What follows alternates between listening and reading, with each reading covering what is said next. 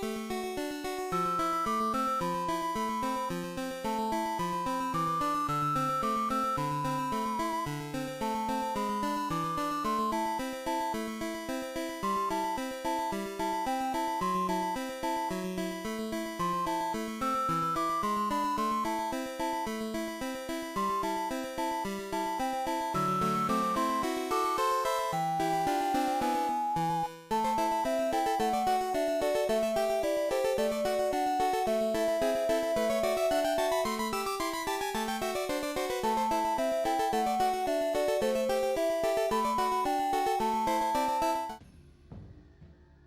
everybody, we're back. More Digital Devil Saga. Just realised that Y is the wrong way around on the camera and now it's bothering me.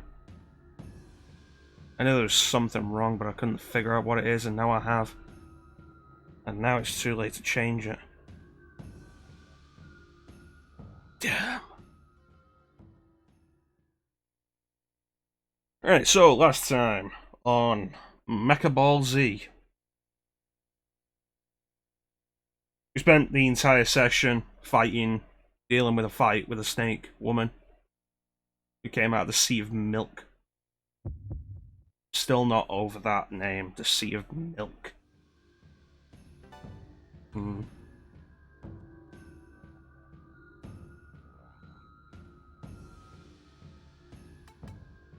Anyway, we beat her after some preparation.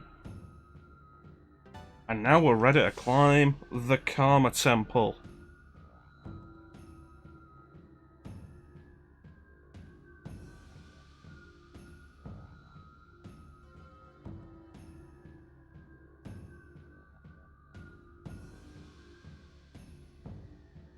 Who knows, Ninja? Who knows?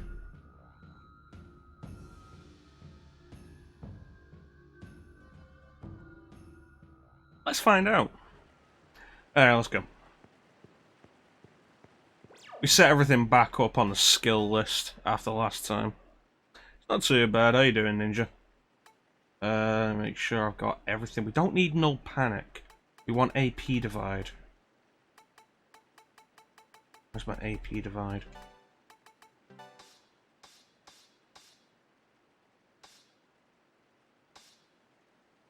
Awesome. Everything's good. How you doing, Ninja? Just in time. It's a good thing. I always feel like I shouldn't start these streams early, because then people might miss stuff. I'm all like, yeah, no, we'll be back at this time. It's like, if I'm a bit late, okay. But if I'm early, then that's kind of a case of I've lied to you, and you might miss something you wanted to see. For reasons outside of your control. Let's start the day off with a quote.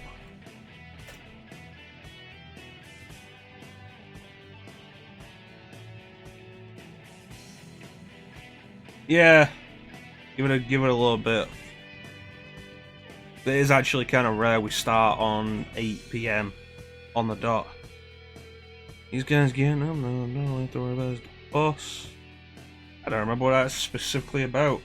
Gotta be about zombies in RE2, mate. Oh god, more Karma Guards. Well, at least we're not fucking around anymore.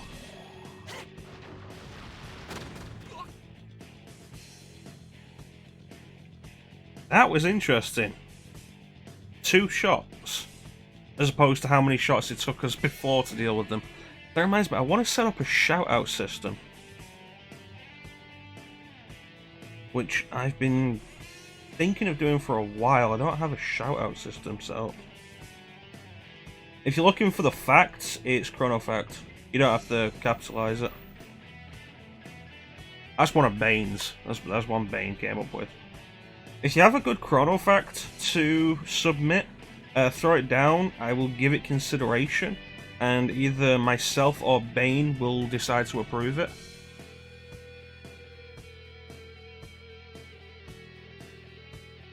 And we'll throw it in.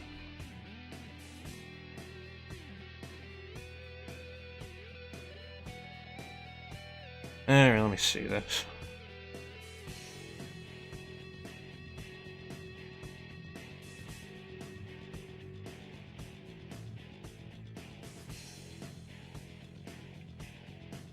And delete these ones.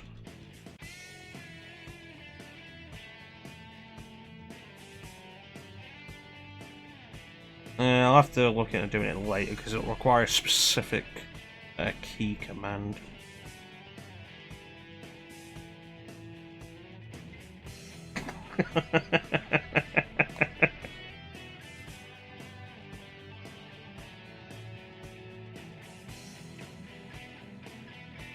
That's not bad.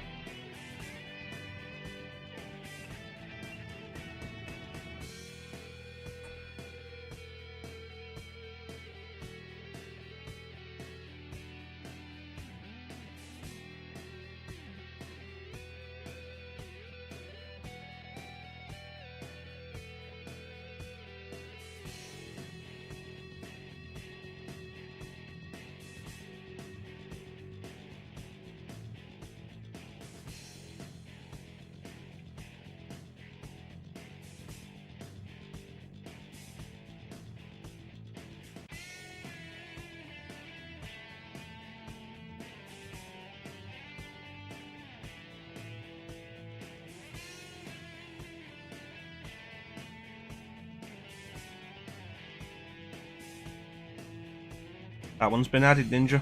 All taken care of.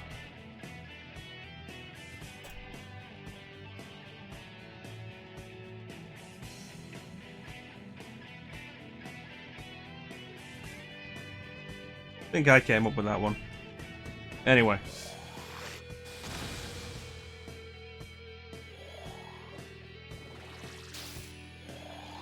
Not part of that.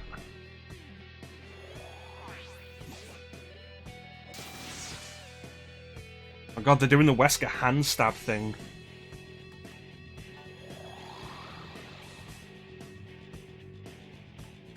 Pterodine.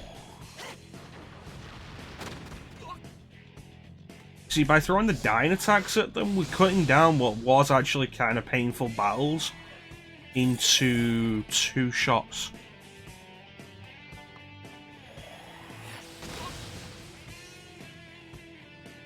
Yeah, that thing. Which... Okay, Wesker, you've got super speed, super strength, and super reaction and shit. Why hand through the chest then? Why not just punch through the head? It would be cooler. Well, we mastered some stuff. Guess it's a good thing we're right next to... save point. Go and change those mantras. I have to walk all the way back downstairs now.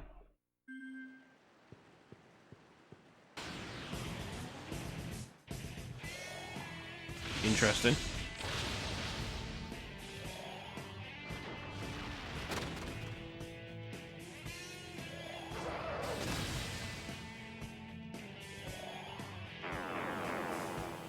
Yeah, I don't really know what you would say about this place being handicap accessible. They do have elevators, but the elevators just lead to stairs. I feel like that's kind of redundant. Counterproductive, that's the answer I was looking for. Is it ice? Nope. Seems like. I always hate attacks or debuffs that reduce accuracy. It's like you play Pokemon and a Pidgey uses Sand Attack, and I feel like every time a Pidgey uses Sand Attack, the next attack I'm gonna do will miss. Because it happens so fucking often. It's gonna be Zan, isn't it? Pazuzu.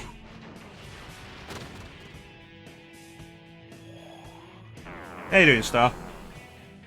Stop doing that. That's not good. Yeah.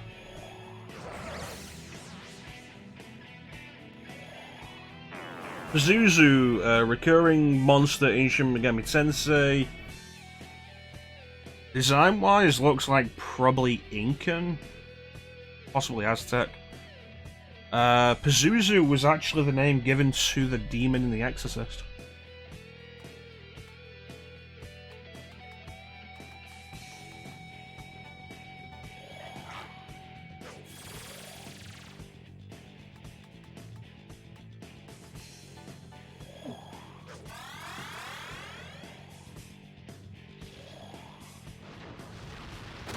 That's right, use Pterodine on her, she resists it.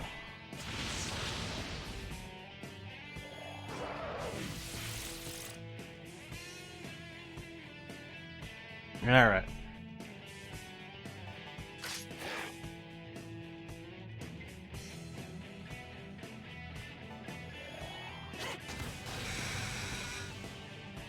Well, one down. That's something.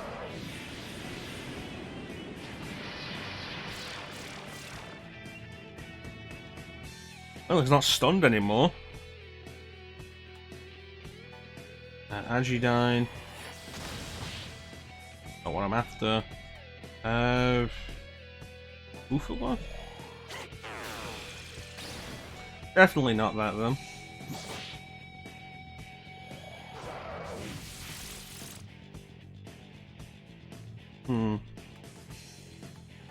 Zio? Not that.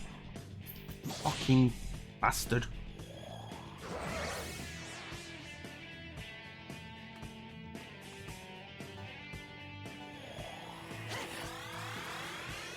Heal everybody and then just hit this bastard with Agidine.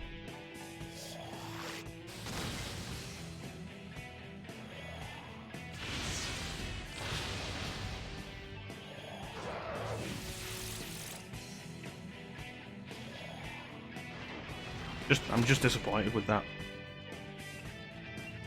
Accuracy is the worst. Burn, bird boy!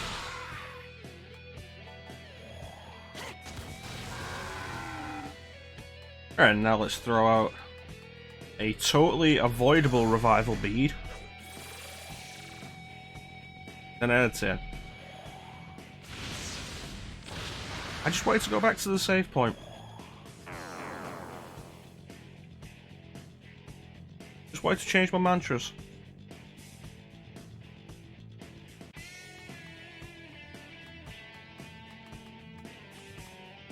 Not too much to ask.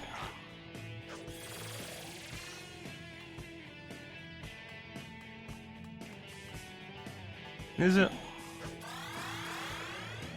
Maybe I should put Midiorama back on Argilla.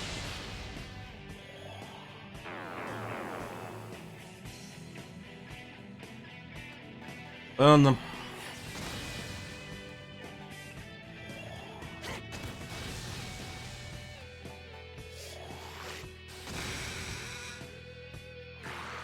Cooked goose. No, burn them all.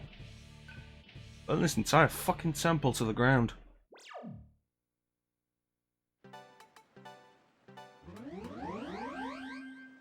Oh yeah. Maybe put Meteorama back on Argilla.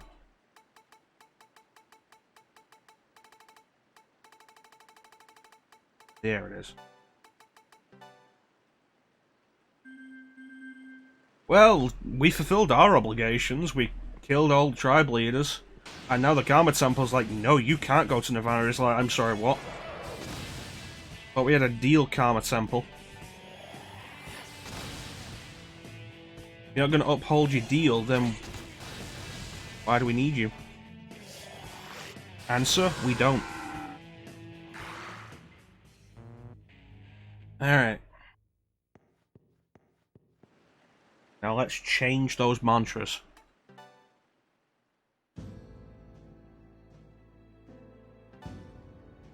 Yeah, the Karma Temple's altered the deal and that's gone too far.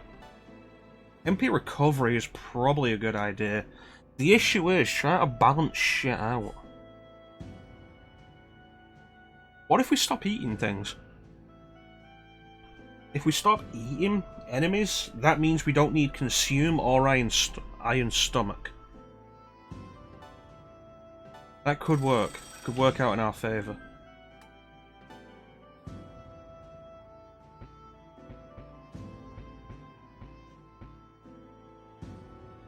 $250,000, but Mana Walk sounds nice.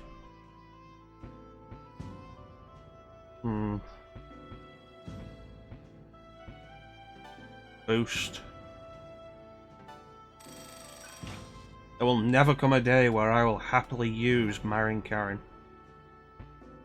Such a garbage waste of time.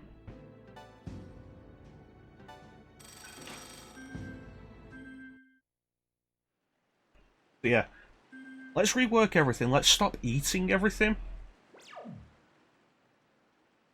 And that gives us 2 skills on everybody that we can use for something else. In fact, does that give us 3? That gives us 3 skills. Because these are all based on eating enemies. Use that to eat them. That makes sure everybody gets a piece of the pie. And that makes sure we don't get a stomachache. Get rid of these 3 by stopping eating enemies. Hell, replace one of them.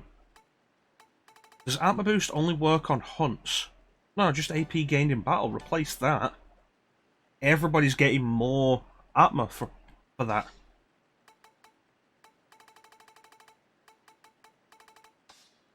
Doesn't Heat have it? Heat has it. Replace that. Stop focusing on eating everything and share the meal. And then that also gives us space to put Zan back in, which means we cover all bases again.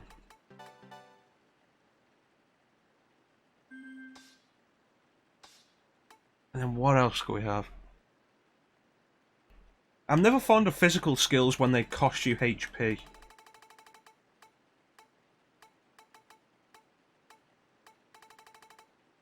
What else?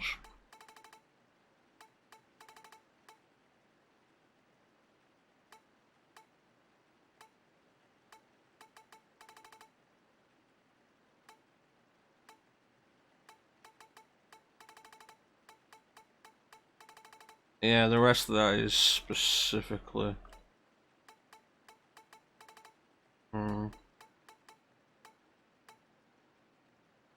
Raise max health by 10%. I don't feel like that's really enough.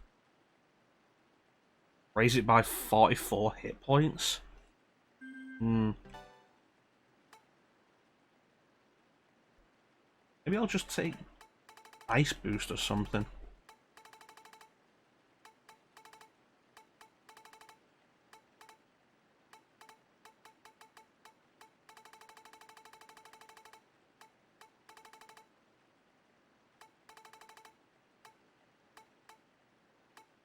Yeah, let's take Ice Amp.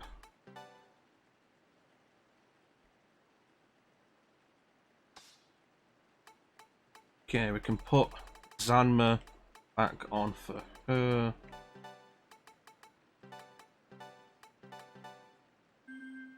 And then put Diorama back here. And then replace Iron Stomach with what? Let's just rework everything. Expel Resist. Death Resist would be nice. Probably do with getting that. Earth Amp. Let's go with Earth Amp. And then Heat.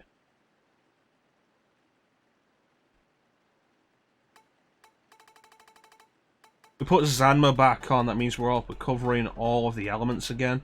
With the exception of Expel and Death, which... With Death being an all or nothing thing anyway, even if an enemy's weak to it, it's not worth it. And Expel is percentage based in this game, so fuck that.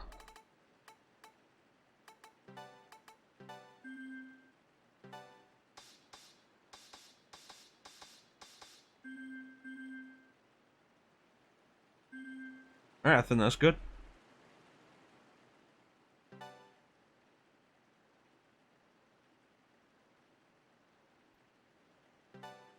We're at a point in the game where eating enemies is being counterproductive anyway because we're leveling the mantras too fast. Slow that down.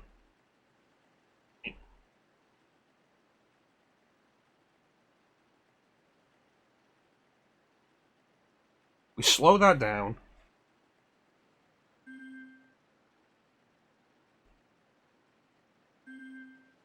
And that only works in our favour. Build up the money again. How you doing, Teak?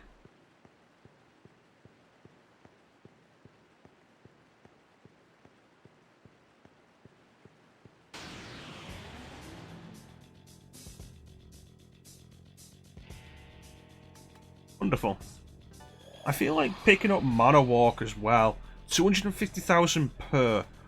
Very expensive, but picking up Mana Walk will pretty much cover the biggest problem with running with dying skills.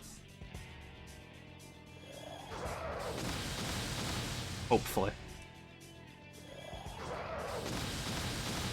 I'm casting fire, you bastards.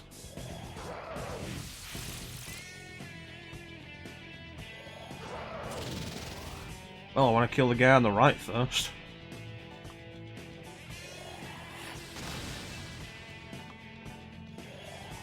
If he's going to power up, I should stop him, but you know, people can always decide not to hit.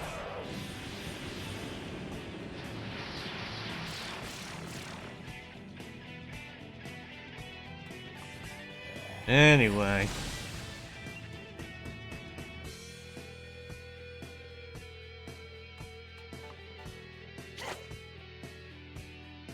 Really?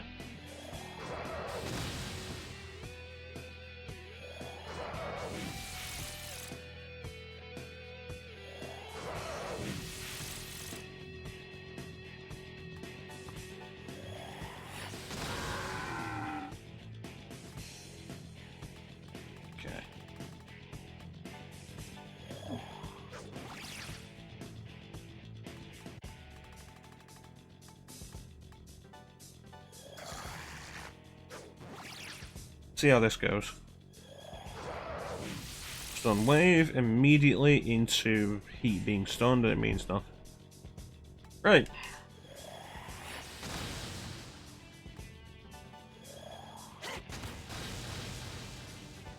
Come on, don't miss. Alright. Alright. Alright. Alright. Okay, now ladies.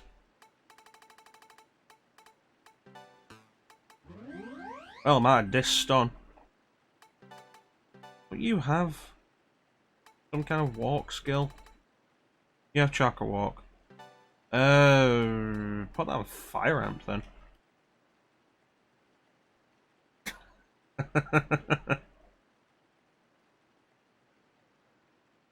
Yeah, because we're doing enough damage for the minute.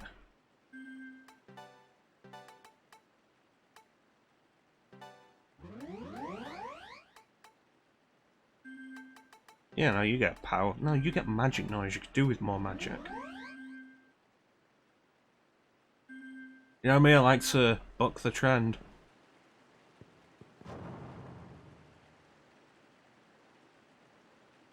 Elevation minus 492 feet.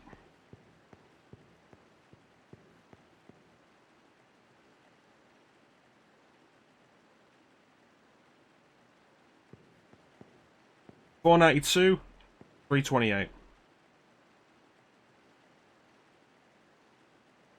That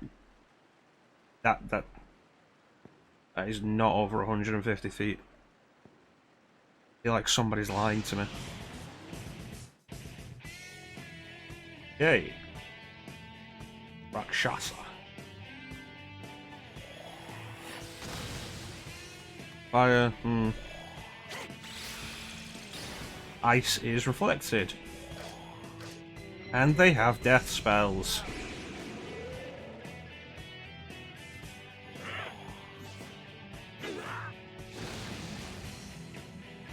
And multi-hit fizz attacks.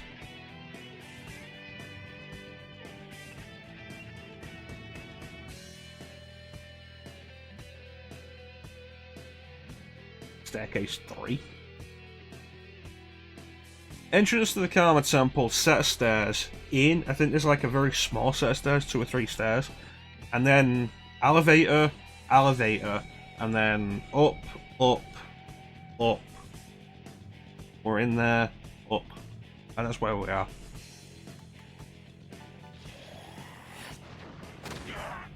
Okay, Earth. That's good.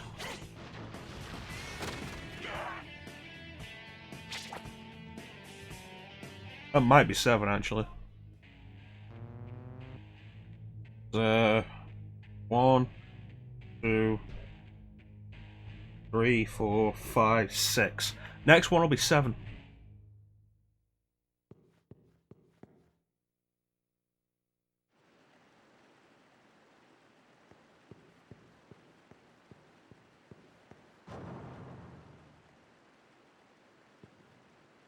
Alright. Give me something good.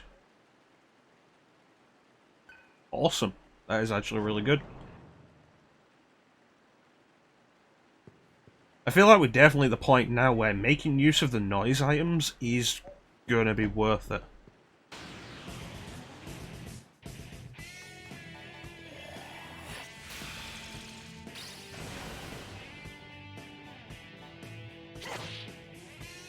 Forgot about that. Yeah, I feel like making use of the noise items at this point is gonna be... Impale is force-based? Yeah, I feel like making use of the noise items is gonna be worth it. We're at a point now where there's not really any reason not to. Plus, it's a complete recover. HP and MP. This would be worrying if I hadn't figured out what they're weak to.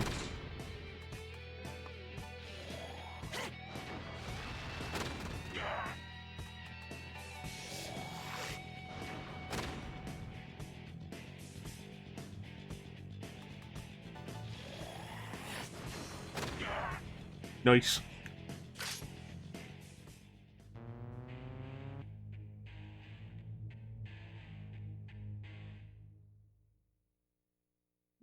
Alright, somebody white healing, Argilla. Keep on climbing.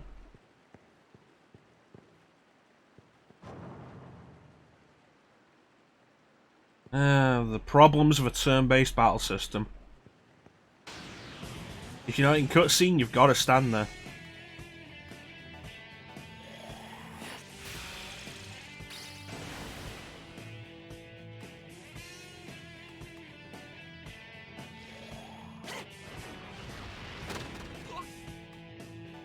And one for Jenny and the Wimp.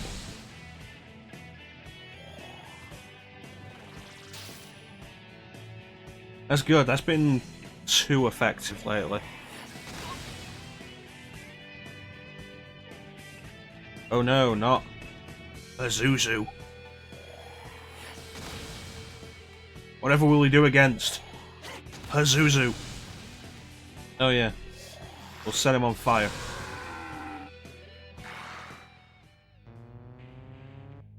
10 out of 10 would cook again. Minus 164 feet.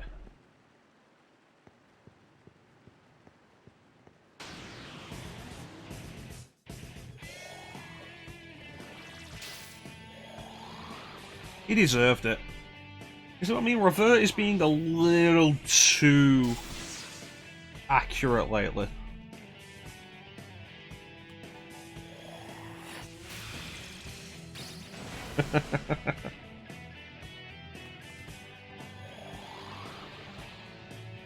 You see, there's your thing. Teak gets it.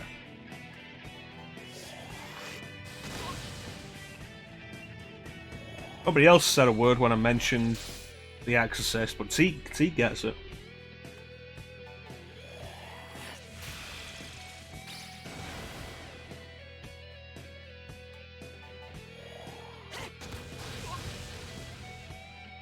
Alright.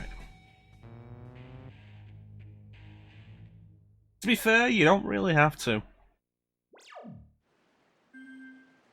Unless you're into, like, cultural cinema, I guess. Eh, it is important for the culture, for cinematic culture. But other than that,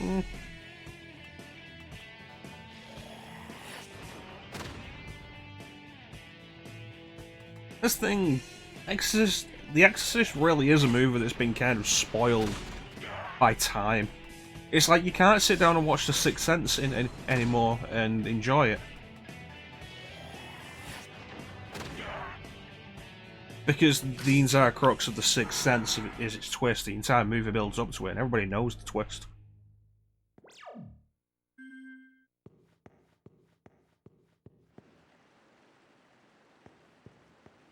Hope this isn't progress. There we go, it's going back down. Well, not dealing with you fuckers. Well, I'm dealing with you fuckers.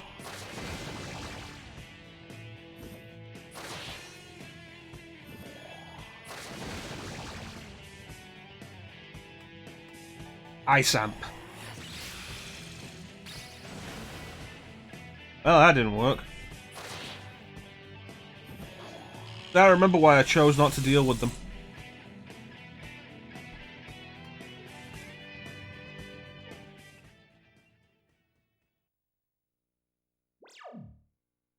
Mecha-chrono bravely ran away.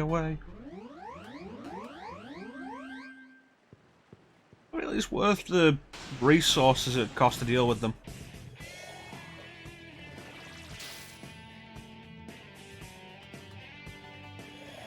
Ice, baby. I'm about to rock you like a hurricane.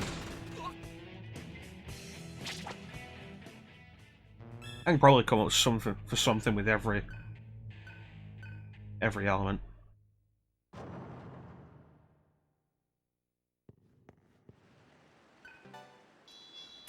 What do we got? What do we got? Is it cell? Is it cell?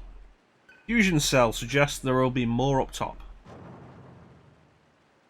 Giving us like something that's only useful as vendor trash this late in the game suggests there's still more to come. Always read into it. Did I ever figure out what the fat elephant was weak to? Sword monkey I don't think was weak to anything.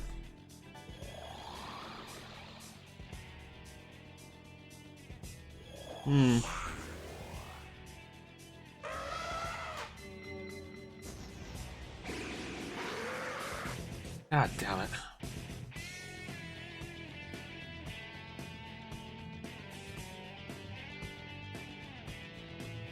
Let's try Zan, I guess. Not that.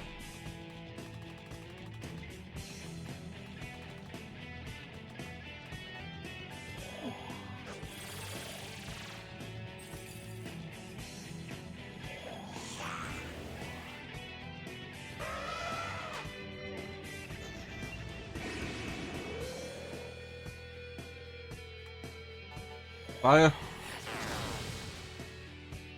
Fire.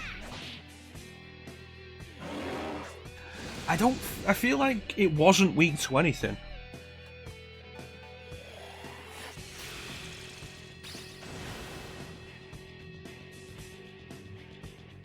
So it's not fire, ice, or force.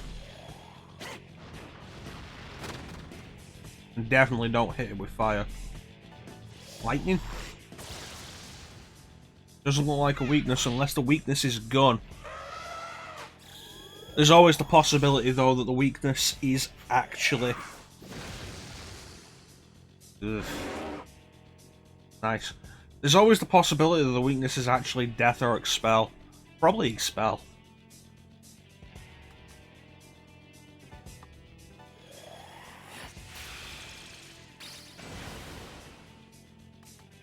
Okay, you heal everybody.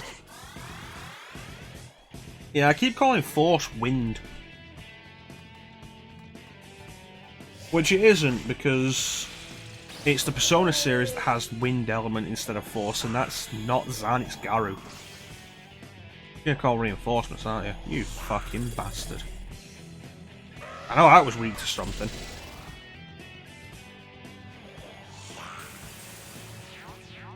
I think it was Force.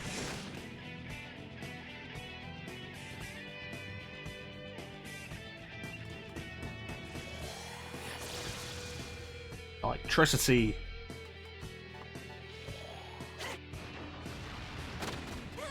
That's right, kill stupid monkey.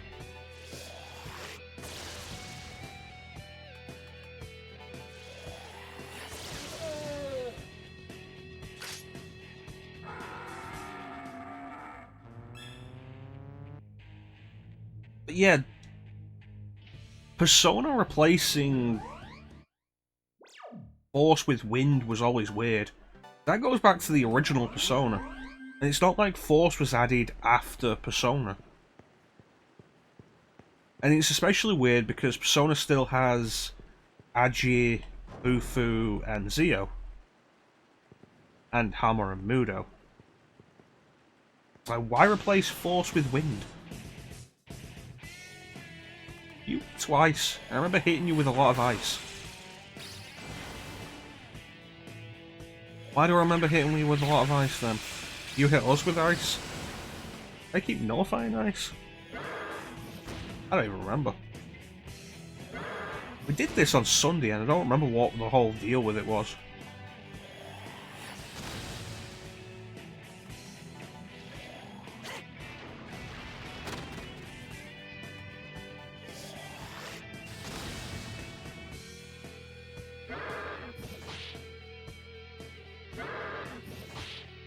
As a regular enemy encounter, I don't think it should get 2 turns.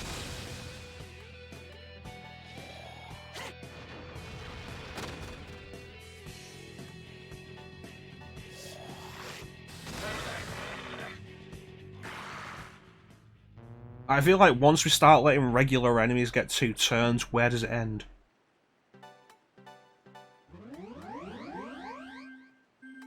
And I feel like we're just like one step away from dogs and cats living together. Mass hysteria.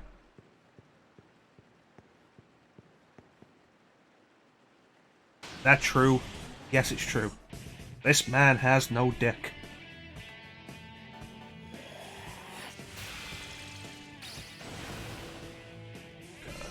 I like Don't May Cry 3, but it's a lot of its enemies and some of its bosses are just not fun. And the Gigapede is the first example of that in a boss. Probably just in a standard enemy. Probably just in any kind of enemy. The Gigapede comes when you're still fighting the Hells. The Blood Goyles are introduced after that.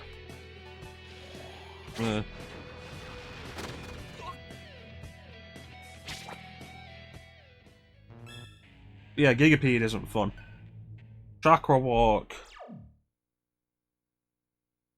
Probably a good idea. Especially since Surf tends to be the first one to take it. Because he's at the front of the party, he takes his turn first and often burns through what he has. Yeah, he's just there. You walk into a room, oh, there's Gigapede. No conversation. And unlike every other boss, no Devil Arm results from it. So what even is Gigapede? No, bitch, what it is.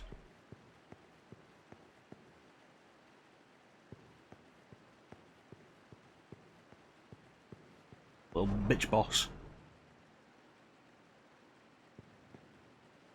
Left or right? Crippling decisions.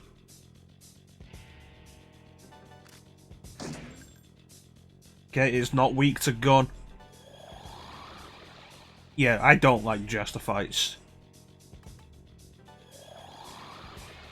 I mean, at least the second and third ones are optional, but I don't like that the first one's mandatory.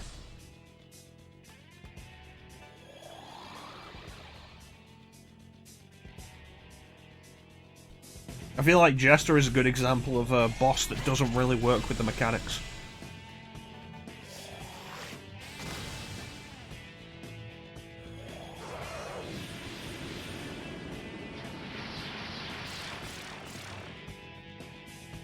Alright, good. Like, there are several enemies that don't work well with the mechanics in DMC3. The angel-faced motherfuckers. Like, the angel things that cover their faces. Ugh.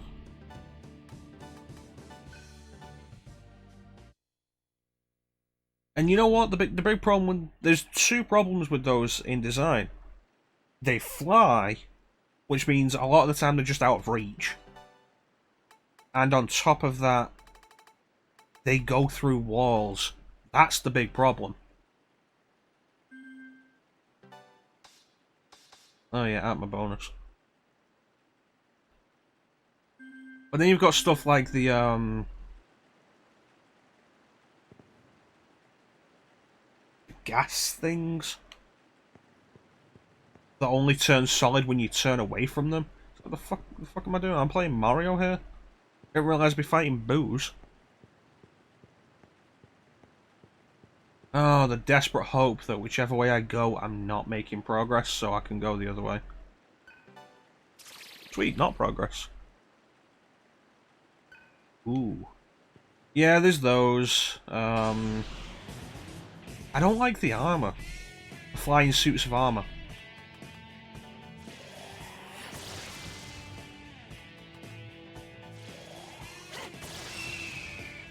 I feel like those are just... They're fought in the worst places. The first place you fight them being the corridor with the spinning blades in it. No.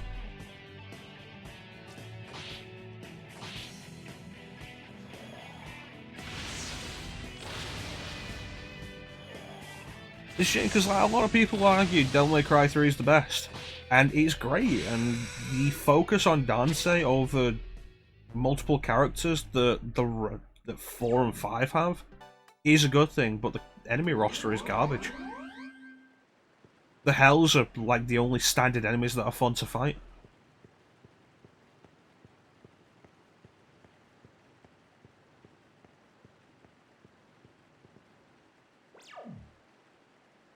The door on this side, but not the other side.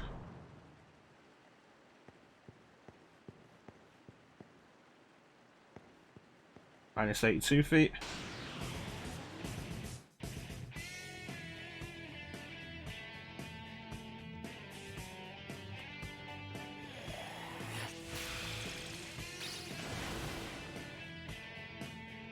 There is also a case of... Like, the Devilbringer in Devil May Cry 4 feels like a good idea. Because it gives Nero moves specifically for each enemy, a way to deal with each enemy. And then you go up against those enemies with Dante, and it feels like Dante doesn't have an equivalent. Like, the Devil Breaker in 5 is probably mechanically a better idea because it's more balanced. It's not a specific move for each individual enemy. And so Dante and V aren't left out with that.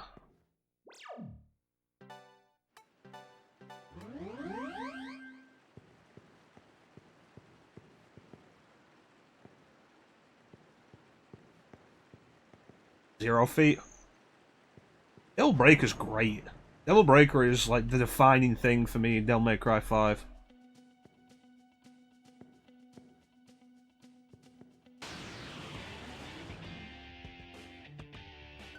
I don't know what you are, I don't care, piss off. Like, the variety the Devil Breaker offers is a lot of fun.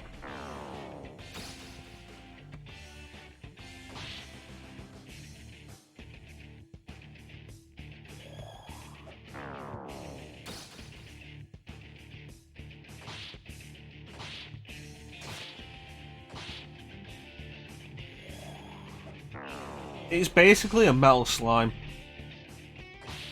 You have to somehow kill it before it decides to run away.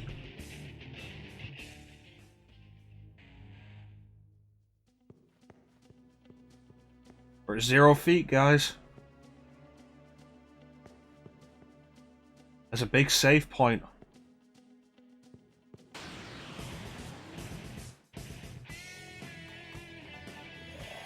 Chakra Walk is doing great for us. Look at how much MP we're regaining.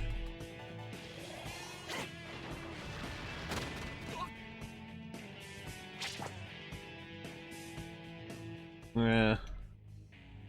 I feel like the mechanics of the game aren't set for V. Like, V requires a different kind of game.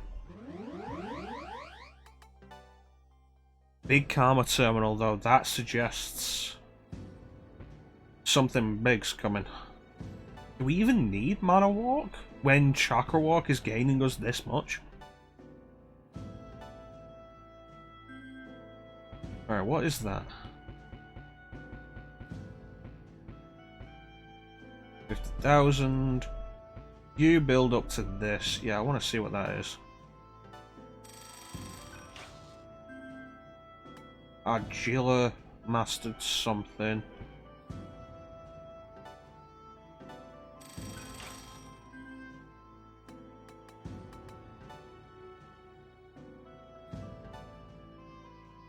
What was it I wanted Argilla to have? Atma boost. Atma bonus, which is 300,000, which is why only 2 characters have it. Yeah. Okay.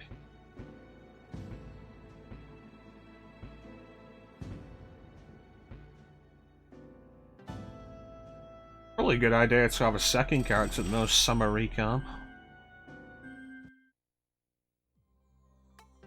So chances are this is going to be a boss, and you guys know the drill by now.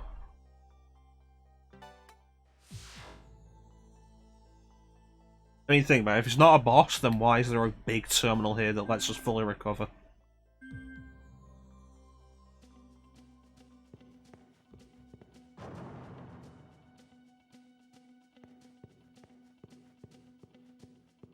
Zero feet.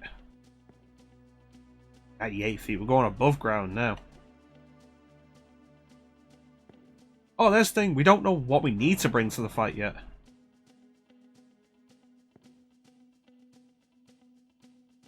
Okay, it's just a big corridor. Should have brought a scooter. Start scooting along the corridors. I feel like that's one of the big differences in dungeon design between JRPGs from this era and later on. Like, you notice it with Skies of Arcadia as well. The dungeon design is usually kind of big.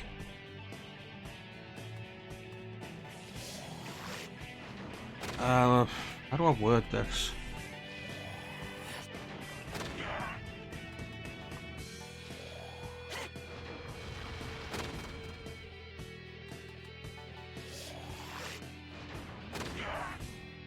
It basically comes down to there is no sprint function.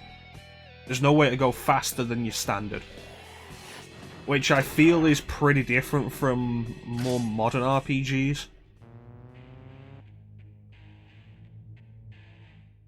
I feel like a lot of the more modern RPGs have a big thing about 440, 433. Let's see how well this works, actually. So that's 433.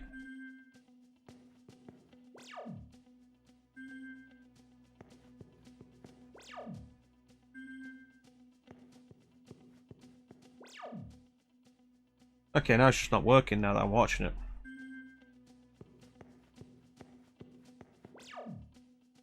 I'm back up to 440. Yeah, Tracker Walk was worth the investment, and I probably should have gotten it sooner. Yeah, I feel like more modern RPGs tend to give you a way of moving faster through the game. A lot more modern games do that. It's one of the things that kind of feels a little negative going back to Devil May Cry 3 from 4 or 5, because 4 and 5 both have to sprint.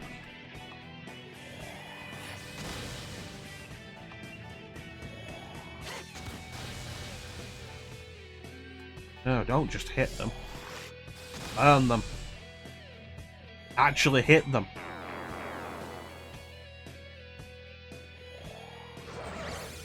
It's been almost an hour already. Wow. That staircase took us a long time. I think it depends.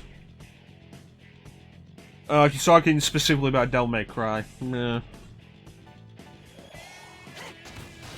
Given how much of the game tends to be just running through empty areas, especially in 3,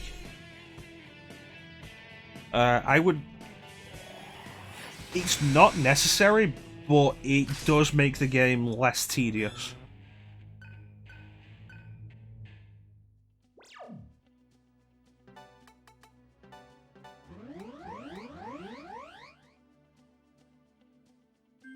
Alright, let's go. How far up does this thing go? And presumably the whole minor salvation was us being underground.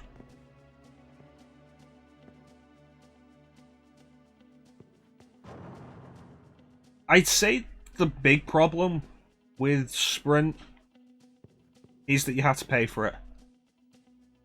I mean, thankfully not real money. I feel like that'll happen sooner or later with some games. But like, it's the similar case with double jump. Air hike always being something you have to pay for. But you know what? That guarantees that I'm not actually going to buy air hike. Not until I've bought basically everything else. $20.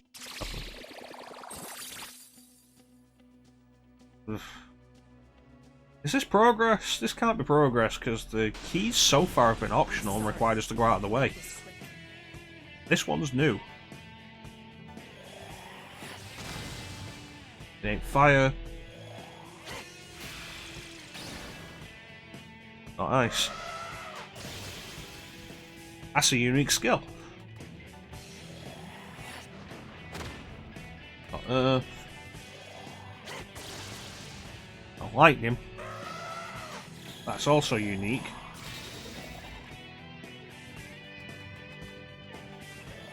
Come on. It's not force. Just hit him with fire, I guess.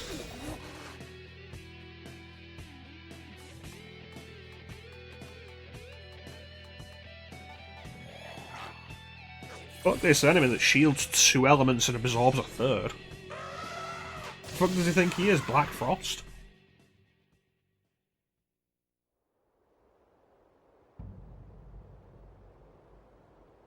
Unique skills, multiple nullification, at least 1 absorb. What a bastard.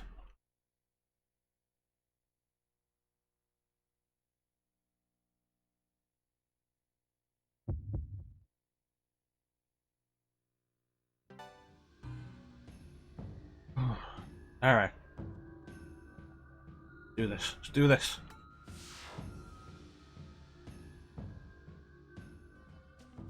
Alright.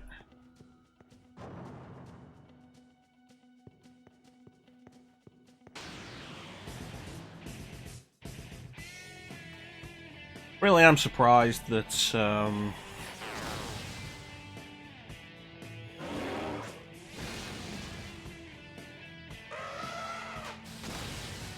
the big Karma terminal is not next to a box.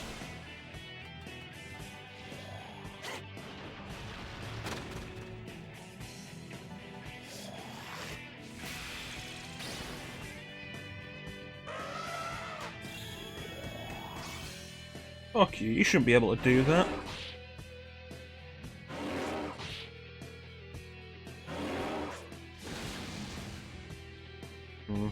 Yeah, my Discord's getting slow.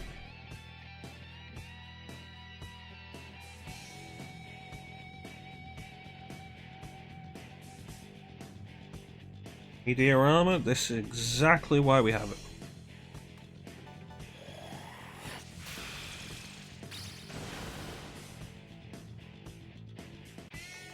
Ah, you chunky bitch.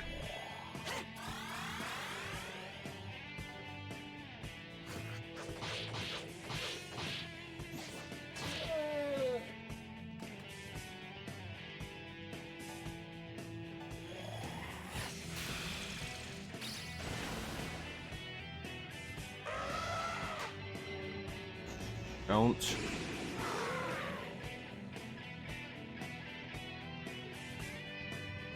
I really do like Shin Megami Tensei as a series, but honestly, fuck its instant death spells.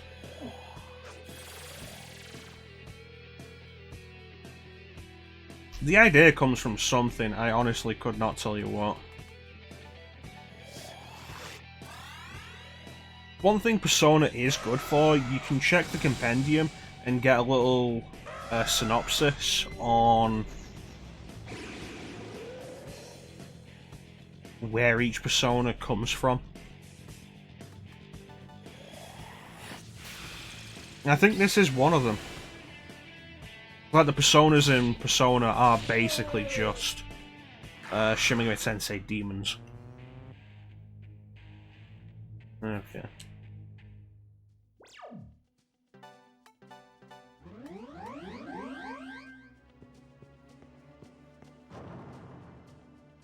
Okay, to the right was nothing, so let's just go left.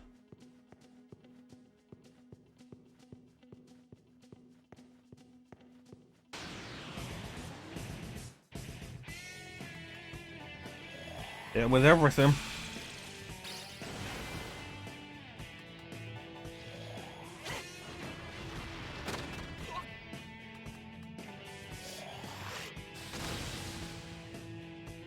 Remember when all the regular enemies were weak to something?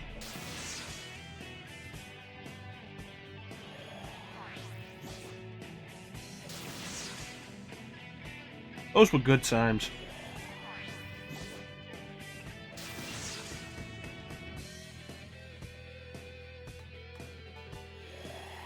Good times.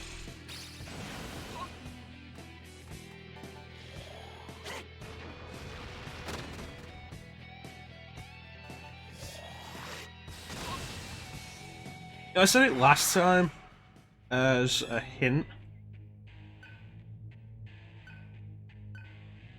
but say it again. I definitely am glad this isn't a New Game Plus file, because I don't have to make an excuse not to fight the super boss. Because you can only fight the super boss on New Game Plus. And it's probably worth noting that fighting the super boss with anything less than max level is a stupid idea.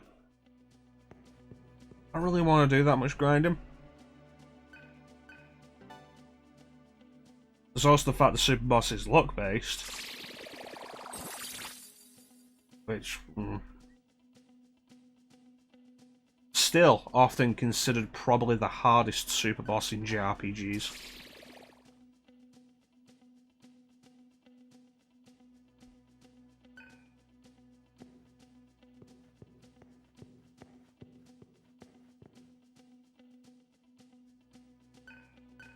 You don't really play RPGs, do you, Ninja?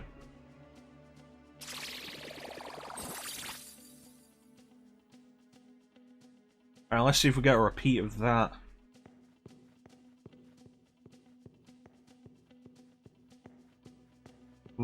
Like something might push me there. Consider it like the super boss in... Oh boy.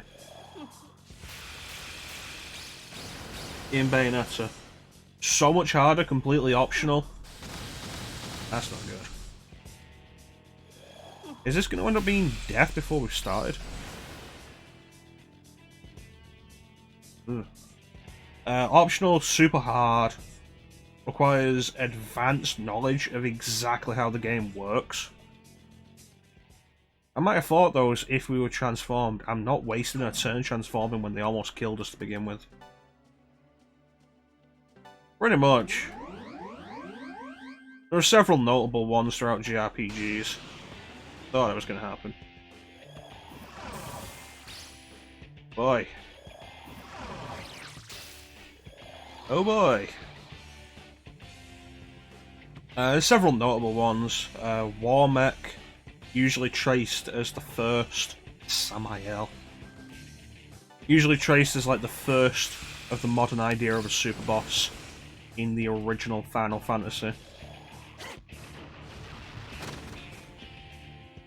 Nope. Kind of a pain in the ass as well, because I needed heat to transform.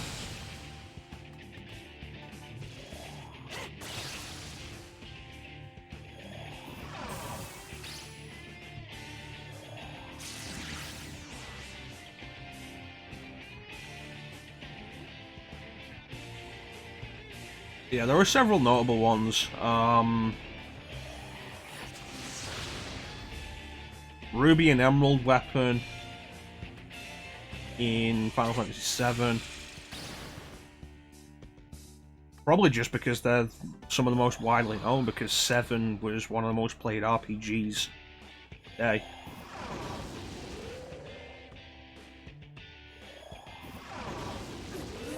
You shouldn't be allowed to do that twice.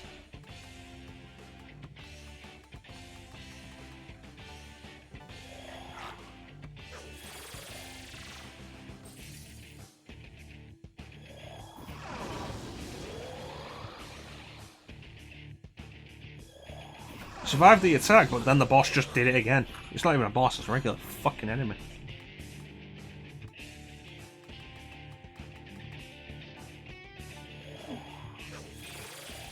And we're transformed, which is... right?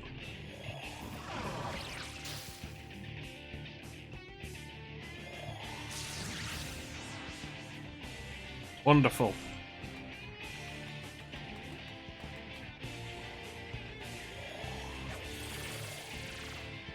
Argila's probably dead.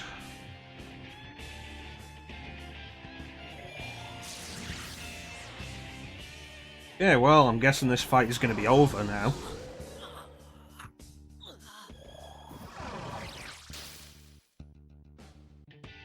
That's fine, I'll just sit here and waste all my resources while you decide you'll just toy with me. Heck.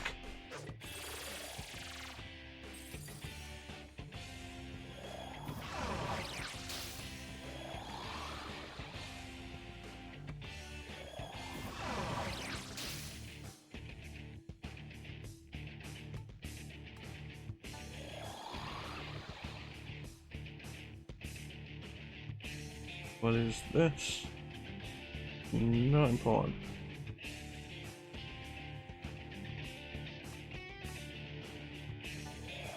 Yeah,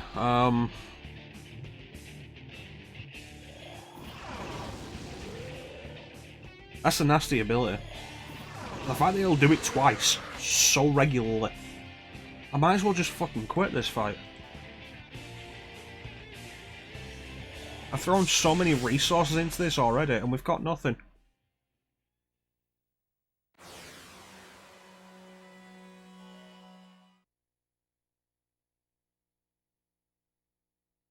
Stuff like that is part of the reason why I think it's bullshit that enemies can have 2 turns.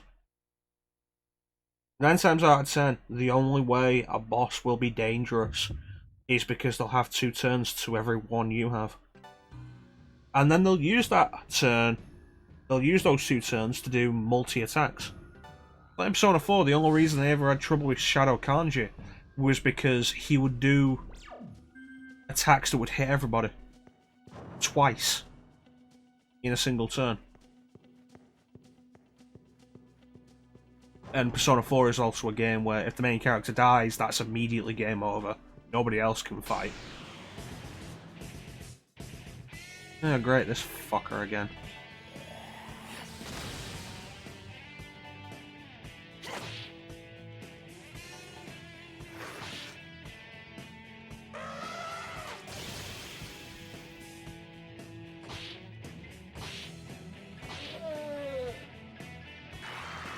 Yeah, super bosses, notable examples. Warmech, usually traced as the original. Warmech was a random encounter in the original Final Fantasy that could happen on a particular bridge. It was a long bridge. That's twice we've died in this.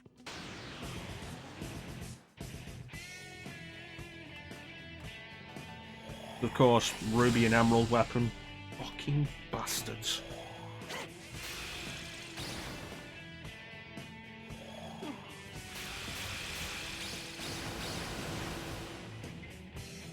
I think part of that is probably because the Platinum ticket is kept hidden from you for a long time. Like, you just complete the game once, you're never going to see the Platinum ticket as even an option to buy.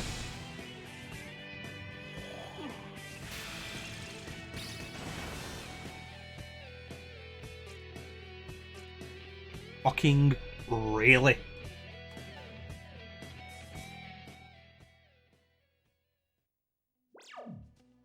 The battle system. I feel like the battle system is starting to take the piss. Yeah, Ruby and Emerald in 7. Largely just because a lot of people played 7. In my first run, the only weapon I got was the sword. Didn't get any of the others.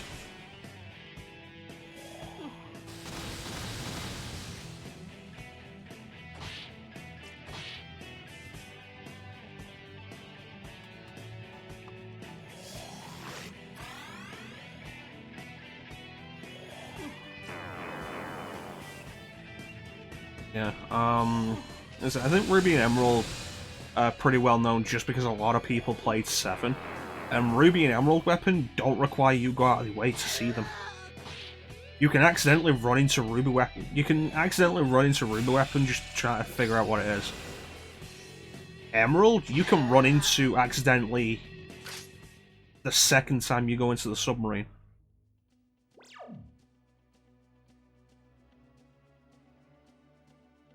Didn't that boss have checkpoints?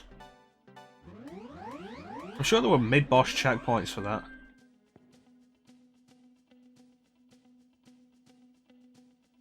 Yeah. Ultimate Weapon and Omega Weapon in 8 aren't overly well known to anybody outside of the genre, outside of people who've gone out of the way. It's entirely possible to play 8 and never meet Ultima or Omega. Very far between, that's fair enough. Fuck that, if it just leads to a fight, it's not even worth it. I've got better places I can grind if I need to.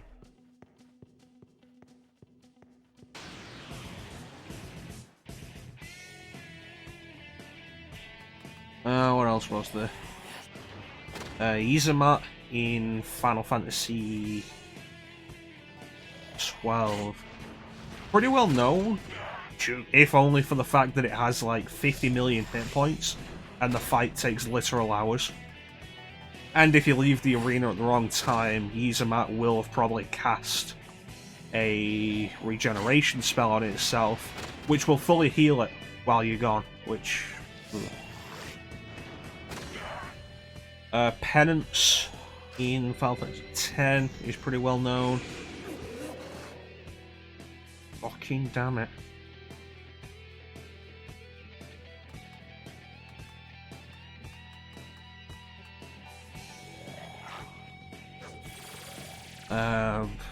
Dark Bahamut is less well regarded in 10, but it's worth noting because Dark Bahamut has like 10 million hit points. Up until Izumat, it was like the most health of any super boss in the series. I think those are the main notable examples in Final Fantasy.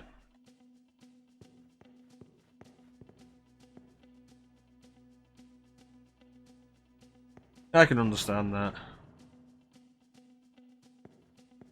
Save point there. Let's grab that and then go check the rest of that path. I'll make this quick. I've still not done Octopath Traveler. I really should.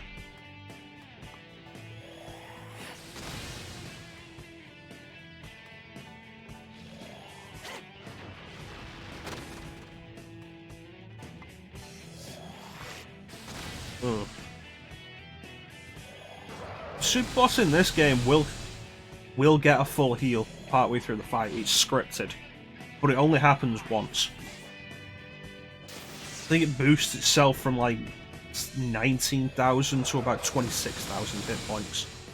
If you count it all as one health bar, because the heal there is scripted.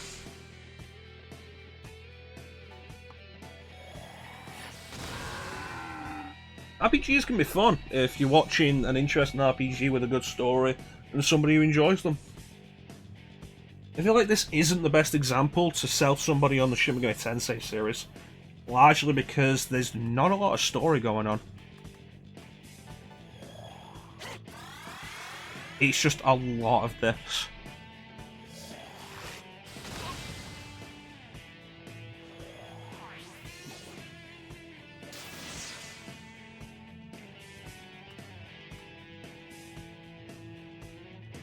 Well, no, but to an outsider, the story is probably going to be the most intriguing part. Somebody who's not into the RPG gameplay.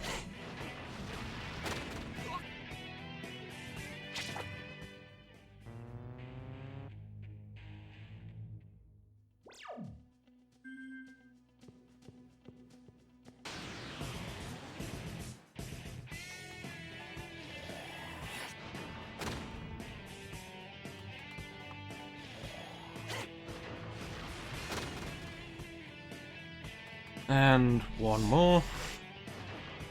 But yeah, Shin Megami Tensei as a series has several notable super bosses.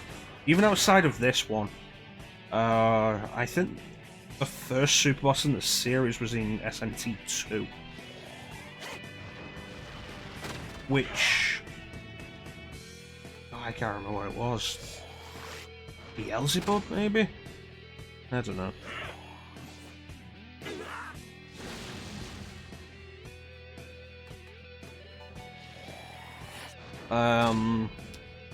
Lucifer's Call, or Nocturne in the US, has Lucifer.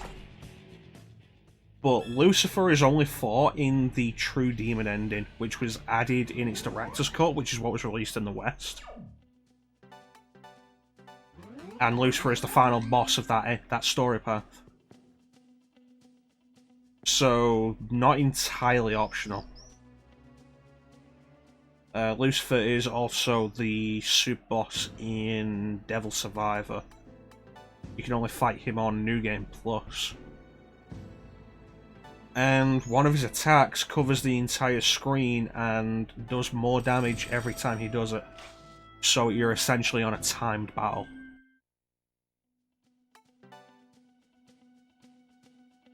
Super boss of Strange Journey, I think, was Memeleth. Which...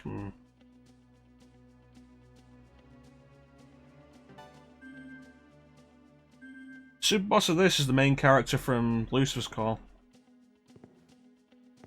It's one thing that makes it conceptually interesting. It's another player character.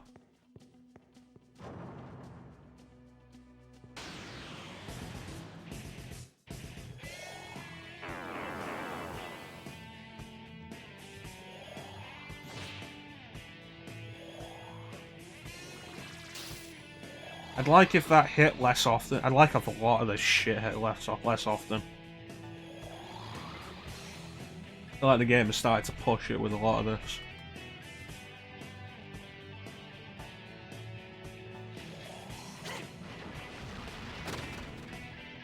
Now follow it with Agidine and kill him.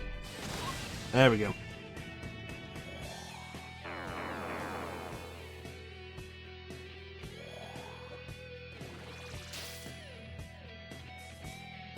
Okay, and Ufudine.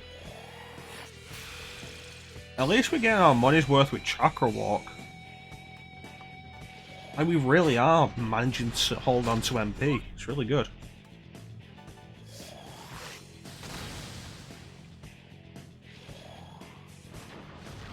But what else do you got? The super boss in Shin Megami Tensei 4 was DLC. Masakado's Shadow. Which... it's basically the idea of a super boss being added in a later version, just for the modern age, where it's not a later version, it's just added later.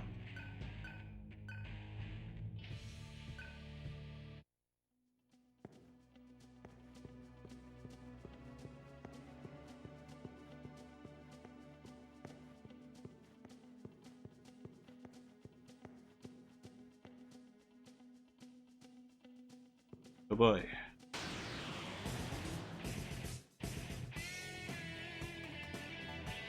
You can look them up on a bunch of stuff.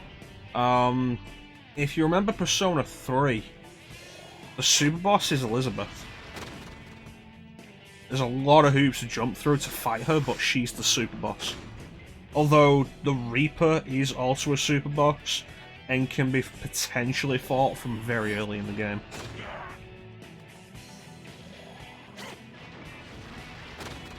It's kind of a thing that Persona would do from 3 onwards. The Velvet Room assistants are the super boss. In Persona 4, Margaret's the super boss. In Persona 5... I'm not sure in Persona 5, actually.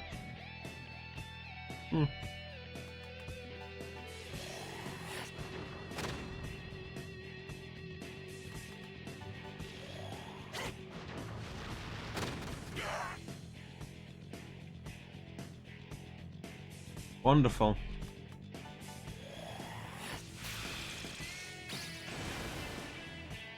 I'm gonna have to start putting recon back in because I'm running really low on rival beats. And I don't want to be throwing down the money for them.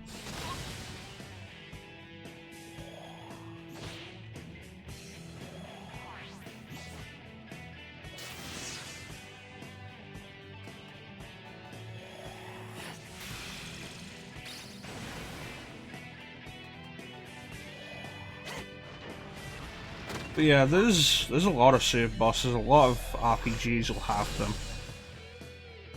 A bunch of the Tales games have them. I think the only one I actually went out of my way for was in Xillia, though.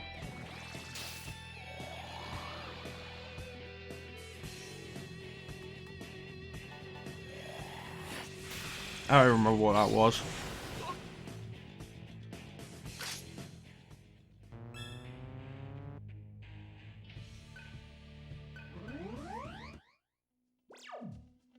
If you're into the idea of it, super bosses can be a lot of fun. They're generally designed as the greatest challenge.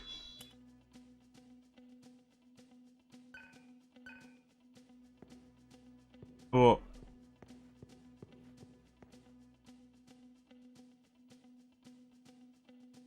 generally, super bosses are something you have to want to do. In a bunch of cases, they are something you have to go out of your way for to even find. It's one thing that makes Emerald and Ruby kind of a problem, especially Emerald in Final Fantasy VII.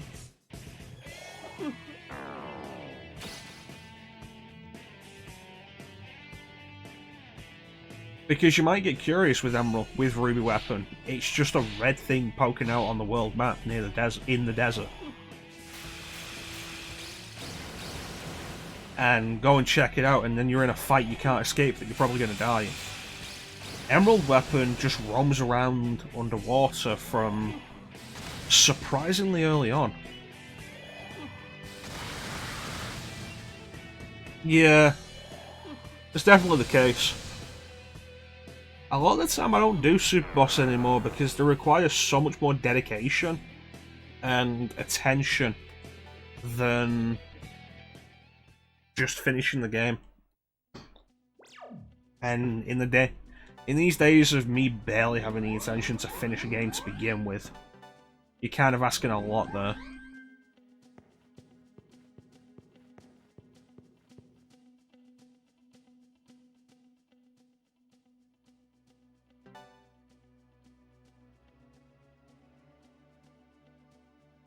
Like I say, I think in general super bosses should be kind of gated off.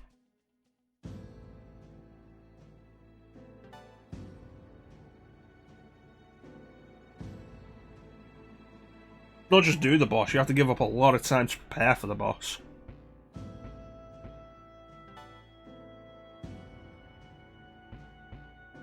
And that's probably the big thing with it.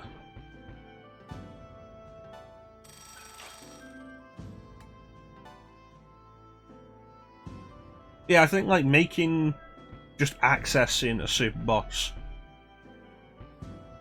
a big thing is a good idea. Prevents accidentally running into them.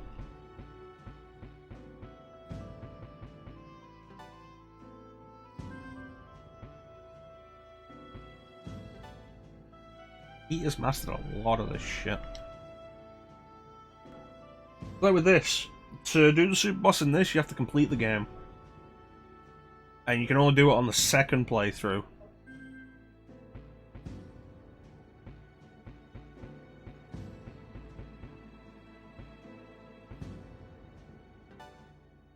That's what'll get meteor armor. You know what? No. I don't think we have... Oh, we have Pterodine. We don't have Xandine. It's like, okay, we have to finish the game. And then you have to get really far into the game again. And then I think at that point you then have to backtrack a considerable way to a previous area to actually get to the boss. You have to go out your way for it. And it's like in Final Fantasy VIII. You want to fight Omega Weapon, hardest boss in the game. You jump in through hoops to do it. And the game will make it clear that what you're doing is dangerous. Going up again. Even further up. How far are we going this time? 394 feet. How far is this gonna go?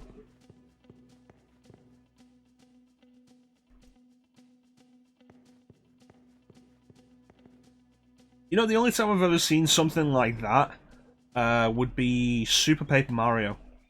Not exactly an RPG. Oh, that's not good. It's not exactly an RPG, but there are a couple of points in the game where you're given a choice, and one of them is very clearly the right answer.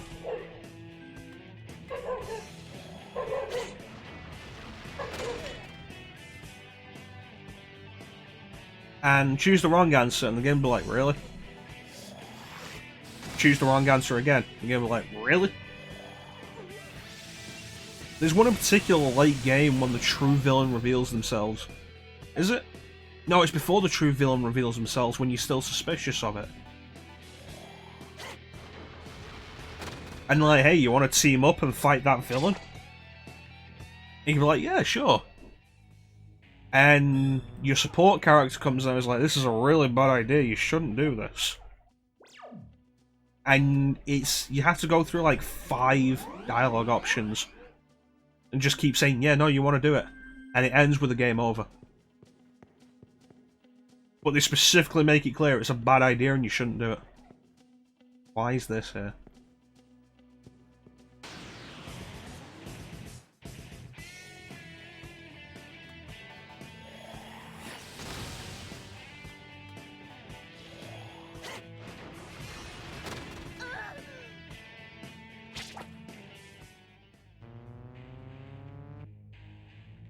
Yeah. To be fair, the hoops you have to jump through just to get more if there's a partner.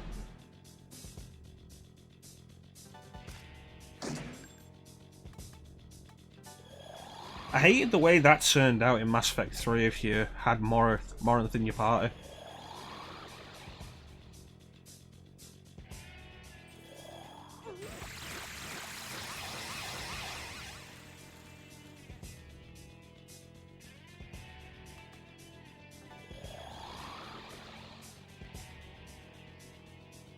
Like, the whole thing just felt so anticlimactic, cheap. I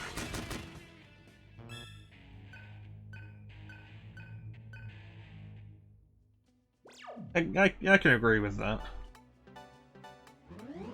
And I'll definitely complain about how bland that death is. It should have been more visually interesting, I think.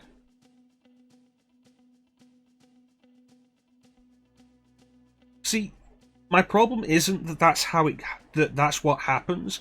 It's that it just happens, and it's a background detail that you may never notice. Like, don't want to spoil for anybody who hasn't played, but it's the way you find out what's happened. There's no character interaction or anything. There's and then here we are.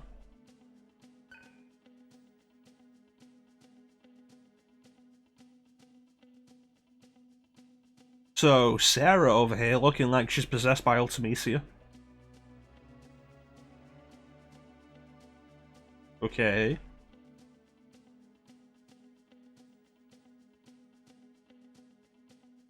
That wasn't there a minute ago. Yeah.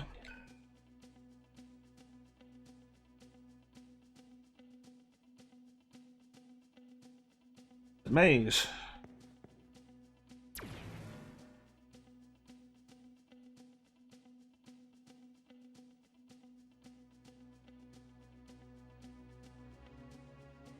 It's a teleport maze.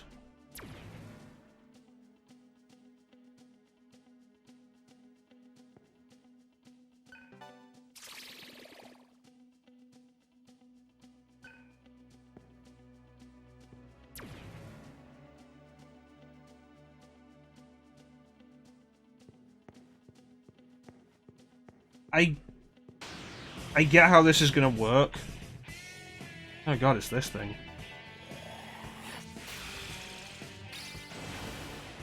Look, you know what? I don't want to fight this thing again. This thing was a pain.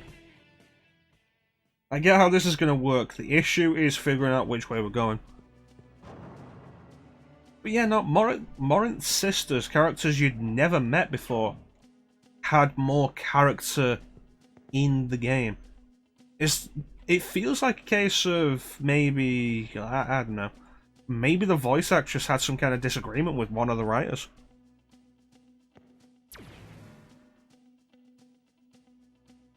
And they decided, you know what, fuck her.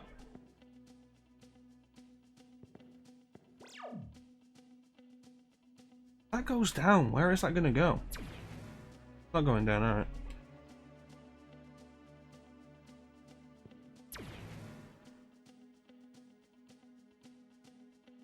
Like, the big problem here is there's no way to tell which way this is going to go from what I can see.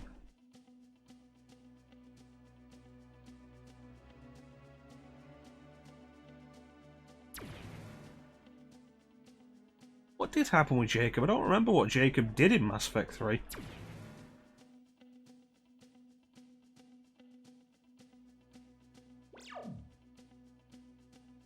That was actually super underwhelming.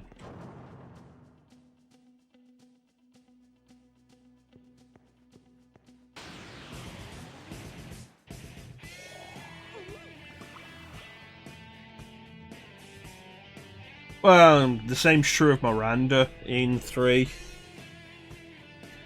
And Thane.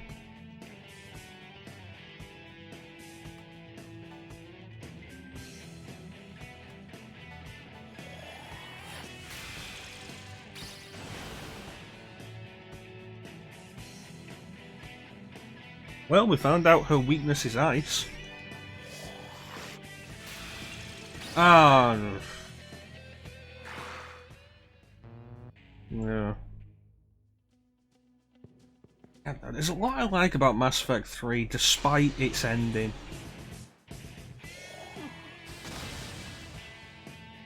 But in the end, it does feel mishandled in a bunch of respects.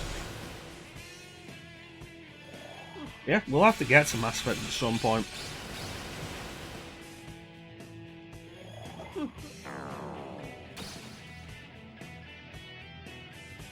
You know, considering Jacob was kind of the big good of Cerberus, of your Cerberus crew in 2, that's kind of ridiculous. Especially when Miranda, who really wasn't portrayed as a good person until like deep into her character arc in 2.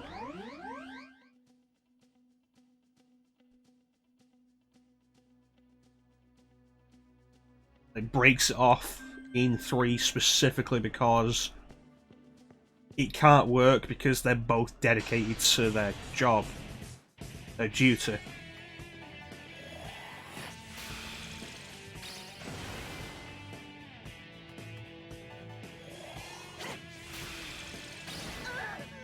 We go through Mass Effect, I'll have to decide who I'm going to romance again.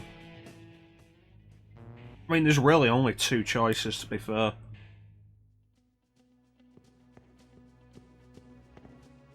If I'm playing as a guy, anyway. Playing as a girl, there are several. I could romance Garrus.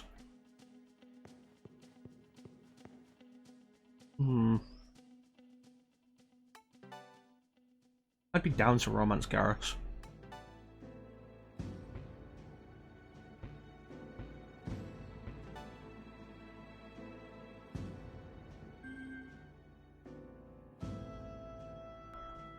See, there's the thing. I'm talking male ship.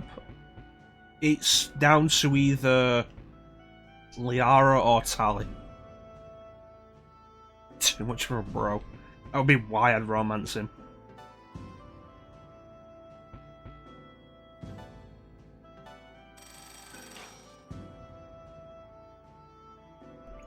Yeah, for me, Garrus has always been very much like Varric in Dragon Age.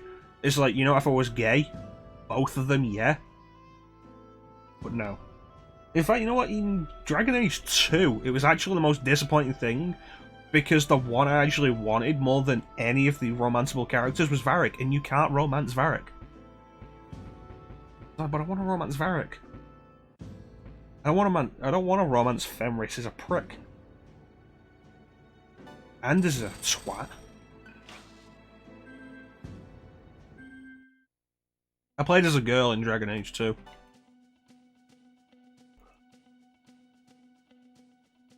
Mostly just to set it apart from my warden. I played as a girl for Dragon Age 2. It's like, thank God everybody you can romance in that game is bisexual, because the hetero love interests in that for a woman are terrible.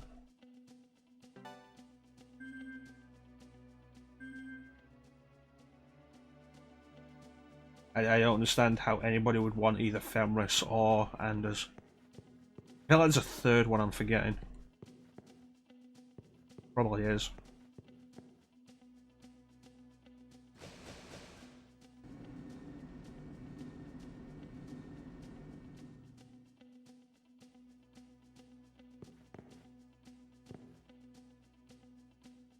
$1,900 feet.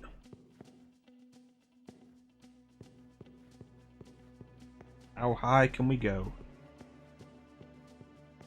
There's one thing I really do give Inquisition props for. All of the romance options were better. It was probably the best romance set in BioWare history.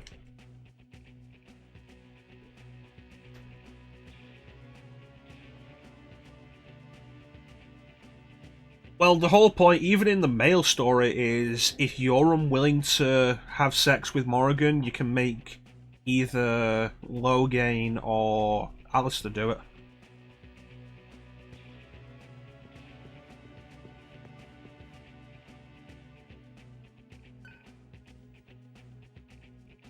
Still not done Andromeda, and I don't know if I want to. Not because of it being bad, but because I feel like it's going to waste a lot of my time. God damn it.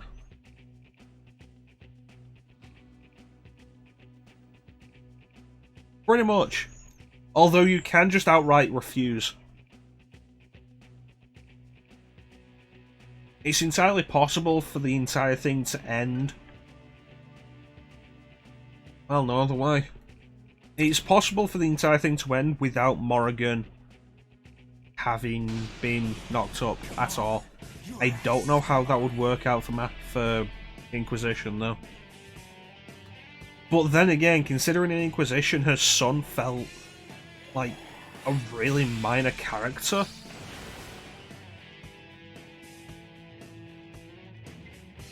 Maybe we'll do it someday. Maybe we'll do the Mass Effect trilogy and then go straight into... not straight into... but then do Andromeda as well. Just to see what it's like. I feel like that's not something I could do a one-off stream on, because I feel like a one-off stream wouldn't get anywhere. But yeah, given how unimportant Morrigan's child felt in Inquisition,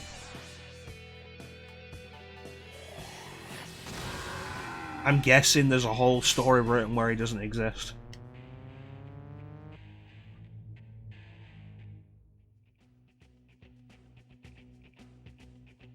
Because that kid did not matter.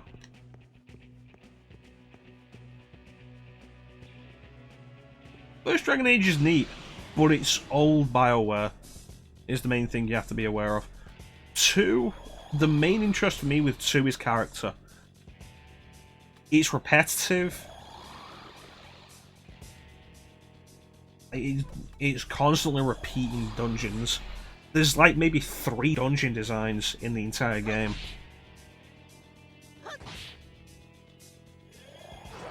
What is it? There's warehouse, deep roads, cave.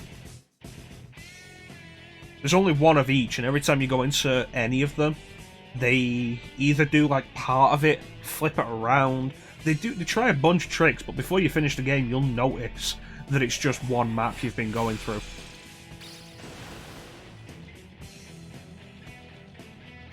Its combat isn't overly interesting. It's mostly characters the main interest in Dragon Age 2. It has some good characters, and I like a lot of what it does with the characters. I don't like most of them enough to romance them. Like, you don't put your dick in Crazy. Or in the case of my Dragon Age 2 character, you don't let Crazy put its dick in you. People have complained that Dragon Age 2 was set entirely within one city, but I like that. It made the story feel more personal, getting to know the environment, things happening there, rather than just moving through towns. I liked it, it was a neat idea.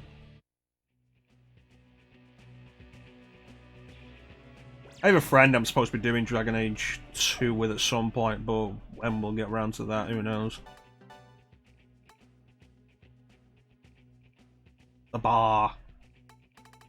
The bar. Okay, what deals with stun?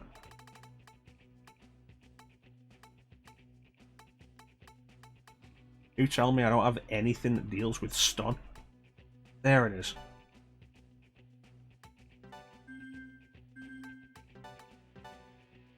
All of this just to cure one character of stun.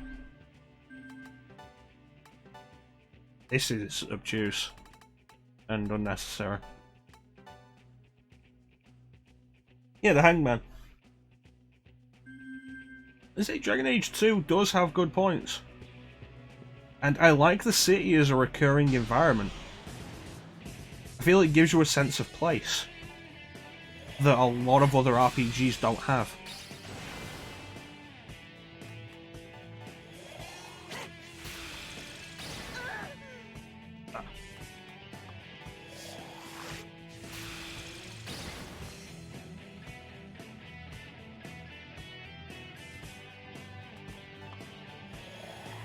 But Dragon Age 2 is interesting enough.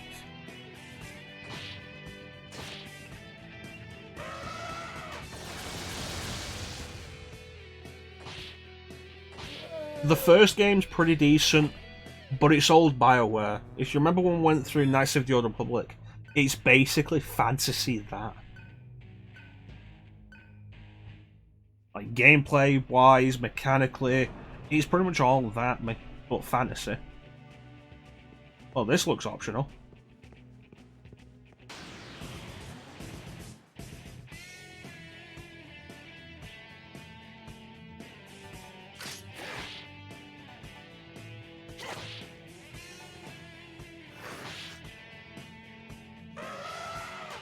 I'd say Dragon Age Origins is probably easier to go back to than Mass Effect 1.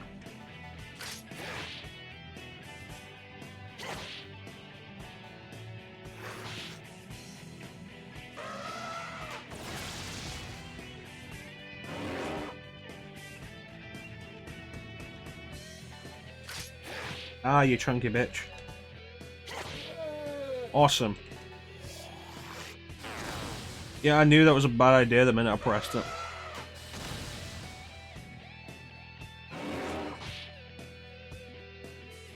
Yeah, there were reasons for that. Like, BioWare just trying to work their old systems into a shooter.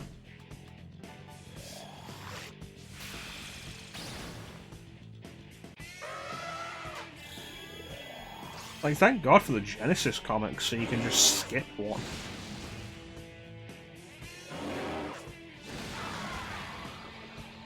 Oh, fuck me, I guess.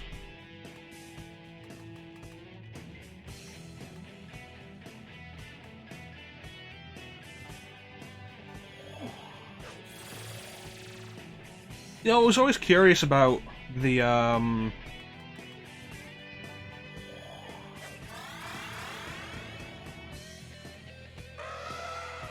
Wii U version of Mass Effect 3.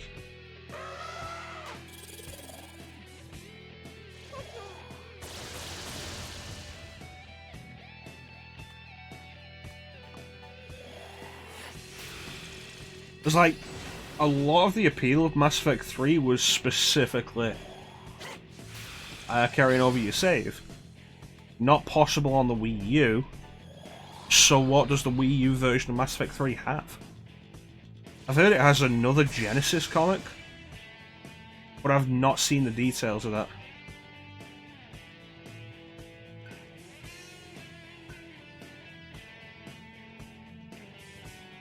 Well, that didn't sound worrying at all.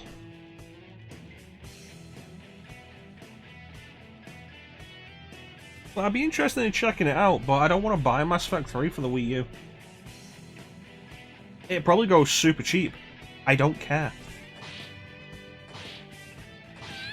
Because the entire part of Mass Effect 3 for me is carrying over. Oh, fuck.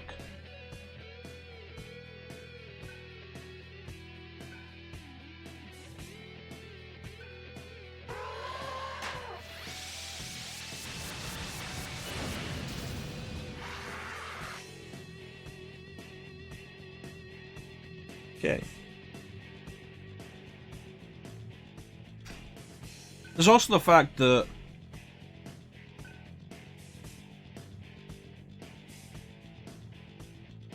exactly, Mass Effect 3 works as a culmination of choices and relationships.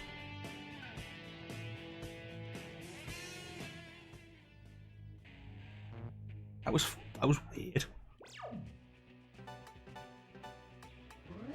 And like having it without those sounds pointless.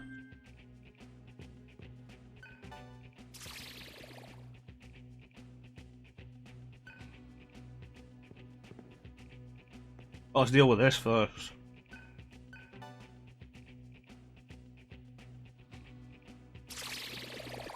There's a couple of Wii U versions of stuff that I want to do. Like, we're going to do the Arkham games at some point, and I've been debating doing the Wii U version of City. Well, this is going to be a fight. It isn't, thank you.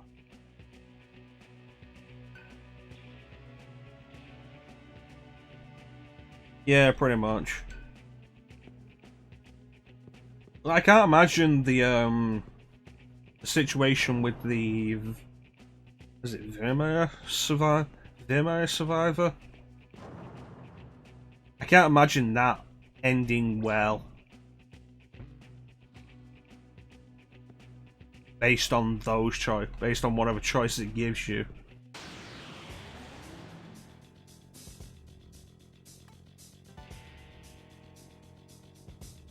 Here's an idea, guys. With how often we've been ambushed without time to transform, how's about we just stay transformed? Just a thought.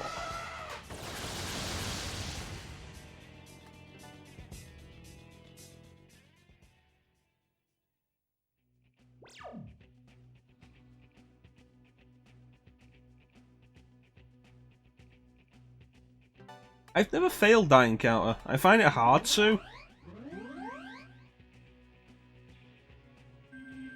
Yeah. To be fair, I feel like Ashley comes across way worse than Caden does with the entire thing. The encounter in 2... I want to deal with these guys. The encounter in 2 and just dealing with them in 3, I feel like Ashley comes across way worse. I feel like that's the main reason why they tried to make her look prettier in 3. Because who liked Ashley?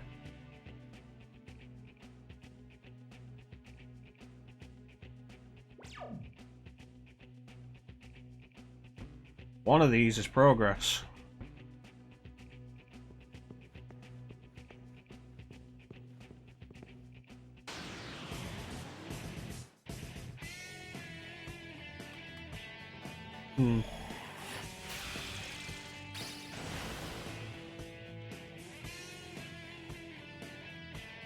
Well, it also helps that she actually gets to be in your party for the pretty much the entirety of 1. In 2, it's just the quick encounter where she's like, I don't trust you. And in 3, it's like, oh, she starts in your party and then spends half the game in the hospital, so... Yeah.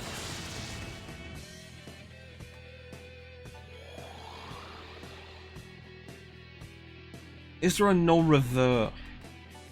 I feel like that'd be a good idea. Because it's just a wasted turn. Yeah.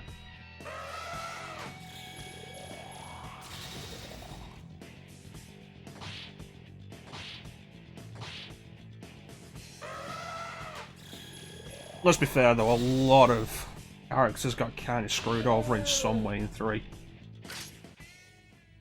Remember the result of Tally's romance? Oh hey, you finally get to see what Quarians look like without the helmets if you fully romance Tally in ME3 with a poorly photoshopped stock photo. Thanks, BioWare.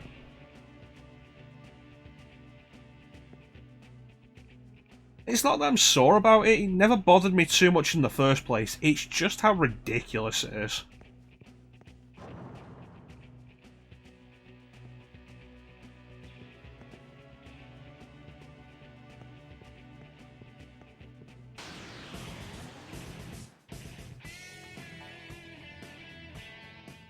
Like, the fact they didn't even get a voice actress or something, or a particular model specifically for it, they just grabbed a stock photo and photoshopped it.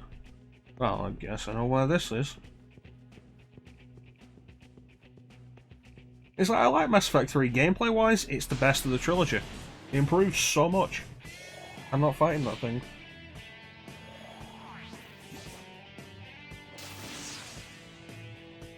But in so many ways, a lot of it feels lazy.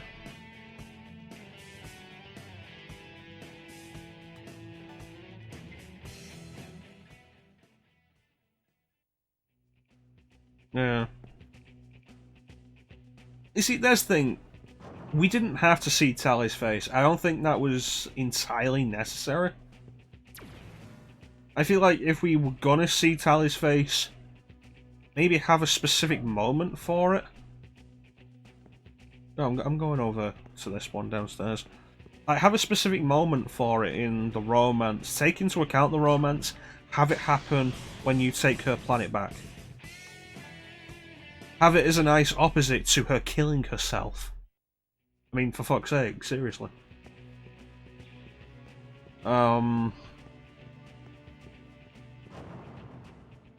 Like, have her take a mask... I think she takes a mask off and you just don't see it.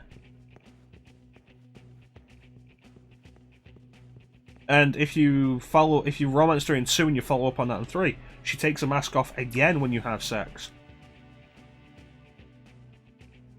Like, there were just better ways to handle Tally's face reveal. A better way to handle it would have been not showing it at all. Yeah,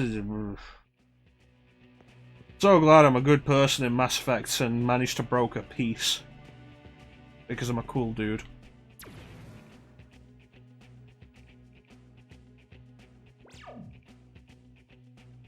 Yeah, that was a waste of time.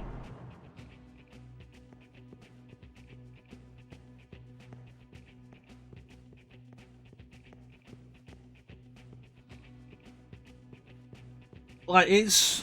The whole Tally face reveal is disappointing because it was poorly handled. It didn't have to be a big moment. A quiet moment would have probably worked way better than that. But the fact that it's a Photoshop, a badly photoshopped stock photo, is the most ridiculous part of that. Don't condone screwing our friends. You do right by the people who stood by you.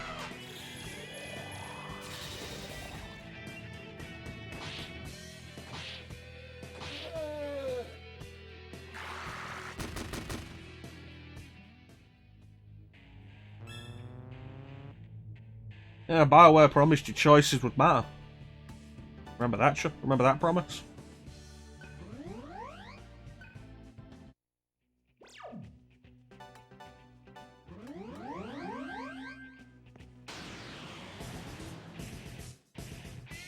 I took one step forward, literally one step, and straight into the same fight.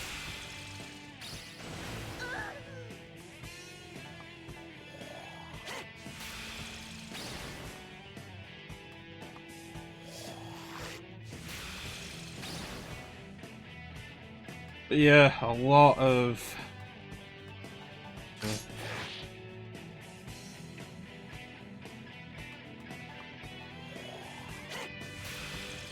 Like, the best time for Tali, and the most obvious thing is that they clearly didn't model a face for her, and couldn't be bothered. The best time for Tali's face reveal would have been culmination of a romance after you save her planet, and give the planet back to the Quarians. Best time.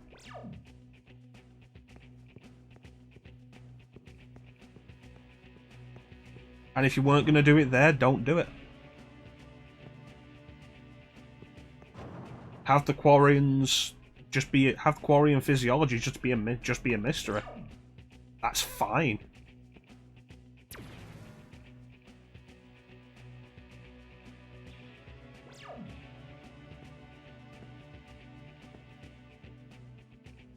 This feels like a bad dungeon.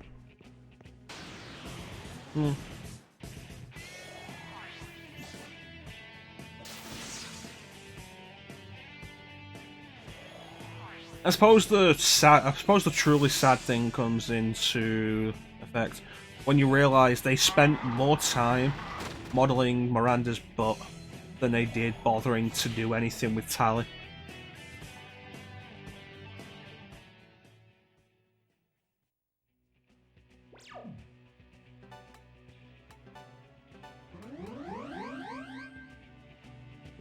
Tell me I'm wrong.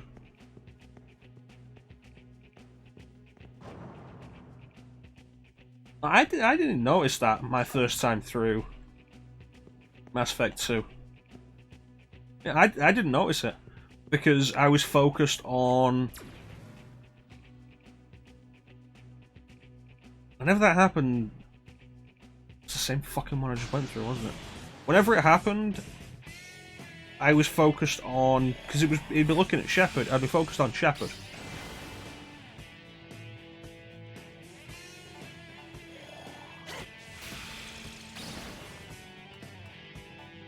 And I didn't notice it until I saw the memes. And it was like, God, you're totally right. Constantly, every time you speak to her.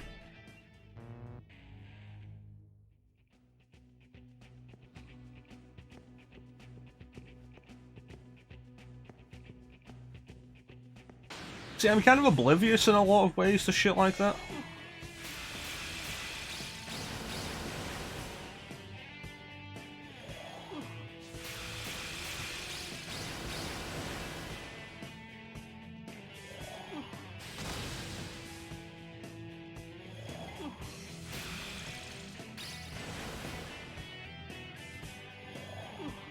could take a playthrough or two.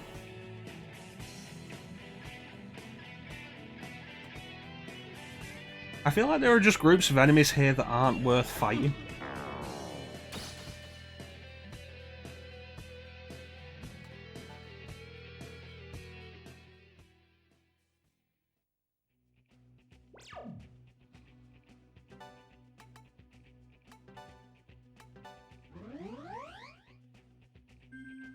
Yeah, maybe we should just do this from now on. This will be fine.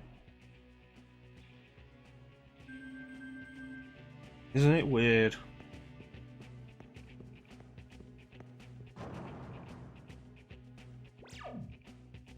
Okay, I need to go around this. Okay.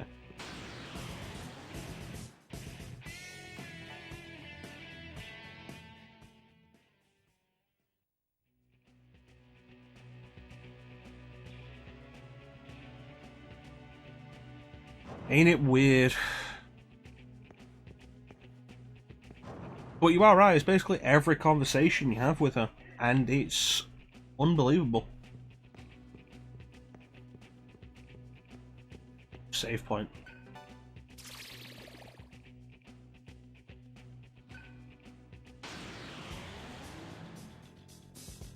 And it really does feel like a case of there was more effort put into modelling Miranda's ass, so you had to see it, than there was in actually figuring out what Tally should look like.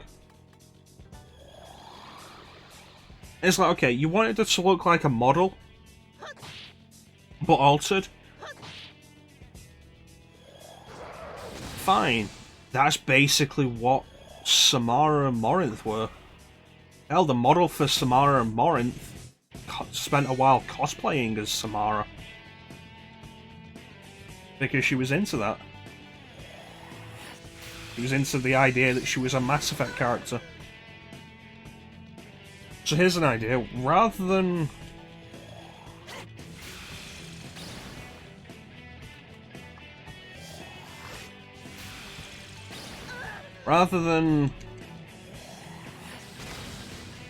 Photoshop a picture of a model, get a model in and model Tally's face. It stands out to me as like the most obvious piece of laziness of like the series.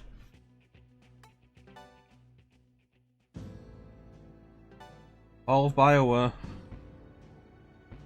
It began with a Photoshop.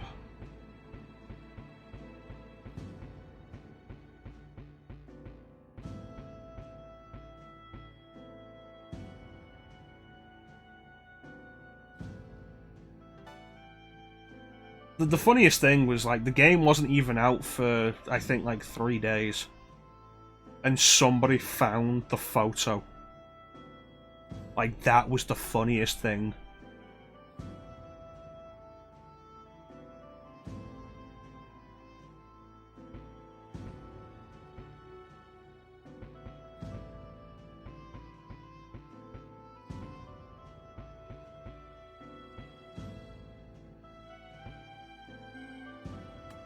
Let's see. Okay.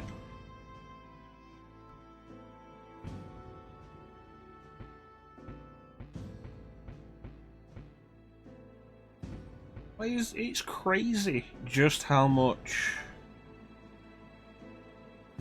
250 no. It's crazy just how big Mass Effect was, how big Mass Effect 3 was gonna be, and everybody knew it was gonna be big. And they decided not to put that effort in. Just the entire handling of Mass Effect 3. Just.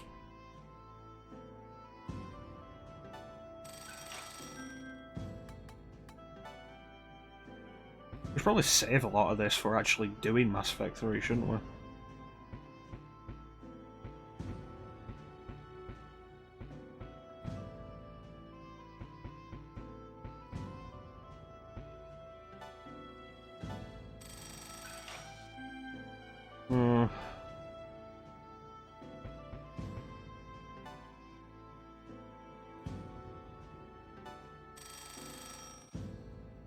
I think Mass Effect 3 is good for several reasons. The gameplay is still there. It's an improved gameplay model over 2. It takes a bunch of what didn't work with 2 and fixes it, especially melee. Like, the single hardest part of 2, I think, is when you're on the Dead Reaper and you're swarmed with husks, because there are just too many. You can't take them down before they get to you, and you've got no close range option. Melee's great in 3. I love stabbing people. I specifically left a pause there so that you can take that as a clip and then use it wherever you want. No, Melee in 3 is great. I love the little Omni tool blade that comes out. That was awesome.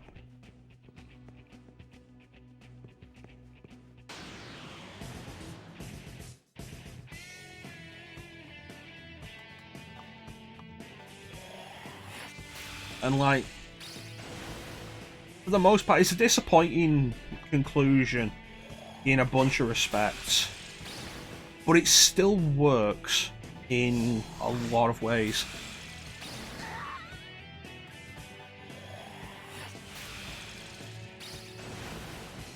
Like, the revelation of the Reapers was kind of disappointing, but a lot of the characters do come around in good ways. Like, the whole thing, the way Tally ends with that picture and everything, shit. But Tally's character comes around. Garrus is a character, everybody is a character. Comes around so well. And I don't think there's anything better to compare it to of an idea that built up so much hype and ended so poor. I don't think there's anything better to compare it to than Game of Thrones. It's like, at least it wasn't Game of Thrones. Even the original ending wasn't Game of Thrones.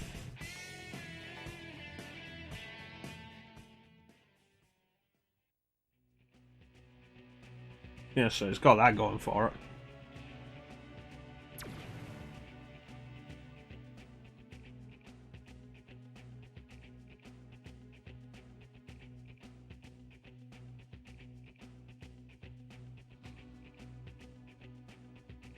Well, there's the speculation, isn't there, of the dark matter idea that was completely dropped in Mass Effect 3.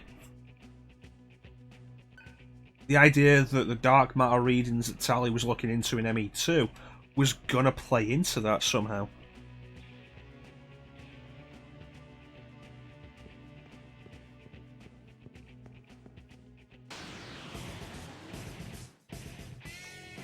I don't know about Monumental.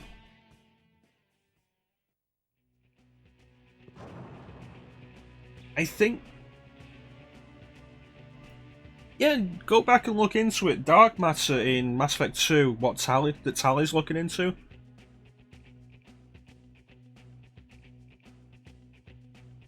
Apparently the original idea was something to do with that. I think Drew Karpyshyn may have said something along those lines, but he left BioWare before Mass Effect 3 finished. But of course, the single biggest problem with the Reaper revelation is the revelation of what the Reapers are actually doing and why they're doing it doesn't fit with the rest of Mass Effect 3's story. Shepard is an alien. I don't think that works.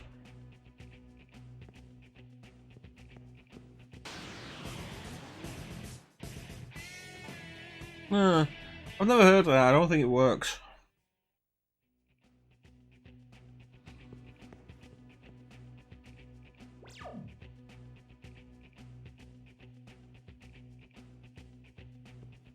Like, dark matter could have worked in some regard. All depends on how it's pulled off.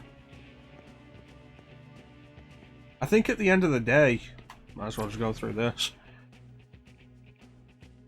I think at the end of the day, just saying that the Reapers hate organics would have been a more satisfying reason than what we got.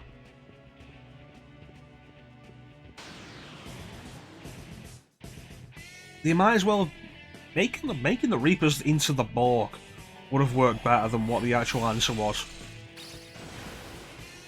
Like assimilation.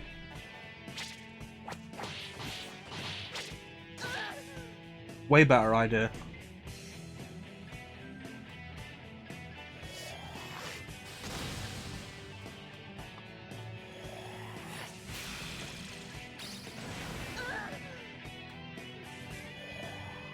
Yeah. Because the end of the whole thing with ME2 basically says they're doing something with people they take.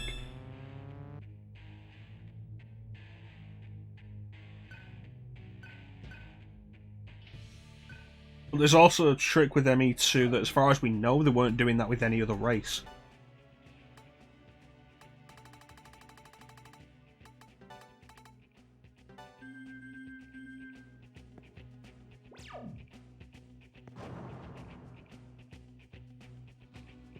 And they'd already built humanity up to be special on the galactic stage anyway, with an actual reason.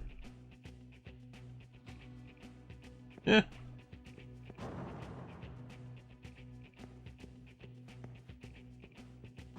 It would have fit better than the actual reason that we were given.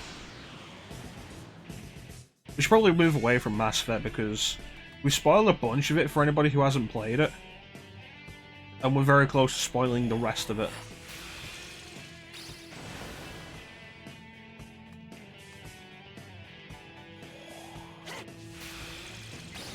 And at some point I do want to play through Mass Effect Extreme. Well, Veronica is not a great game. Hey, you want to talk about Code Veronica? Dude, we'll talk about Code Veronica. It's something we've talked about plenty before, but we can do it again.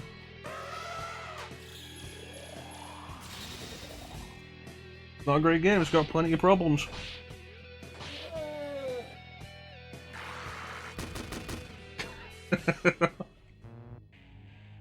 I think Code Veronica is interesting, particularly in comparison with Zero.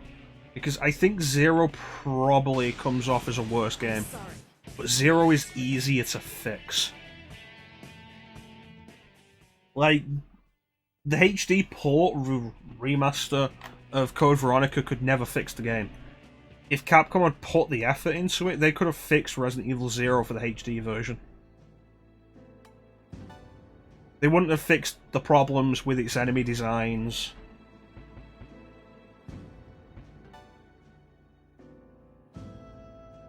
Its completely lackluster story. It could have fixed its gameplay is like the big thing. Like, sort the inventory out. Boost it up to 8 slots per character. Give Billy the ability to combine herbs. Don't let items take up 2 slots. Stop that. And then bam, most of your problem with that game is solved.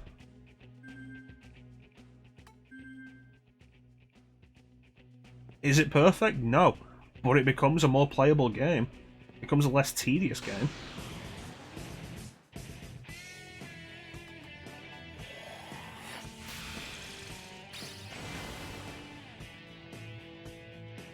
Yeah.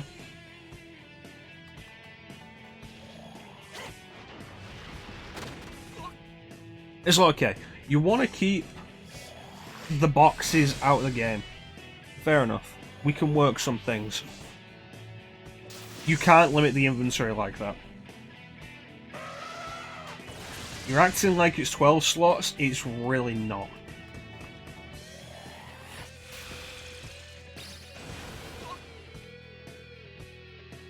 The 2-slot thing was never as much of an issue in any of the other games. It's 6 slots per character. The only other character in the series who only had 6 slots was Chris. In the original.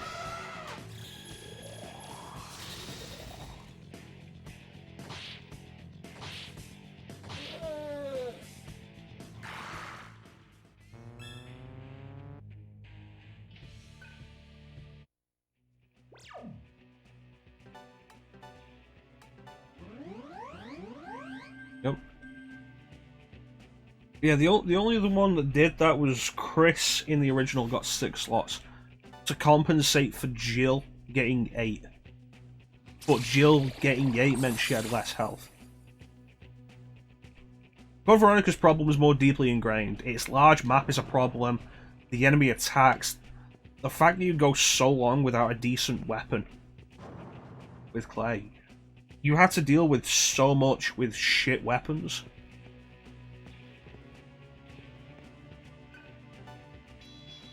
Those occasions where the game will just put you up against instant death is kind of a problem.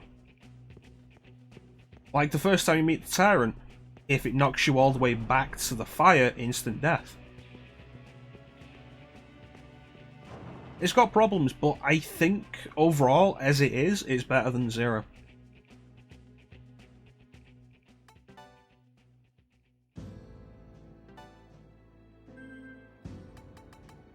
I might as well get Argilla leveled up on 6 realms.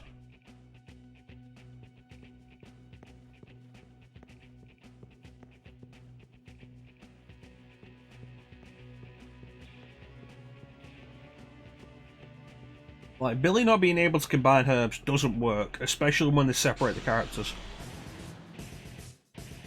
Yeah, the lack of story is also a problem. Like I say, little tweaks to fix Zero, you can't fix that. That's just something that has to be there. But you can make the game play better, is my point.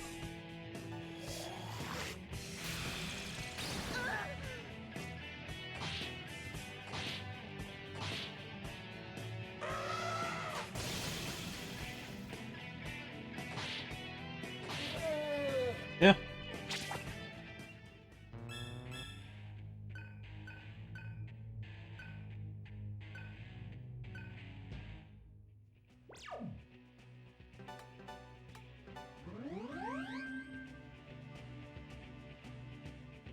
Alright, let's do this.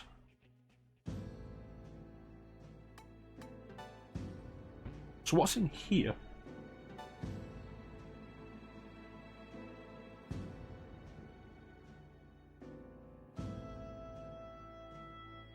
Chandra. 500,000. Media Haran, though. At the level of health we're currently at versus magic as well, Media Haran is not worth it over Meteorama.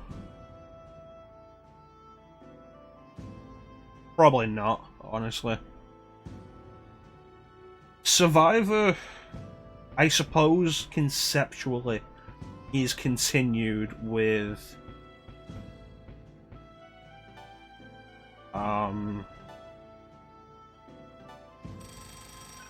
RE7.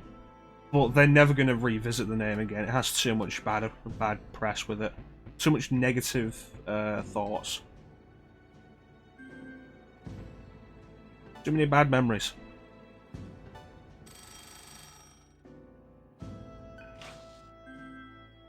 Would have been funny if they called Resident Evil 8 Survivor.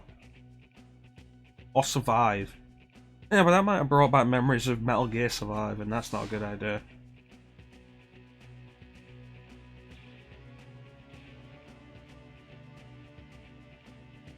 Let's see.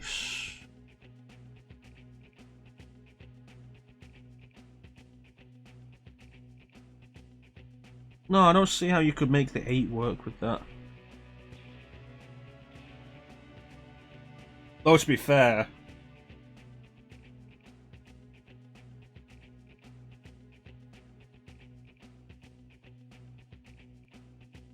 the 8 doesn't really work with Village either.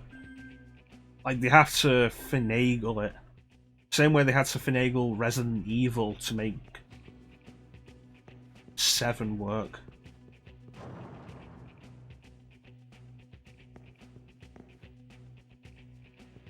Do we know what the Japanese name is for Resident Evil 8? Is it Biohazard Village?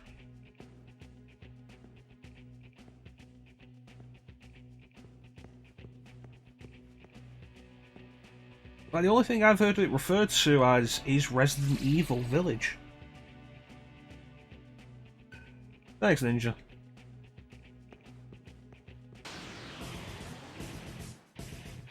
It's like when RE2 was announced, and one of the things I noticed was Japanese developer, like Resident Evil 2 Remake, we do it. Probably suck as it, right? Welcome to the conversation, Cliff. But then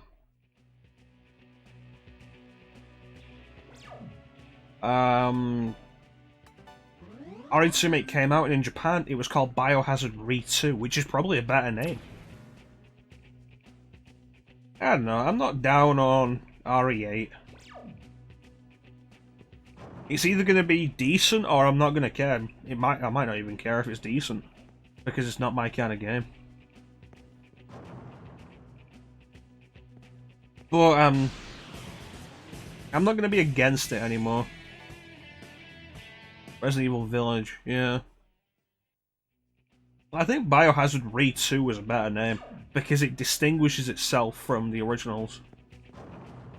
Biohazard Re2, Biohazard Re3. Oh, this looks like progress.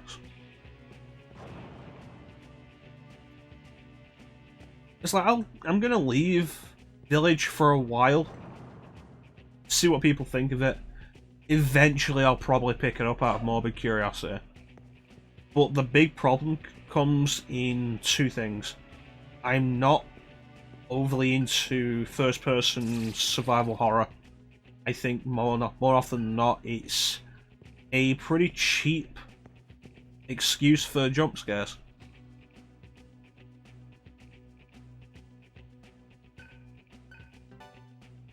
And there's also the fact I'm just not really into first-person shooters so much anymore.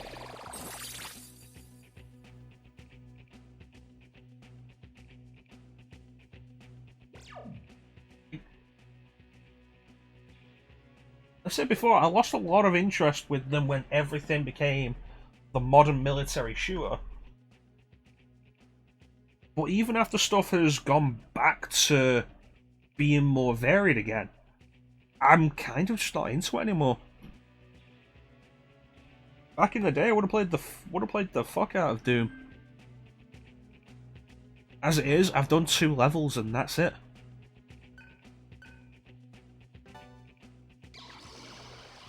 Like that. This is a weird mechanic, and this is like the 3rd time they've brought it up, and it's weird to me.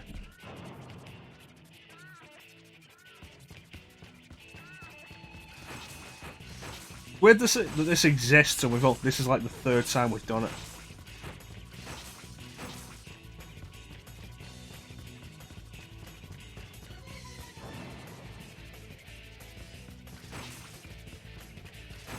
Yeah, I just fell out of shooters.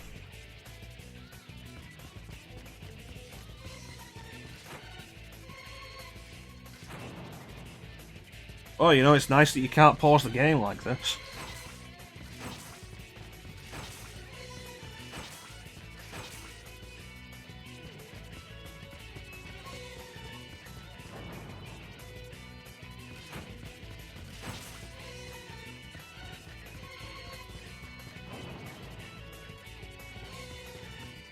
Its execution isn't great.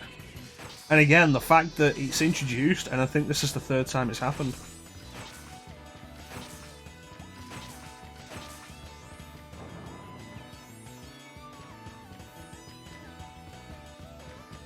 And we were supposed to turn around there. Oh well. Means there's nothing down here. But yeah, like first person shoot, I just kind of fell out of them. Now if I'm playing a first person shooter, I'm into it for something other than it being a first person shooter. More often than not, that's story. I played through all of Bioshock Infinite because I was interested in its story.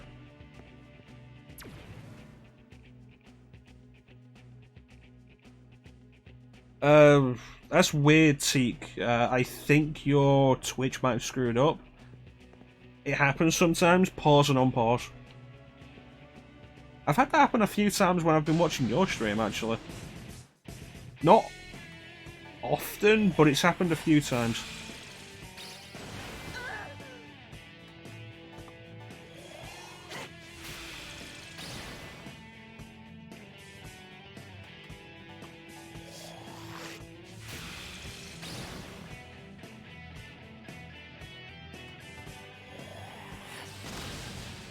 Twin Snakes.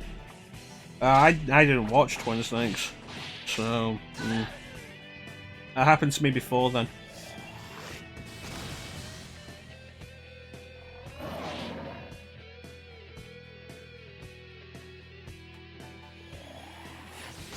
Maybe Twitch is just having problems with some stuff again.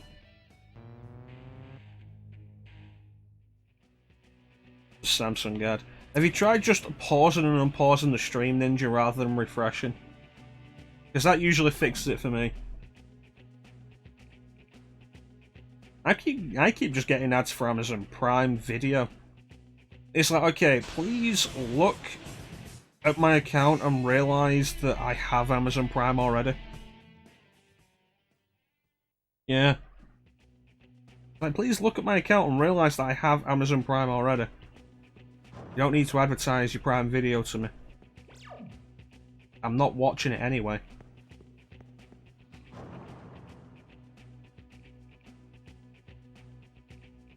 No, this is more of a problem than I've been having then.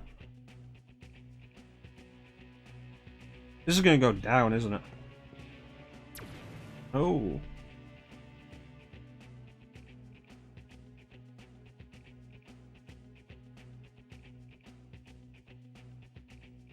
If I'm watching something, I usually go with Netflix just because of how simple a lot of it is. Prime's got a bunch of good stuff, and at some point I should sit down and watch Picard. I should sit down and watch Picard, but I'm just not.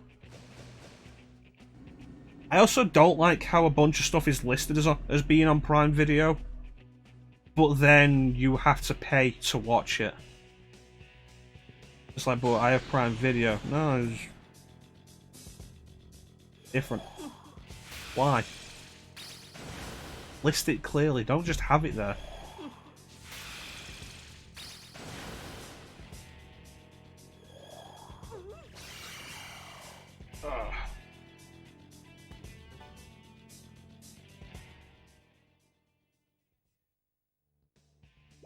My guess is the whole thing is that they don't have, I don't know, like a right for that to be on Prime Video or something. I don't know. They have distribution rights in some regard, but not for Prime Video. I don't know.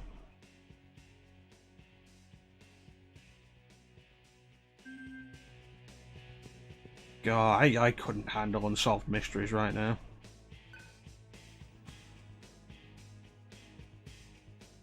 I feel like we're in a completely separate dungeon from what we started. Like, the Karma Temple started out one way, and now it feels like a different dungeon.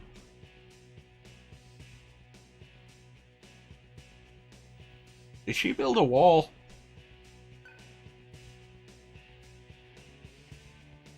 Ooh, big Karma Terminal.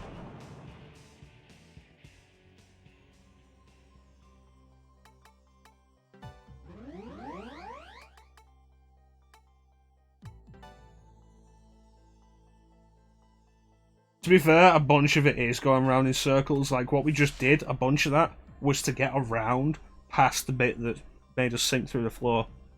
We have been going in circles to progress.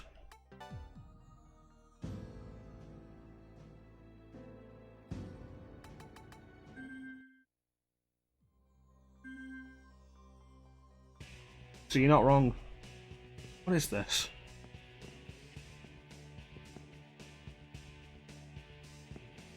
I'm sorry, I didn't realise I was looking at the Princess Peach portrait from Mario 64. This is going to be irritating, I can feel it.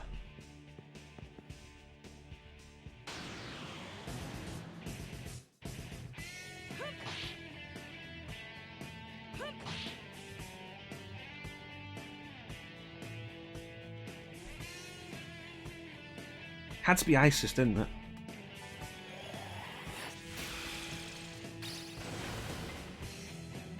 Maybe this will work out similar to... yeah, how the Karma Temple guards worked out. In that they were a problem earlier, but now we throw in heavier magic around, and we're all good.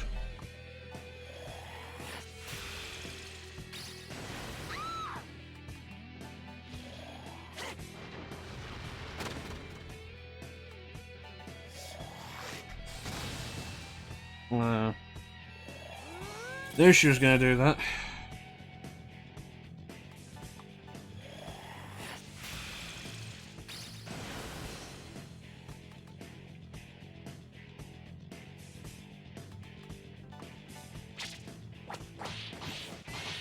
Get those extra turns.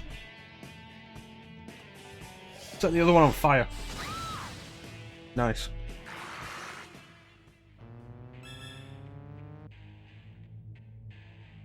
I'm not going back to that save point for another mantra for CLM. That was a bunch of money for that, though. Can't complain at that. 50,000 for dealing with that? Cool. How tall is this thing?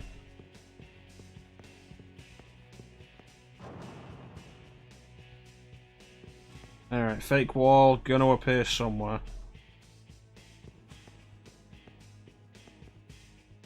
Right there.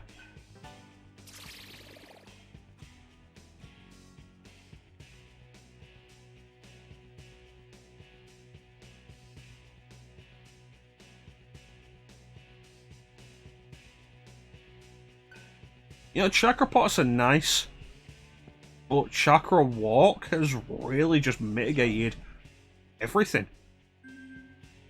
We have no problems now. And we're at a point now where we go to a save point just to save, not to fully heal or anything. It's like in Persona 4 Golden, where one of the major differences between that and the original Persona 4 was that Rise would heal you in battle in Golden. And it made it a lot easier to just run through dungeons start to finish in one go.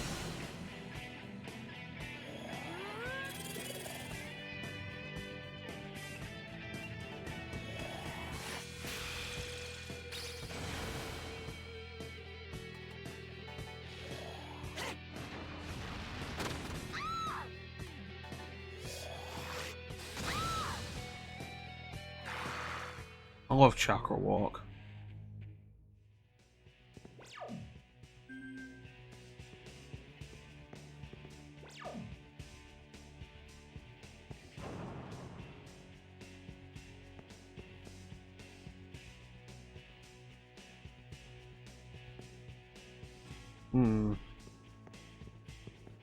So the walls work the other way as well. Interesting to know, but I think I saw a save point back there. I did. I did see a save point.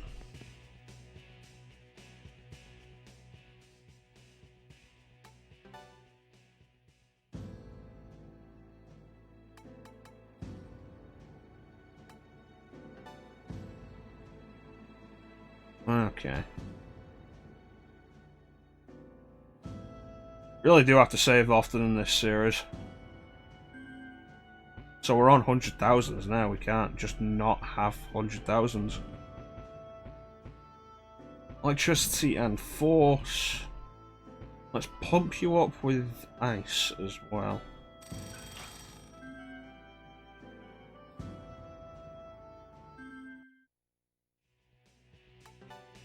Died in the torture in Twin Snakes? Kind of awkward. The torture in Twin Snakes is easier than the original, because they give you your full health bar from the beginning. So you have a longer health bar in Twin Snakes than you do in the original. Also, 3 rounds. Did he fail to get out? He survived 2 rounds. Otacon turns up to free you.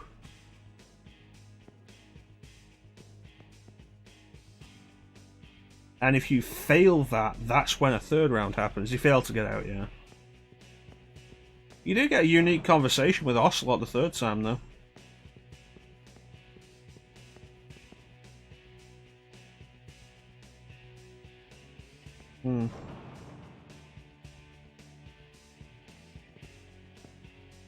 Well, the map was already telling me there was a corner here.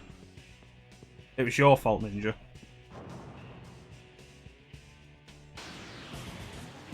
Well, yeah, Ninja's supposed to turn up and slash the door open. You didn't do it soon enough.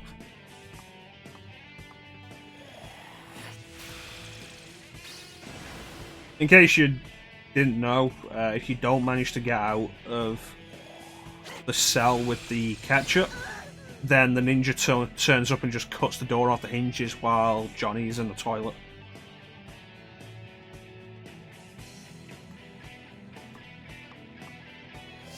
So about taking out ISIS before we focus on the new one.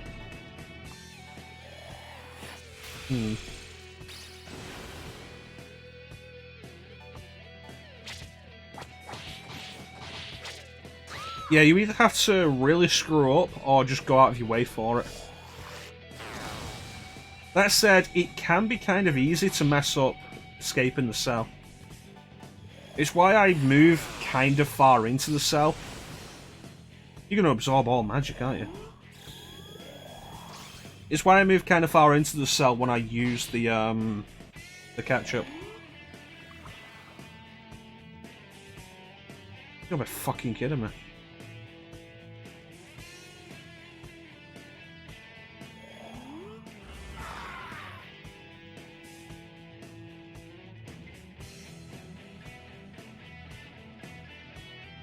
Yeah, it's been a while since I've seen that bullshit.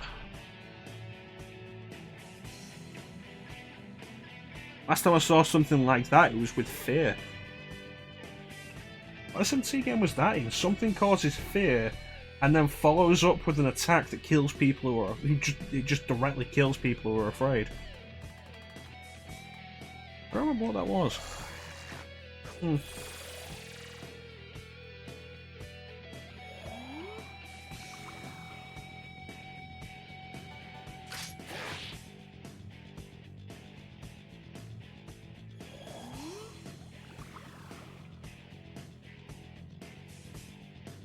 This is a game over now, I'm not gonna be fucking happy.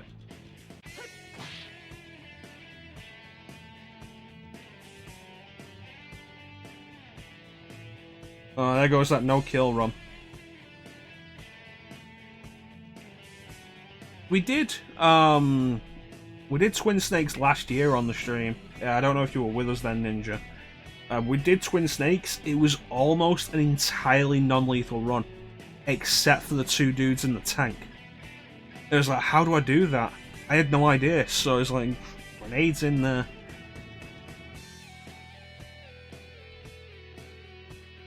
And those two dudes were counted against me at the end. The only two dudes in the entire game that I killed. Even went out of my way to not kill. I think I used the Nikitas on Sniper Wolf, that was the only exception. Because at that point I was pretty sure those kills were going to count against me. Turns out you want to get a no-kill run, you have to use stun grenades. Stun grenades will do it for you on the tank. Not something I'd thought of.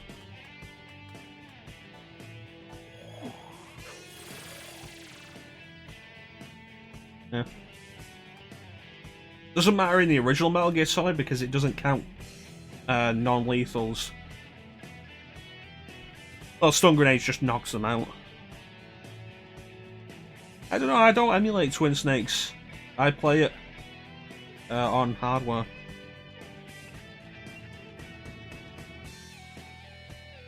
Yeah.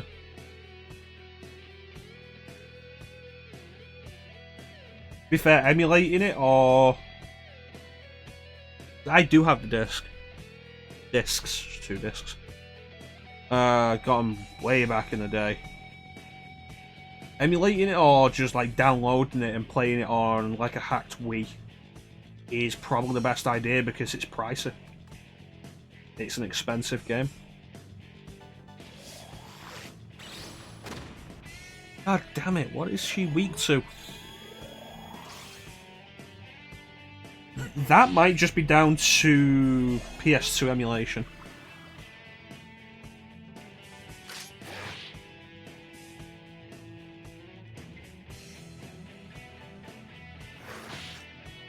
Like, for a long time, PS2 emulation was very hit or miss. It did get an... PCSX2 did get an update earlier this year, first one in years. That might be worth checking out. But for a lot of reasons, I tend to play a bunch of consoles off the console, because I find emulation just isn't all that reliable with them.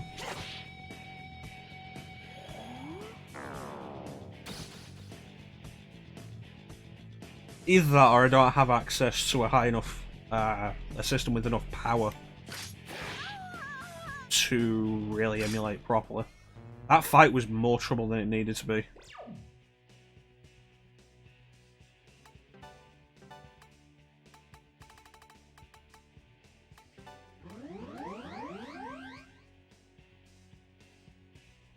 Hey Amanda.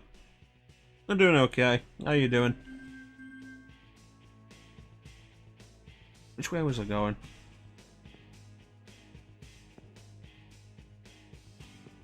Yeah, I've said before, I'll emulate older systems.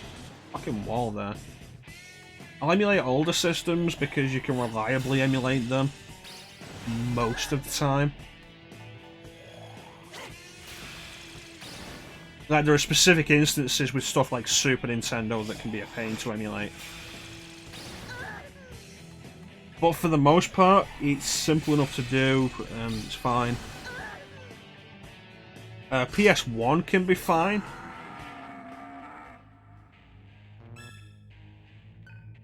Certainly more reliable than Nintendo 64. But Nintendo 64, best off played on the system, emulation still isn't good enough for me yet. Which is why I play off hardware. Same is true of the PS2. Dreamcast is probably there, but I don't have the hardware to emulate it.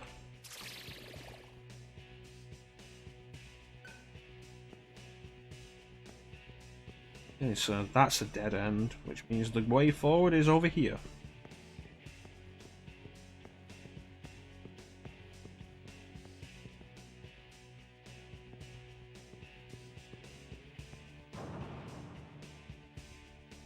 It's interesting. Metal Gear Solid 2 has a bunch of visual effects, particularly in its opening. I'm sorry. I'll make this quick. You could always pick up an Xbox One again, Ninja, and get MGS HD collection. So when I do Metal Gear Solid 2 and 3 on the stream, that's probably how I'm going to do them. I say probably, I'm kind of undecided on whether or not I'll do MGS2 on PS2 or the HD version.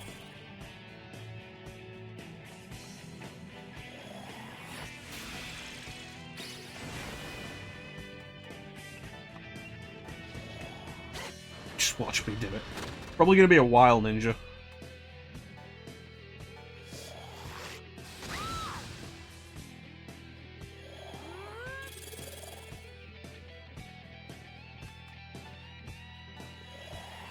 Alright. Well, don't forget, we had the vote for a Metal Gear Solid Marathon, and as far as I'm aware, Metal Gear Solid is not winning that vote.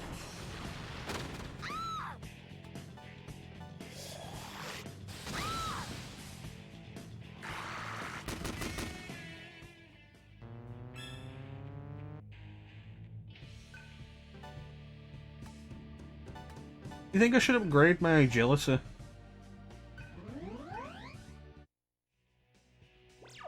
Probably fine, right?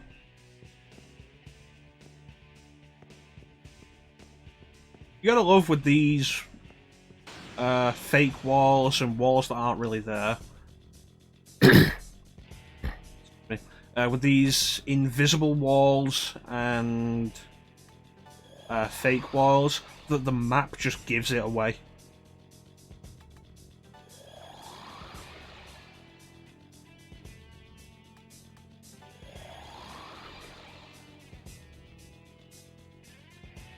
Alright, let's do this. Don't do anything nasty. Awesome. Deal with that.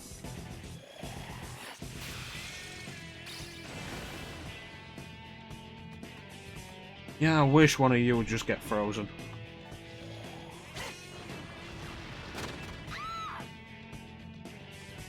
Yeah, it really is a shame that the only way to... God damn it. It's a shame that the only way to actually do the Metal Gear Solid series at this point is to own a PS3. There is no other way to do it because MGS4 isn't playable on anything else.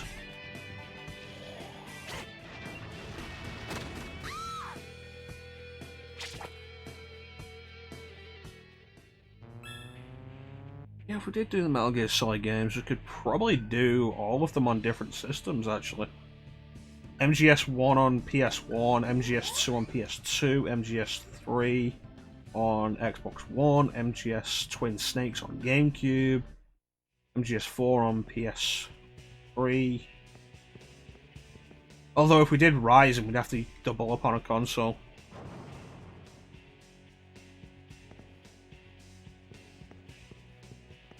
One day we'll get to the top of this tower. Alright, this feels like the entrance to a boss room.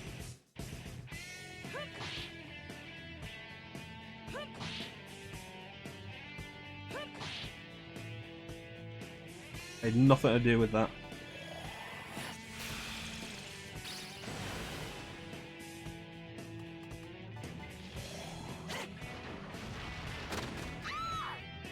Remember, it was all Brainiac. The destruction of Krypton is a weird thing. Depending on adaptation, it changes. Like, I think in the Christopher Reeve Superman movies, Krypton just explodes. I don't think there's ever a reason given for it. In the Superman animated series, Brainiac destroys Krypton. Brainiac is a Kryptonian computer that destroys Krypton.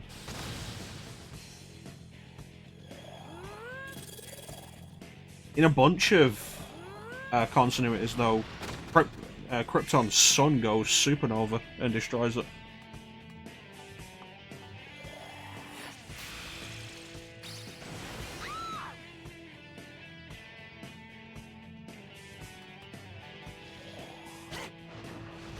Castlevania Chronicles. Now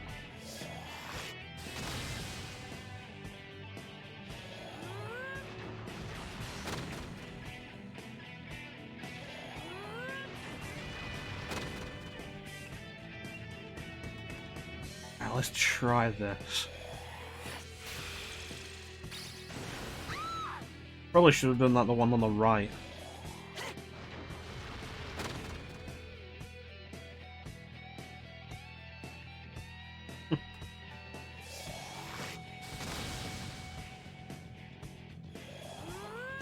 How long has that been a thing, Teak?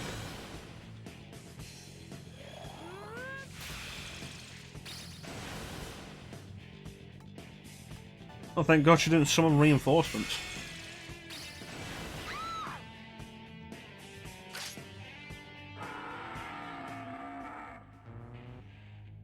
I should really rewatch the Superman animated series. It's been a while and it's so good. I feel like, as far as the DC animated universe goes, the Superman animated series gets overlooked a lot. Like, there's the Batman animated series, which started it all and is fantastic. There's Batman Beyond, which is completely original and is fantastic, and was the best addition to the Batman mythos in decades. There's Justice League, which is still undeniably the best adaptation of the Justice League in anything. But I feel like the Superman animated series kind of gets overlooked. Static Shock gets remembered pretty well. I think largely for taking a mostly unknown hero, particularly a hero of colour, and doing really well with it. I don't know how many crossovers Static Shock had.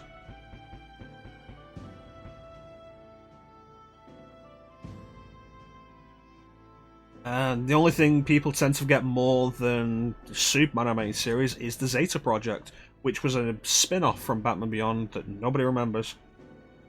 See, here's the fun thing with Batman Beyond. The idea was terrible. Because the original idea wasn't teenage Batman in the future. The idea was the executives wanted a show that was Batman in high school.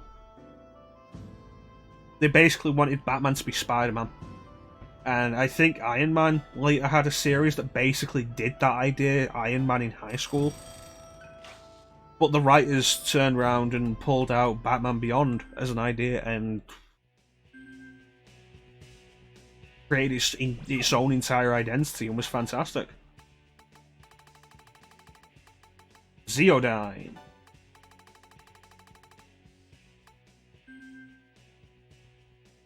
That's the thing, it's a very good example of you can have bad ideas and it's all down to the execution.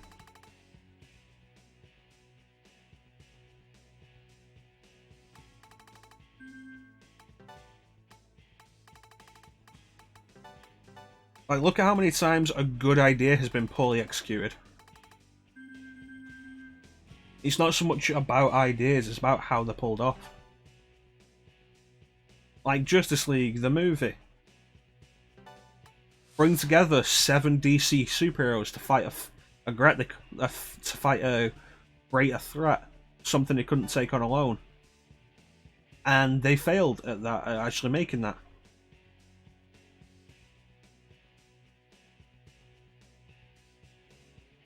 Oh no, making a success out of Batman Beyond. Making a success out of the idea of Batman in high school.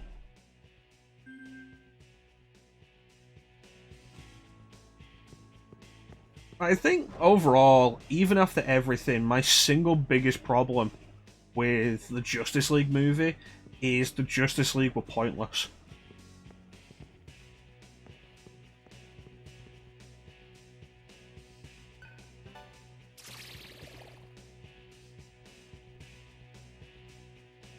It's like, oh no, Steppenwolf, who? He's too big a threat for us to face. They go up against him once. They neither win, nor do they actually outright lose. I'm not dealing with you fuckers again.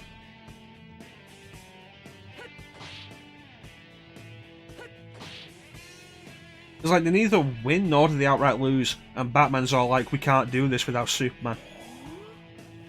So then they resurrect Superman, and how does that go? Superman basically does everything on his own. So what the fuck was the point of the Justice League?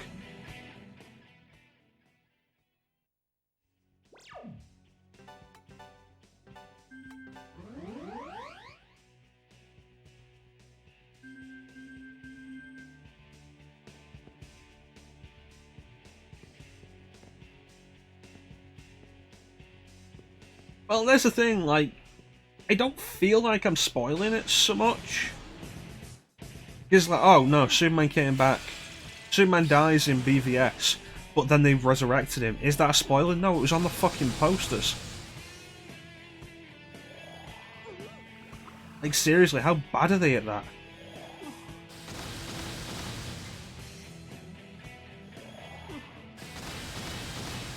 Oh, that reminds me, I finally got around to watching Mission Impossible Fallout. Because it was added to Netflix recently. You know, the movie Henry Cavill grew the mustache for that he wasn't allowed to shave for the Justice League reshoots.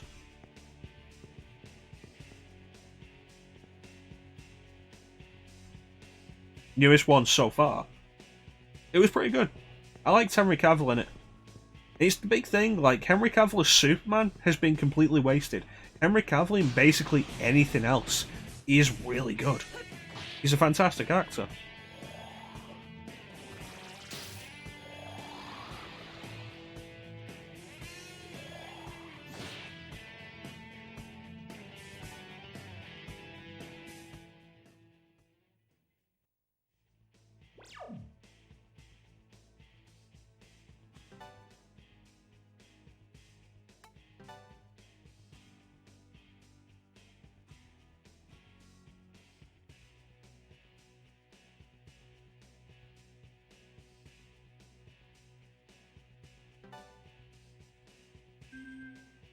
I don't know what you're talking about, Ninja. Fake out shot.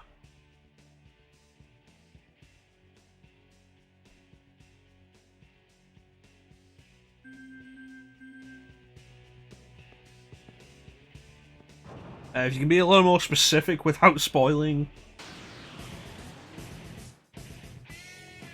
I don't want to do this fight. It's like, Oh,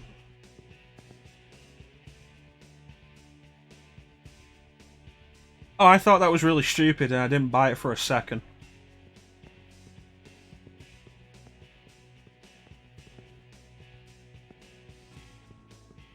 Yeah, no, I know what you're talking about now. It was stupid and I didn't buy it for a second.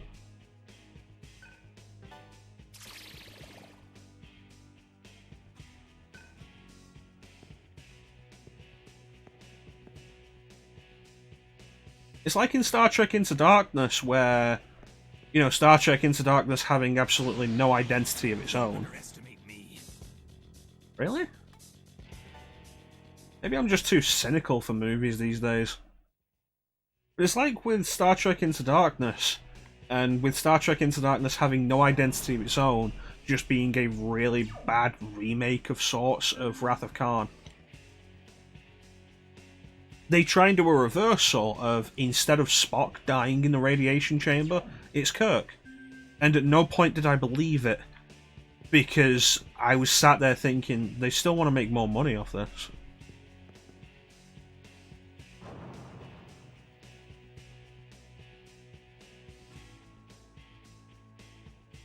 I think we've reached somewhere.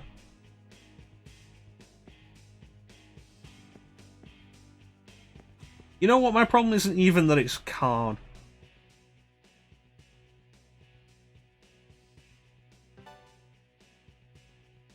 My problem isn't so much that it's Khan, my problem is that it's Khan, and they act like it's a big deal. Hey Chansum, how you doing, buddy? It's like, okay, Khan in Wrath of Khan had a point. He was a villain they'd already dealt with in the series, and he was one of the most dangerous villains they dealt with in the series. He came so close to winning. That's why Khan as a villain matters in Wrath of Khan.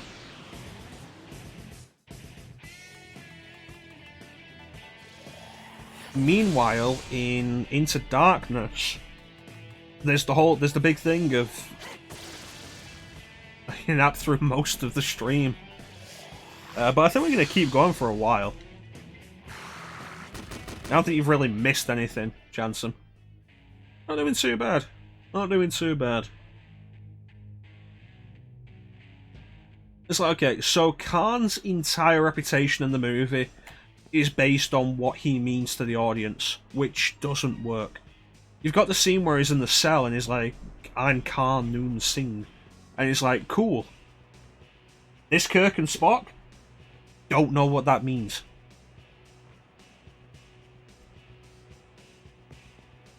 It's a fan service push for the audience. As its own idea, doesn't work.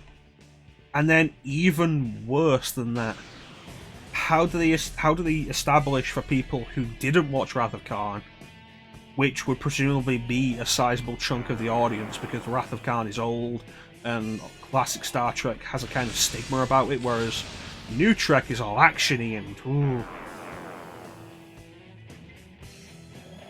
Just like, how do we convey what that means? At one point, the movie just stops for young Spock to call old Spock, and old Spock's like, Khan's dangerous.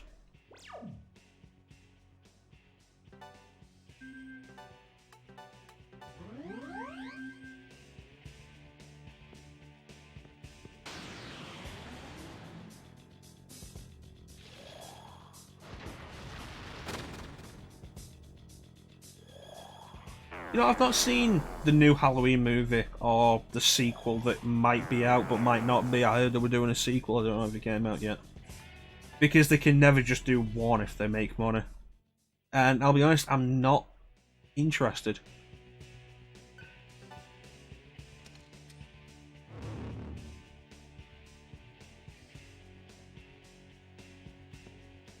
Like, the original Halloween is an interesting movie for a bunch of reasons. Like the fact that it's like a 90-minute movie with an hour of suspense and build-up, and then it's a slasher movie for like 20 minutes.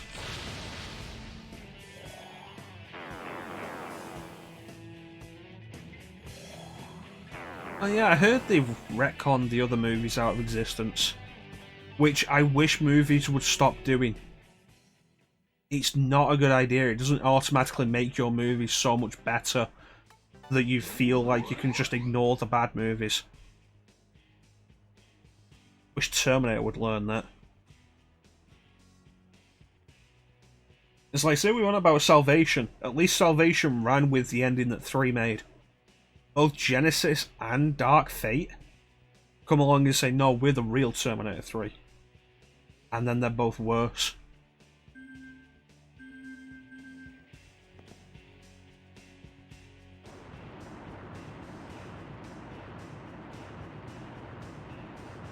I feel like a set of stairs would have probably worked better here.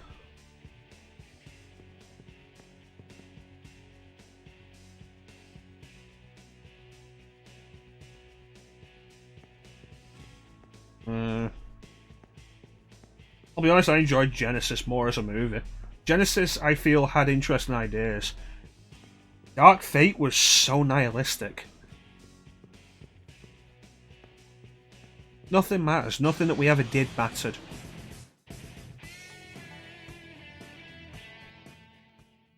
Things will go wrong, there'll always be somebody to step up. Cool, then why the fuck should I care about the character we're protecting this time, then? If she dies, somebody else will step up, it'll be fine. Jai Courtney is kind of a shame. He shouldn't be a leading man. And it's not to say he's a bad actor. He's not leading man material. You put him in a supporting role, he's far better. He is really good as Boomerang in Suicide Squad. I'll defend a bunch of the casting of that movie. I don't want to fight these things. These things are irritating to fight. Yeah, I'll defend a bunch of the casting of Suicide Squad. I feel like I get those two confused a lot. I still think Genesis would have worked better if it was made like 95. I feel like that would have been the best idea.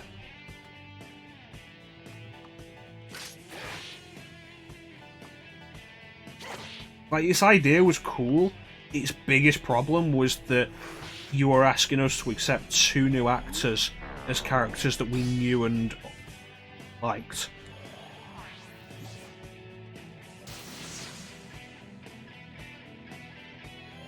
It's like, let's circle around to Halloween again. And the Halloween reboot telling us to accept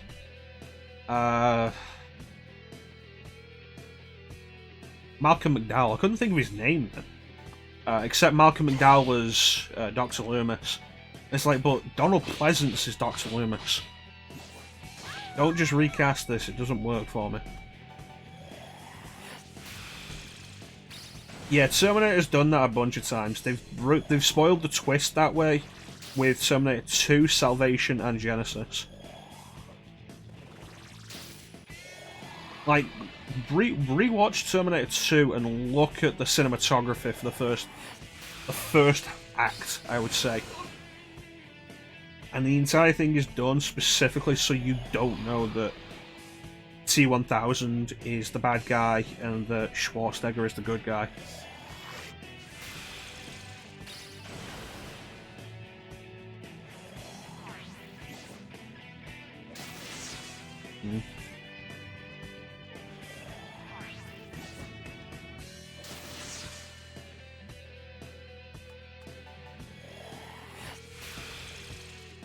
Kind of disappointing that Terminator 2 isn't on Netflix.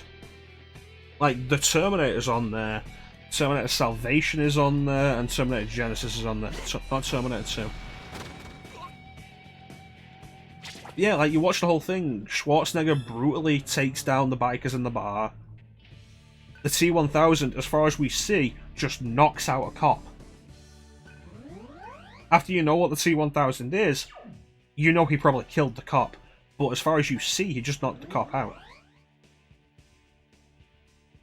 Plus, the T-1000 is, up until the point where he reveals himself as the villain, really emotive.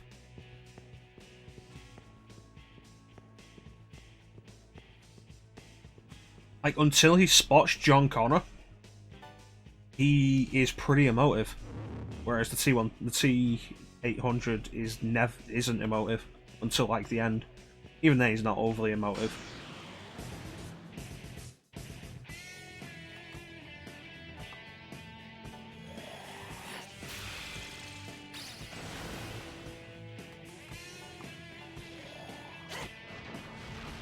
Yeah, the trailer spoiled that.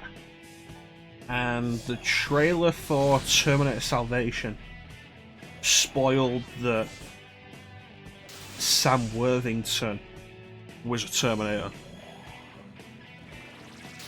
It's like, I remember seeing the trailer, and the trailer spoiled it, and I saw that movie in cinema. It's not an awful movie. Like, there's definitely worse. It's a movie you can sit down and watch, and also pick it apart a bit. It's kind of fun to pick it apart.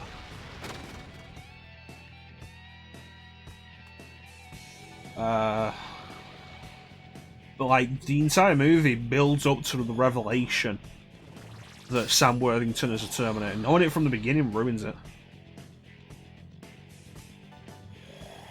Well, that takes us back to Star Trek again, doesn't it? He was played by the guy who played Chekhov. Anton Yelchin? I don't know.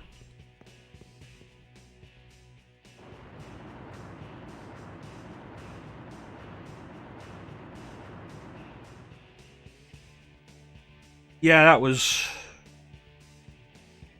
Yeah.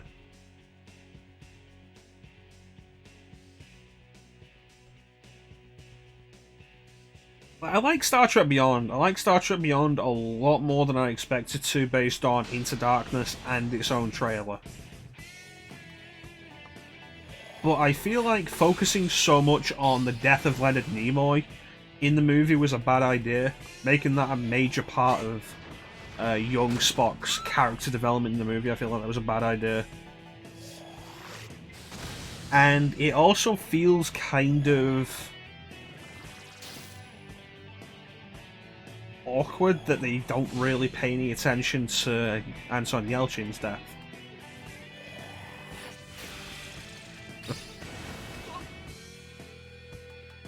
My objective opinion about Star Trek Beyond is that it was better than Into Darkness, and it was better than what the trailer looked like.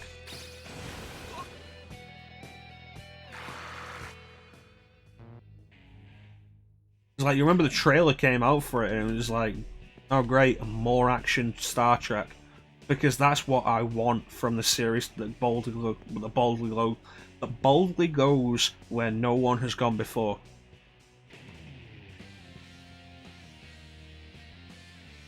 And it was like, oh, it's being directed by the Fast and the Furious director. I feel like there should have been a save point closer to this boss.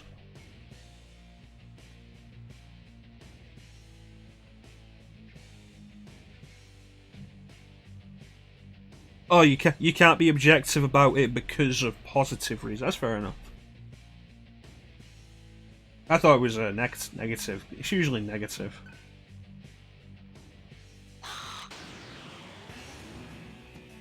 This boss just came out of nowhere when we've had like a dozen chances to... Shit. A dozen chances for a boss to be after a save point. He was bribed. But yeah, it's like, you look at the trailer for it, and it's like, very heavy on action here.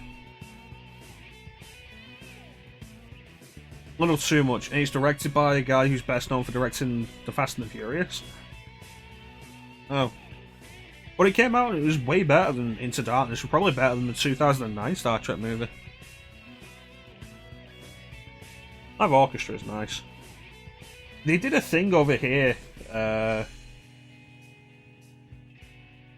had the option of buying tickets to screenings of all 3 of the original Star Wars movies, played with the soundtracks played by a live orchestra, and I was interested, but the tickets were so expensive.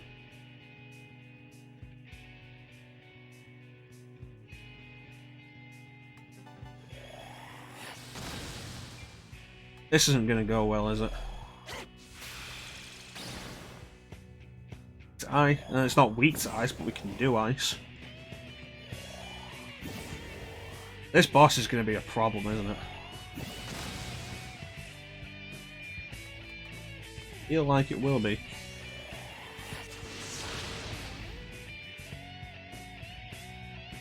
It set us up to physically attack. What's the call with that?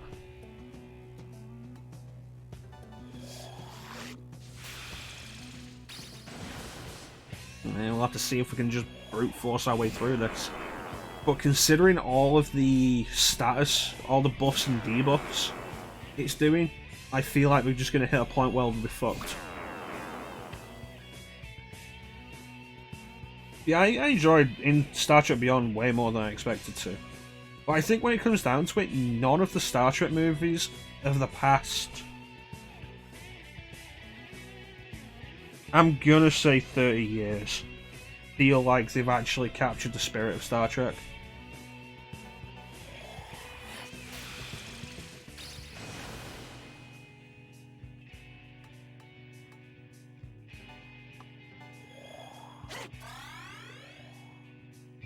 Actually, because they keep trying to make them action movies.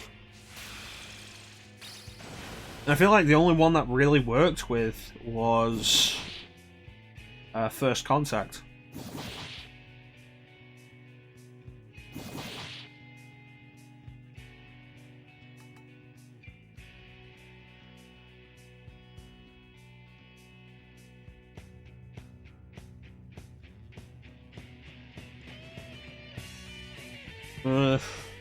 I don't want to watch Star Trek. I don't want to watch Star Trek Discovery. It sounds like it's really not Star Trek. It sounds like it's pushing dark and edgy, and that's not Star Trek. Star Trek can be dark and edgy, but not in the way that Discovery is pushing. Like Deep Space Nine was kind of dark at times with its with the Dominion War.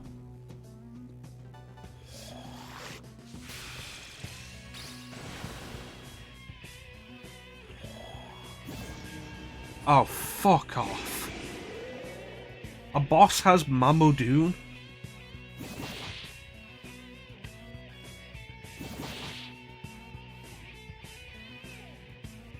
They've got all of it on Netflix. Maybe I'll get to it eventually after I finish rewatching the rest of Star Trek. All of the rest of Star Trek. They took the animated series off Netflix before I could get to it. I was disappointed in that.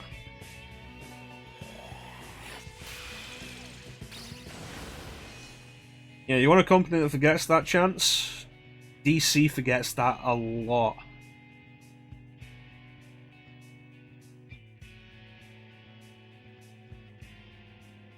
That was Picard. I heard, like, early Picard wasn't great, but it might grow to be better.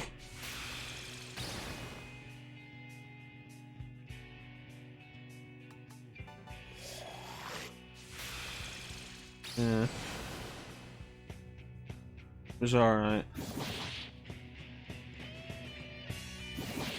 I have the concern that Picard is gonna...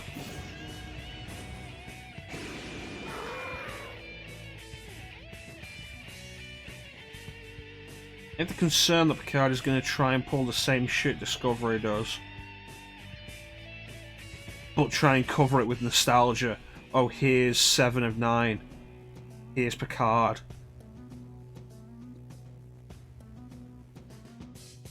Riker's probably in it at some point.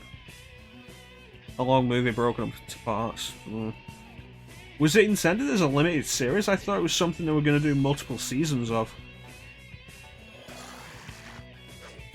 Seriously, why the fuck does a boss have Mamudoon? That's entirely unnecessary.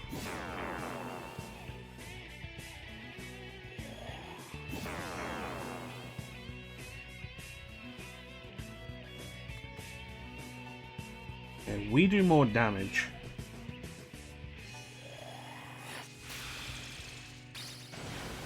Atlas says fuck you, yeah. Such a bad idea, giving a boss a spell like that. It's like it's here hitting us with all of these all these debuffs while it's buffing itself up. You could be making this into a legitimate threat without giving it 3 turns and Mamudoon. Mudo or Mudoon, sure, not Mamudo or Mamudoon. Because at that point it's entirely luck based, especially with there not being a save point before this boss. The save point is way back at the start of this area.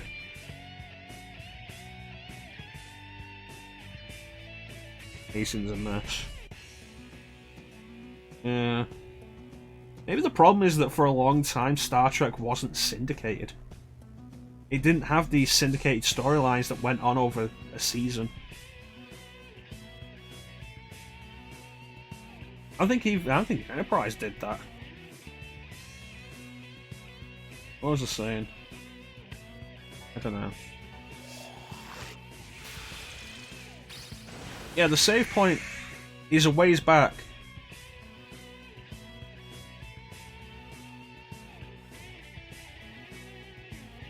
The save point is a ways back. This is a 2-phase boss fight. The first phase may just kill you because fuck you, and there's nothing you can do about it other than know to come in with something that prevents death.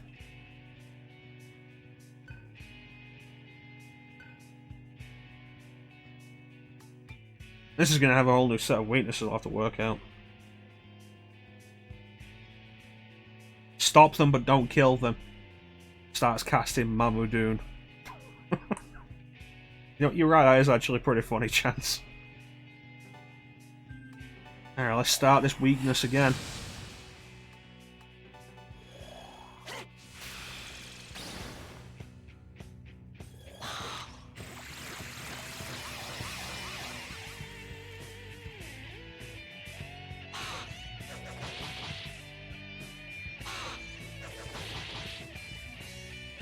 That's a good quote.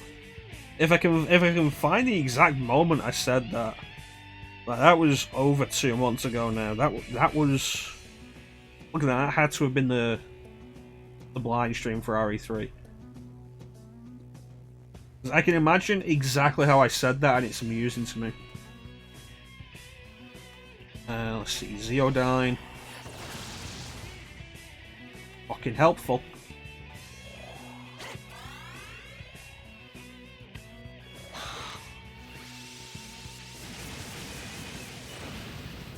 I feel like Almighty in this game is way less of a threat than it is in like any other game.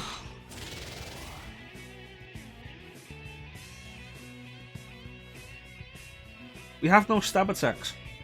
All of our attacks, like arm blades come out, slash. Heat, claws come out, slash. You know, Gale might stab actually. We don't have Gale with us in a minute. Gale's in the back.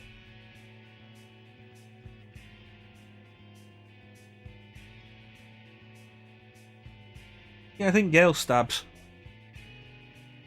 Okay, so let's try this again. Okay. Rend, slaughter, devour your enemies. There is no other way to survive. You cannot escape your fate. Warriors of Purgatory.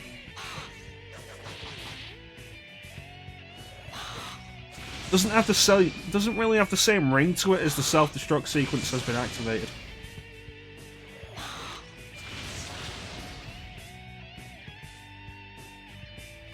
Okay, so the only thing we haven't tried is Earth. Okay. So I think we're just gonna do fire.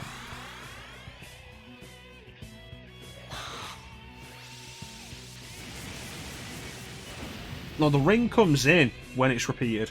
Why is heat so much weaker to Almighty?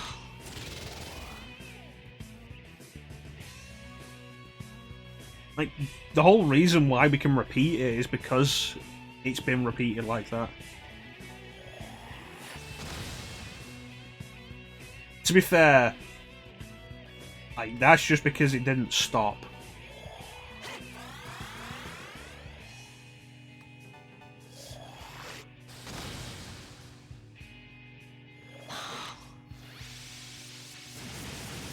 Whereas in the original is... Dude, why is heat so weak to Almighty?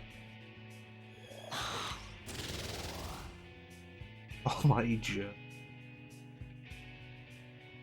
I'm gonna have to revive him, and I think this is the last revival. Yeah, last revival bead.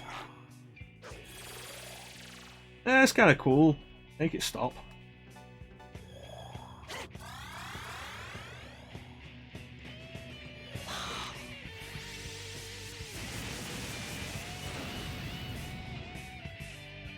Heat is the only one that... No, Heat has died. Heat did just die. My thought was Heat was the only one that hadn't died, and so that meant Heat still had all the debuffs. But he just died, and he still took a lot of damage from it.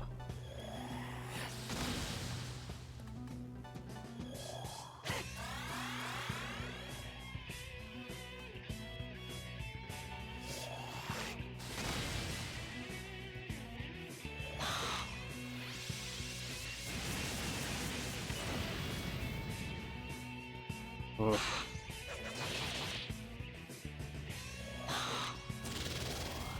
To be fair, it's definitely something to be worried about, Ninja, because this is a series that will fuck you.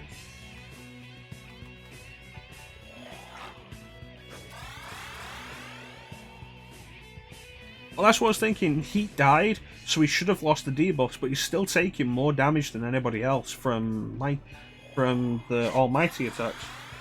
So that doesn't make sense anymore. Almighty isn't supposed to be strong or weak against any particular character. It's supposed to be something you can't resist.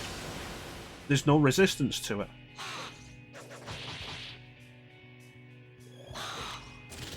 Thus, the point.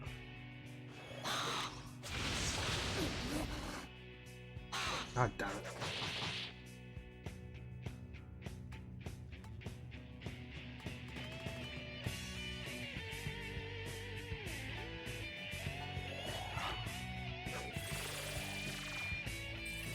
And meteor armor again.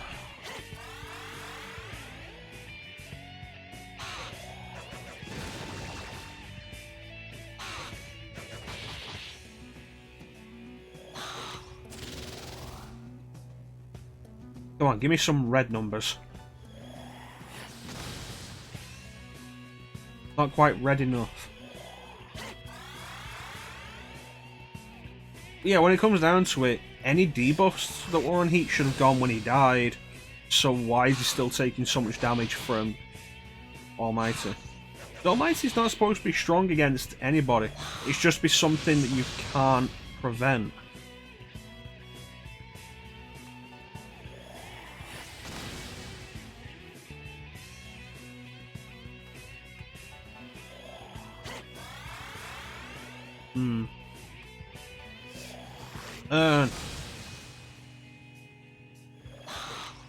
You know, this reminds me of, as a kid, being stuck on Heligunner in Final Fantasy VII.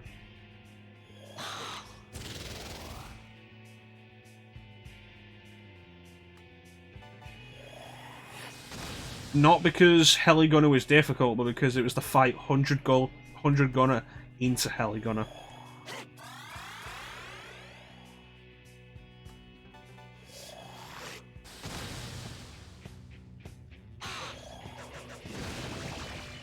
Like, the previous one was kind of a pain, but it feels like this one has so much more health.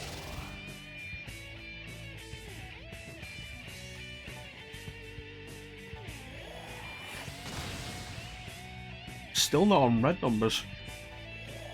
And we're burning through all our MP.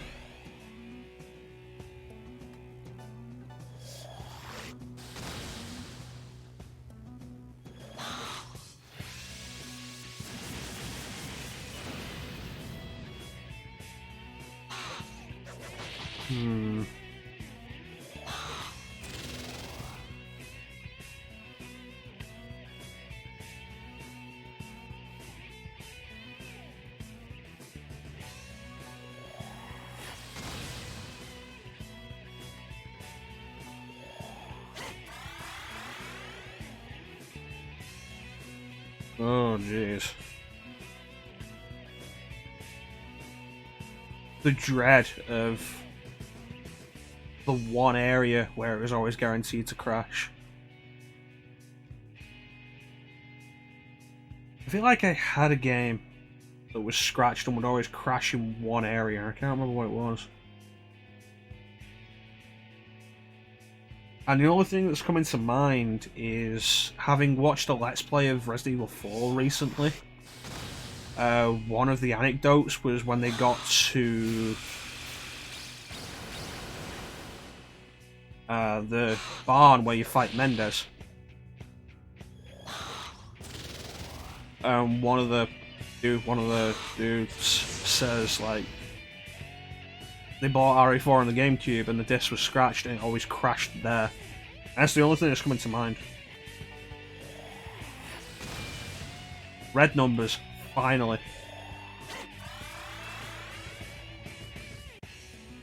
I feel like if I played a game that I actually had that problem with, I might remember it. But I can't think what the game would be.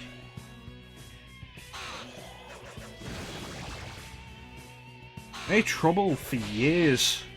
I had trouble for a while getting a working copy of Fahrenheit, released in the US as Indigo Prophecy. I bought it several times on Xbox, and every time I had to take it back because the discs were always in terrible condition, it just wouldn't work.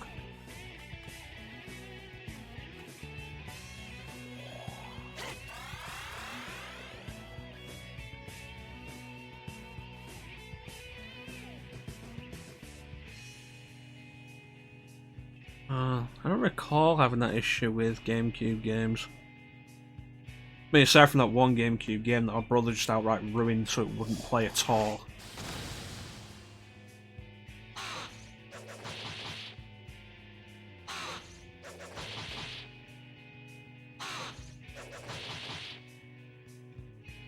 Is it just me, or is this thing doing less damage as it gets weaker and weaker? Oh. These days, buying used is kind of the only option for a lot of stuff, like picking up PS3 games. Buying used is the only option for a lot of it. For all of it, pretty much.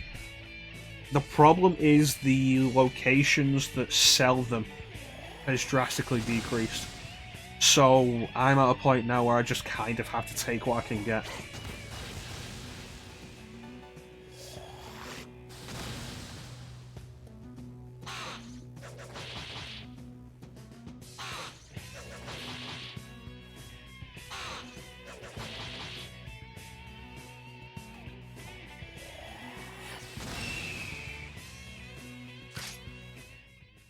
Alright. Oof. Collector's Edition problem, limited sales in the US. Twilight Princess on GameCube problem, limited print run.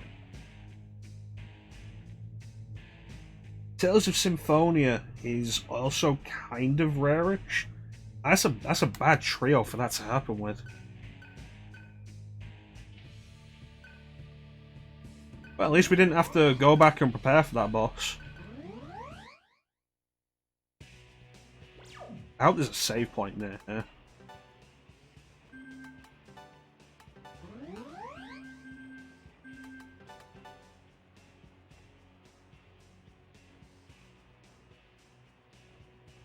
That's not too bad. For a long time, I did actually frequent a place that had a disc repair service. That was actually a professional grade disc repair. So that was good. You know what, actually, there is an example with GameCube. My Twin Snakes at one point was too scratched. Problem with letting my siblings have access to my games. And rather than buying a new one, I was able to just take it to this place I frequented that had disc repair service, get it cleaned, resurfaced, and my copy of Twin Snakes is fine. No, we won, Ninja. We didn't have to go back and prepare for it, which is good, because I probably would have quit the stream there. We're over time anyway, and I wouldn't be interested in going through all that area again to get to that fight. Because we went through, like, between the save point and that boss, we went through at least 10 fights. Thank you, Ninja. Yeah, I'd be surprised where you can find some stuff. I see Zelda Collector's Edition every now and then in CEX.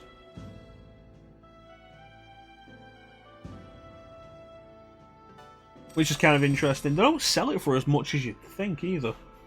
But I already have it, so... The Collector's Edition is actually how I first played Zelda and Zelda 2.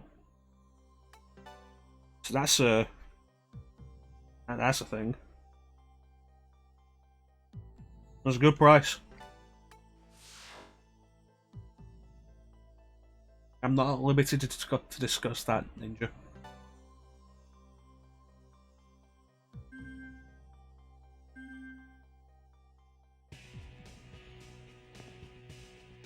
I will say, I was actually better suited as a Green Lantern than a Red Lantern. Despite what you might think. Oh boy, this fucker.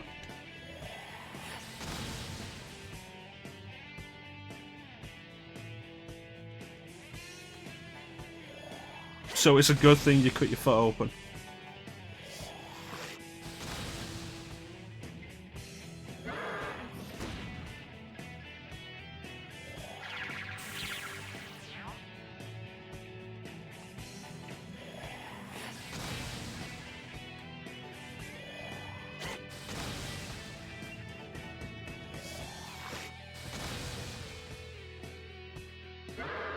Yeah, you gotta make sure you get your tetanus shot after that, Ninja. Like, you buy a replacement Zelda for a good price, I think is like the main thing. But at this point, I guess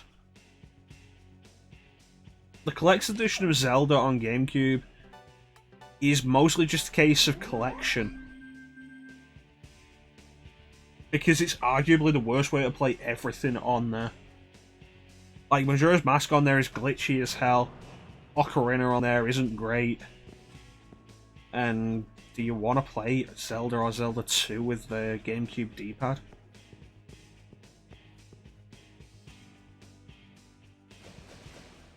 It's a cool thing to own, and it's neat to be in the collection, but playability-wise, kind of low. How high are we now? 12,000 feet.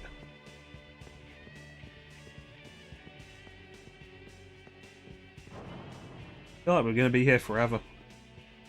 You know, I said that might actually be an end game, an end room. Would you piss off?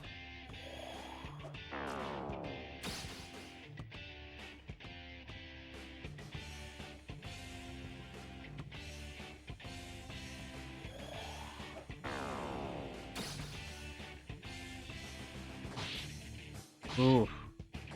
Yeah, it's probably not actually worth it then.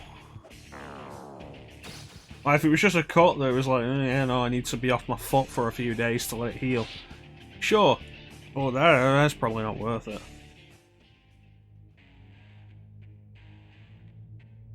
Sometimes I'm glad I don't leave the house that much. Oh boy, more of this. How did she get so far ahead of us when the entire time she's been walking like that? That's just because you have big feet, Ninja.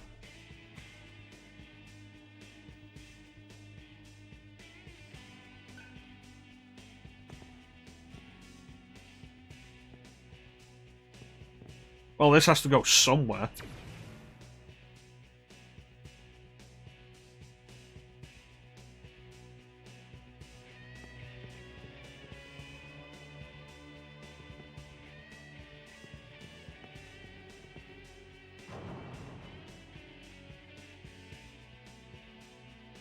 The biggest feet. The biggest feet. Yeah, no, fuck you. The biggest feet in the Armada. Yeah, get that on there.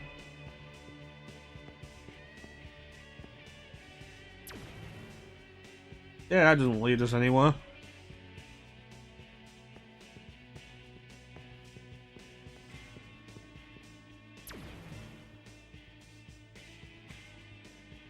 If we had some indication of what direction they'd take us, that'd be alright.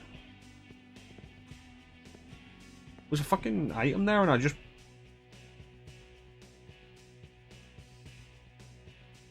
walked past it.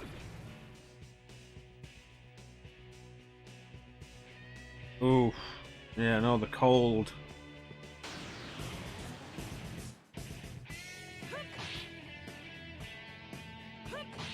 My leg hurts every day. Twice as bad when it's cold. Have any idea how long the winters last in this country?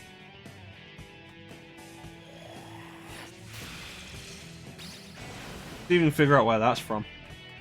I feel like it was obscure enough. Like, not the movie, the quote itself. Ooh, Teat got him. Oh, no, no. Ninja got it first.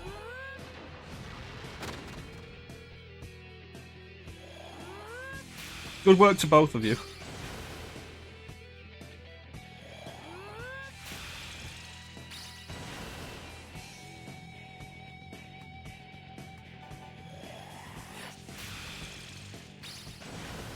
Like, Golden Eye is a really good movie.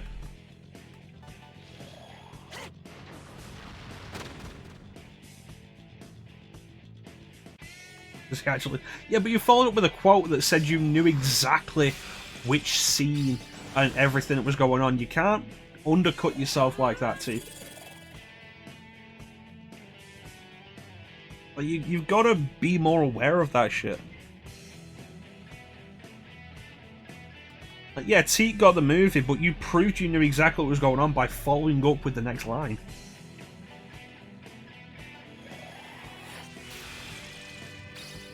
Who's strangling the cat?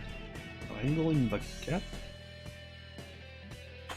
That is Irina, my mistress. Irina! Take a hike! I went into a different play, I was not rushed anymore. Actually, Mini Driver in a weird cameo.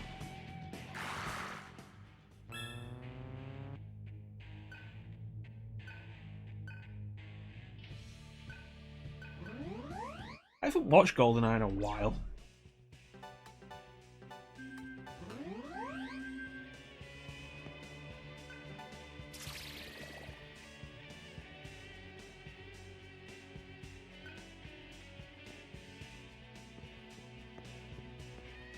I feel like Xenia Onatop was like the last time they got really blatant with the pun names.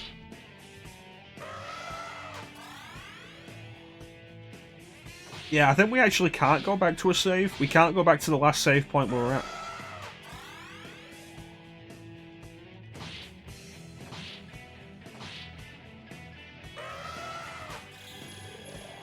My mother got me a collection of Bond movies for Christmas one year because I enjoy the Bond movies. I always have. And like, it's a box set of 3 Bond movies. and it was the weirdest collection. It was Doctor No, I think Live and Let Die, and Die Another Day.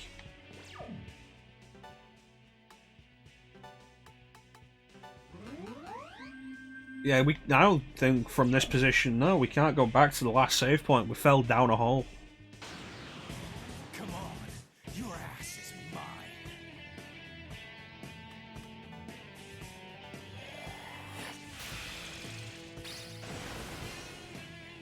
mine. Would have hoped Sun God would be weak to ice. Okay. Yeah, I used to enjoy Die Another Day when I was younger. I used to enjoy a lot of Bond movies when I was younger. I generally don't now, and I don't think it's entertaining enough as a bad movie to really justify rewatching it.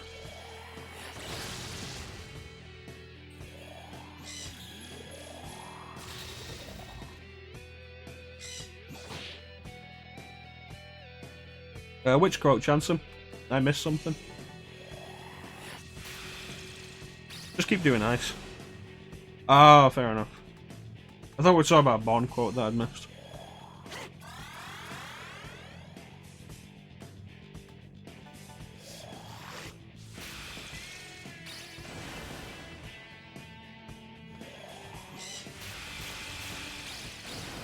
Nice, cool.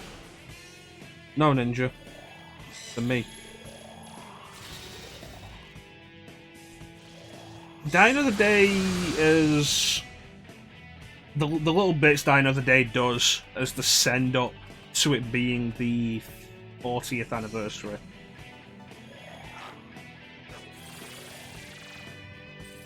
It's good work, Ninja. I was hoping you'd do the scream. As a send up to it being the 40th movie, kind of neat.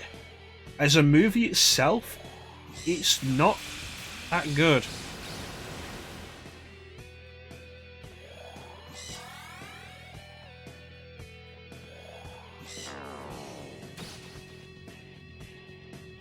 Yeah, you know what? No, I'm not doing this.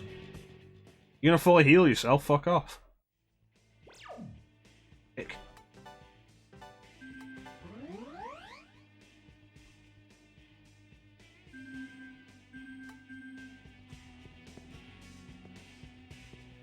I think the funniest thing about Die Another Day is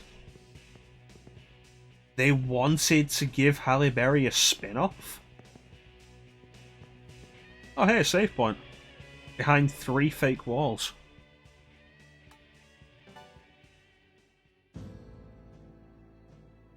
Yeah, well, I quite like Tomorrow Never Dies. And Tomorrow Never Dies is pretty good. Well, yeah, they wanted to make a Jinx spin-off. And I feel like it's the weakest spin-off idea that they ever tried. Or that they ever thought.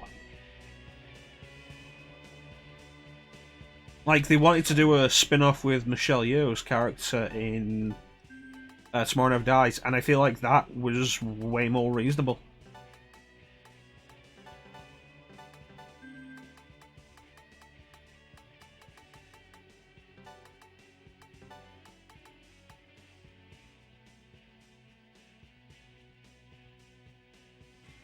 Tomorrow Never Dies felt silly to you, but the world is not enough.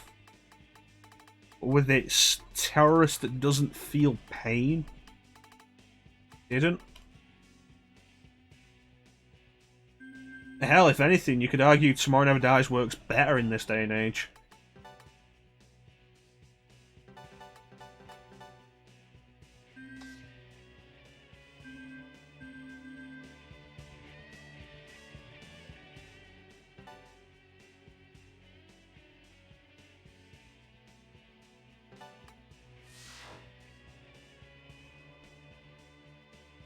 Plus, Jonathan Pryce is clearly having so much fun as Elliot Carver. It's like, Chanson talking about hoping Heat's voice actor having fun with this game. Jonathan Pryce is clearly loving being so over the top. He's a fun villain. He's a fun villain who's still evil, and I like that.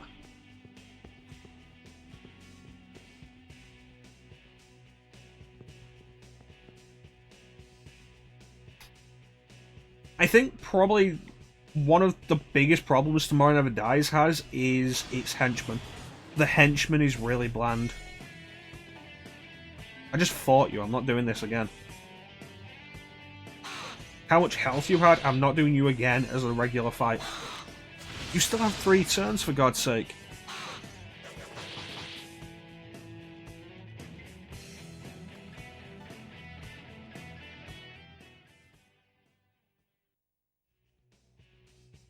But yeah, Jonathan Pryce clearly having a bunch of fun. Do you think that in this day and age? I think it works. It's definitely not the silliest idea any Bond villain has had.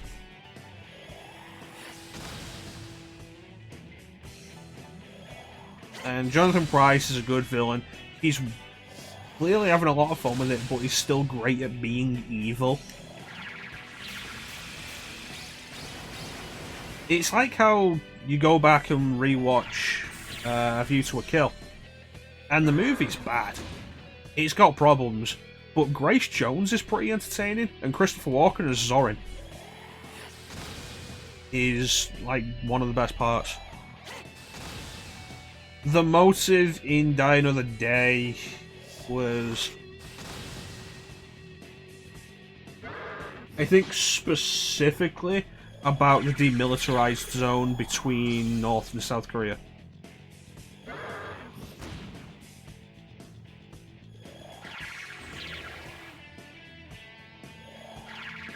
But there's a whole thing with it, like the villain has a big revenge boner for Bond because it's actually the bad guy from the opening.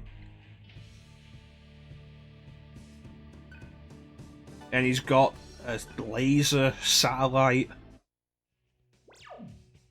that it turns out his whole plan is to use against South Korea. It's never really made clear, honestly. He's a North Korean general. Or colonel, I guess. And that's it. That's your motive. We're not doing this again.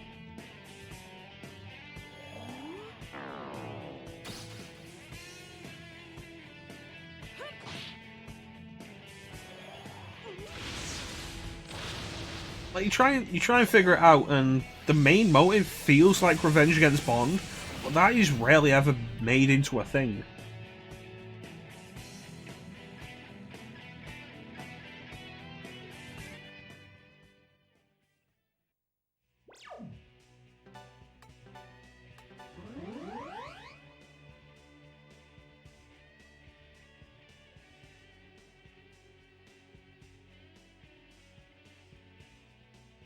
To be fair, like, the motive for The World Is Not Enough isn't great either. Oh, this is gonna be that one fucking dungeon from Lucifer's Call, isn't it? Yeah, the motive in The World Is Not Enough isn't great either. The, yeah, I was gonna go down. The whole thing turns out to be a plot to make a rich woman richer.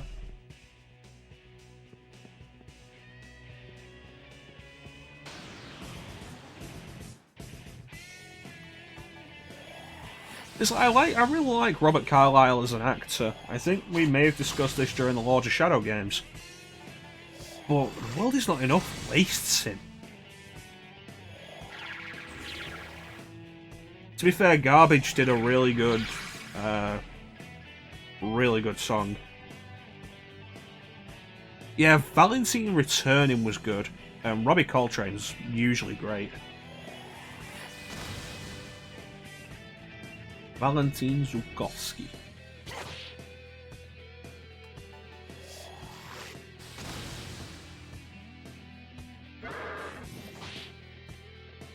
I can kind of agree with that. I think The World Is Not Enough also has the most disappointing Bond car.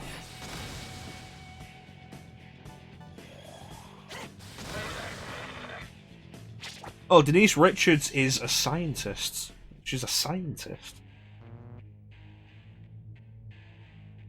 GoldenEye is fantastic. I love GoldenEye as a theme.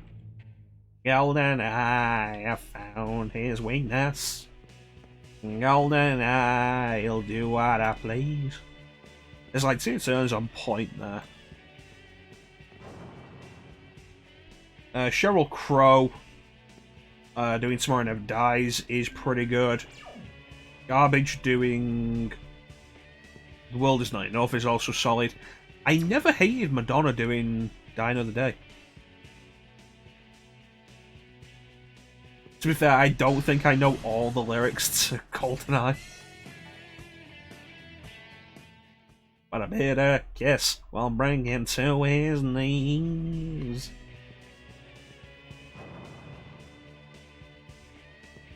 Let's go back to this save point. Again, hidden behind 3 fake walls. You'll never know how I watched you from the shadows as a child.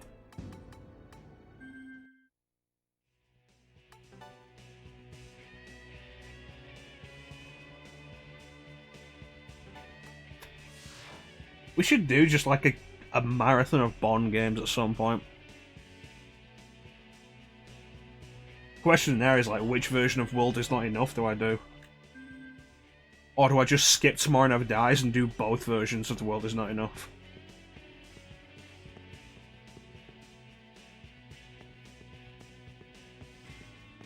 Ooh, item. I think it's one of the options listed as the August Marathon. I'll be honest, I don't remember. All of them. Legacy of Kain's in there. Halo is in there.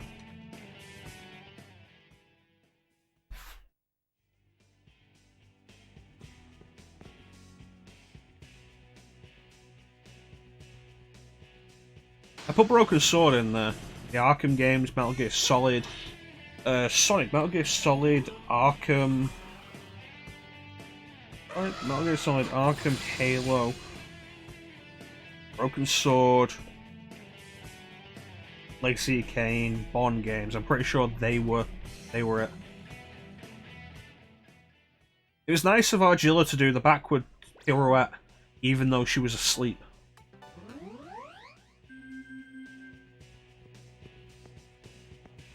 Yeah, I don't know, we'll get to it, I guess. I do like Agent Under Fire.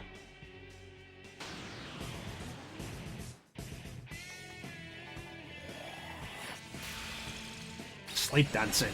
You need good music for that.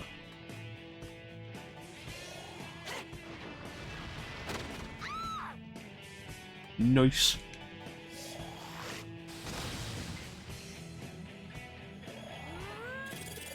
I don't even remember the lyrics to Tomorrow Never Dies.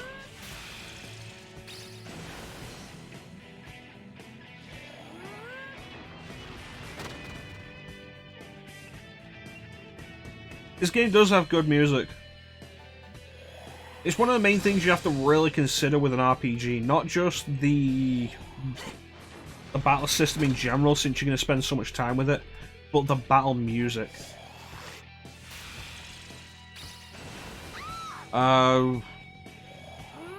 We do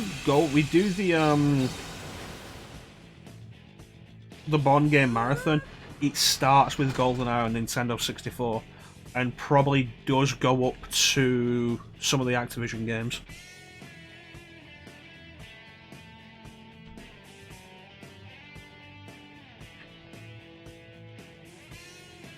What a thrill. When darkness and silence in the night. What a thrill.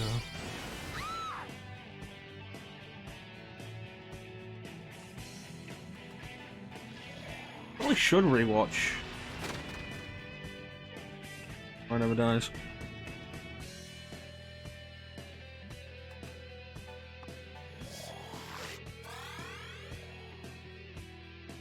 But yeah, we do Bond Marathon. It starts with GoldenEye. Where it ends is the question. Because Quantum of Solace isn't a bad game. Bloodstone's kind of entertaining, but by the time we hit the GoldenEye remake, they're straight up Call of Duty clones. I feel like GoldenEye has just a few little bits more for me. I like Shaun Bean just as an actor, having him as a Bond villain's great. Judi Dench refusing to take any shit, I love. And that only happens in, I feel, GoldenEye, and then the Daniel Craig movies. And Bond. If you ever break into my house again, I'll have you killed. I love that Judi Dench just did not take Bond's shit in the Daniel Craig movies. Can't disagree with that.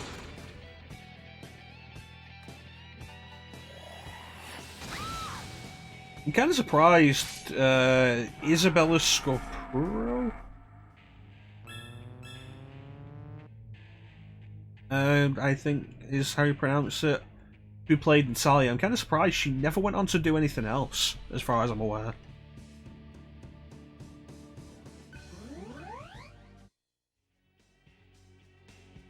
Mostly, right, yeah. I'm kind of surprised she never really went on to do anything else. I think she did the one movie and then just kind of stopped doing movies. We're not doing that again.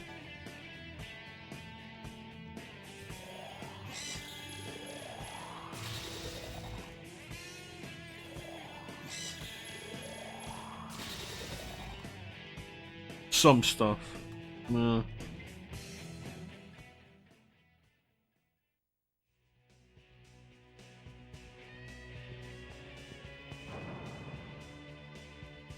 Yeah, I feel like Famke Janssen's the one who made it out of that with more. Although, to be fair, she got pretty lucky because she managed to land X-Men a few years later. But even then, she hasn't appeared in a lot of big stuff since then. It's GoldenEye, X-Men, and then like the next big thing she was in was Taken.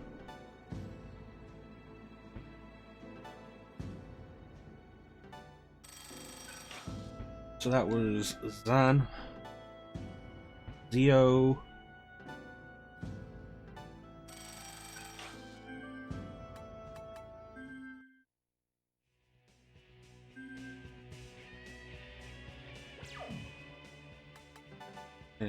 Zan,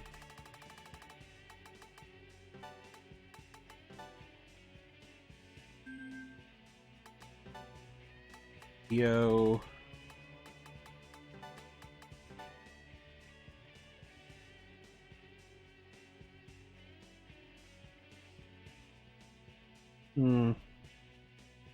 Yeah, I feel like I know what you're talking about. I think I saw my parents watching it. I was like, Famke Janssen? She was also, I'm pretty sure she was in the Hansel and Gretel movie. The Hansel and Gretel Witch Hunters. She was also in a very little known Eddie Murphy, Owen Wilson comedy called Spy. Well, I wouldn't call that a big thing.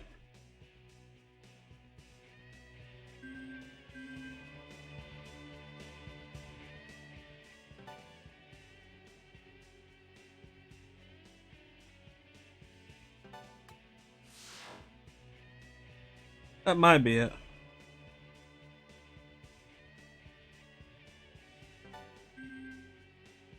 I've not watched it personally. My parents were watching it.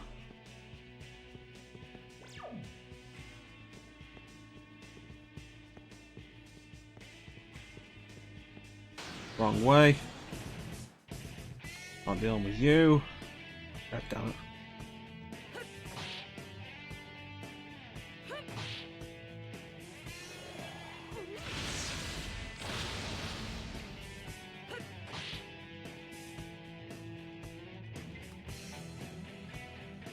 Really? Hey.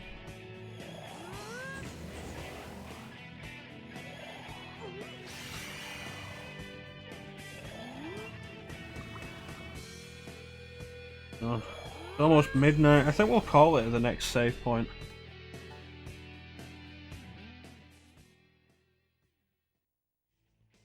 Now we're gonna deal with Argilla being mute.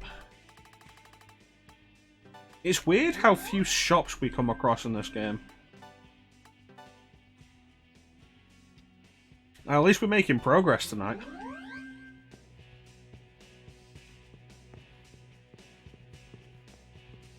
We've not just spent almost the entire time grinding. To be fair, we've been spending a lot of time running from battles because of shit like this.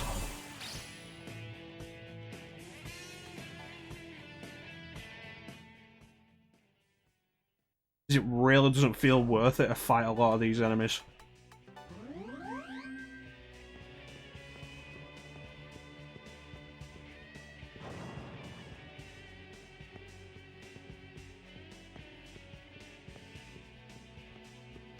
That's just a dead end.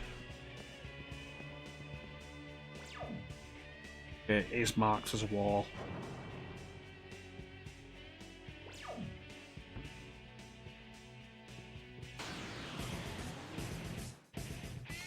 Alright, deal with these.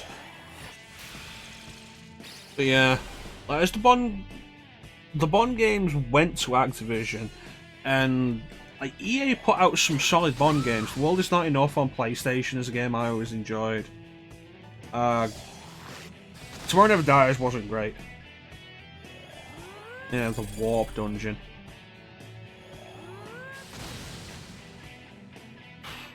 And there's a question, Ninja.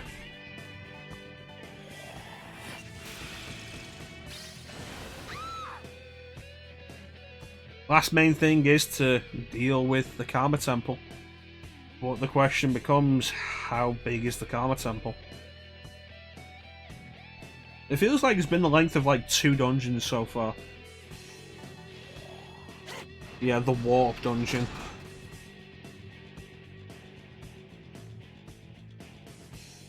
I don't remember the specifics, but I'm getting a feeling of dread related to Lucifer's Call, Nocturne. Yeah, we're still going through it. Yeah, like, EA's first Bond game, Tomorrow Never Dies, wasn't great. But The World Is Not Enough on PlayStation was pretty good. I've heard the Nintendo 64 version's pretty good as well. Different game. Big Tower. Oh yeah, we're like 12,000 feet up now. I think we're 13,000 feet up now. It's like, geez. You guys maybe think you're building it a bit too big? Yeah, I've heard the Nintendo 64 version is a pretty good game. I've not played it much myself.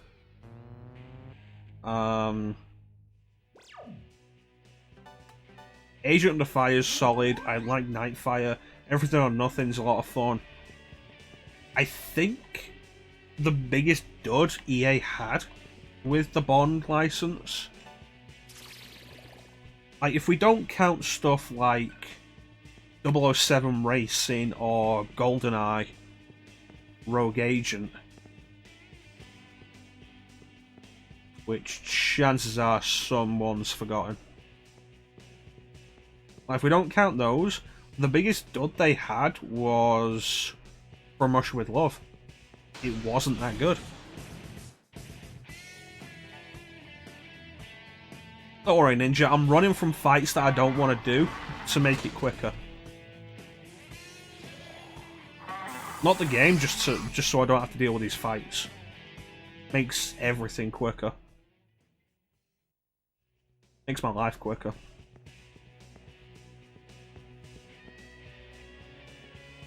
Okay. Yeah, From Russia With Love wasn't great, and it had the big thing of like, hey, we got Sean Connery back to voice James Bond. Cool, but he sounds like 50 years older. And you've got him trying to play Bond as he was in 1963. I'll be honest, you could have got an impersonator and it would be less of a distraction.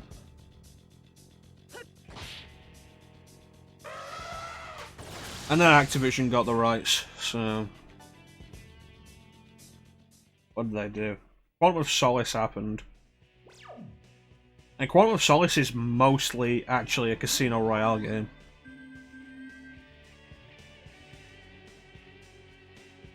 They didn't actually get Ian Holm for Isolation. I thought they got everybody who was still alive.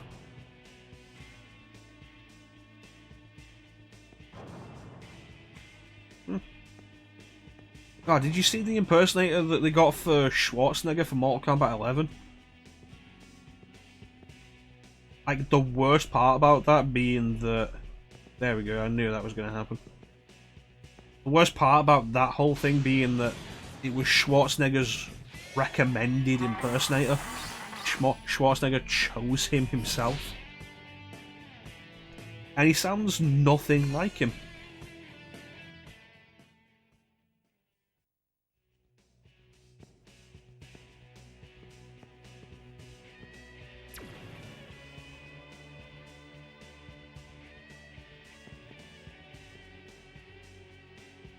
Well, no going back now. I knew it was going to be a pain.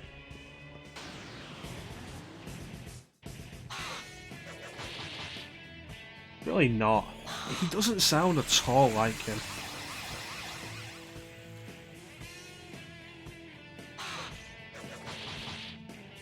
There's a fun thing with the Terminator 3 games. Like, because there were two games for Terminator 3. There's Terminator 3 Rise of the Machines and Terminator 3 The Redemption, which is supposedly named like that partly because it was supposed to be redeeming themselves for the previous Terminator 3 game.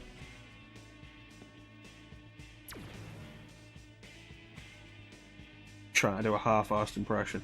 It sounds like somebody trying not to go all out on the accent so they don't offend him.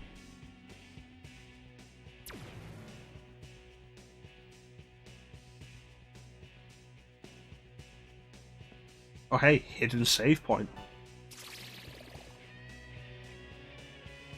Yeah, like the Terminator 3 games. In the special features for the first Terminator 3 game, there's an interview with Schwarzenegger, so like, I've never lent my...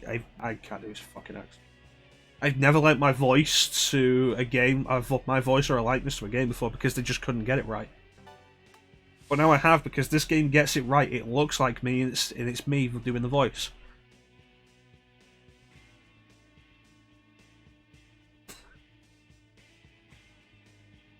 Always been asked to do video games. I should stop trying to do a Schwarzenegger impression and just learn to do a Rainier Wolfcastle impression. And he's like, okay, weird thing, Schwarzenegger. But okay. There's the funny thing with Terminator 3 The Redemption, though. Like, they got Schwarzenegger in. And he does a few lines. And it's the weirdest thing because you play as the Schwarzenegger Terminator, and he's voiced by both Arnold Schwarzenegger and a sound-alike, and it's really obvious which is which. It's not that the sound-alike's even bad. It's just that 1 minute it's Arnold, the next it's not.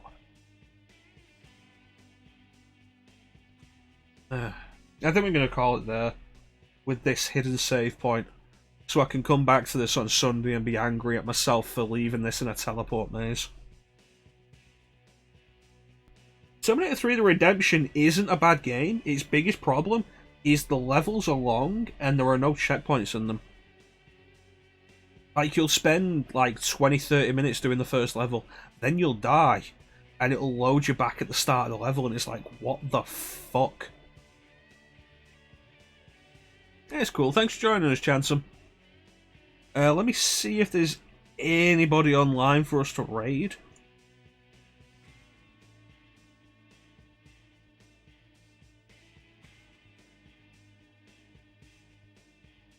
What's Charisma doing? Detroit Become Human. Magic's doing Ghost of Tsushima, but some people might not want to watch that. Why did Bite Me's doing RE5? A veteran.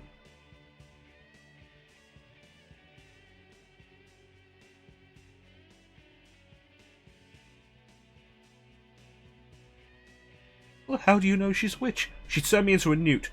A newt? I got better. I know, like, we've got a bunch of people in, and I usually don't raid for two reasons. One, we don't often have a bunch of people in. Two, I usually forget. We got a bunch of people in, but I'm not sure anybody here is really suitable to raid. Is there anybody else playing Digital Devil Saga?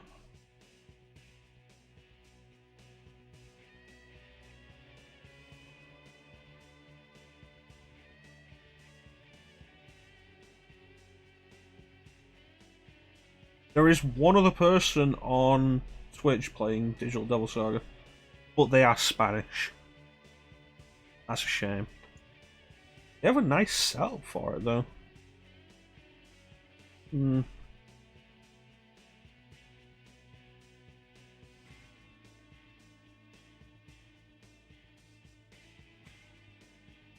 Yeah, to be fair, I'm usually not on that late. I only stream usually 3 days a week, so...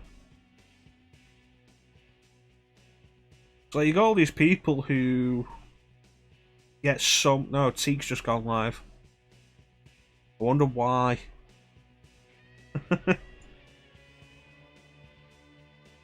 You get all these people who...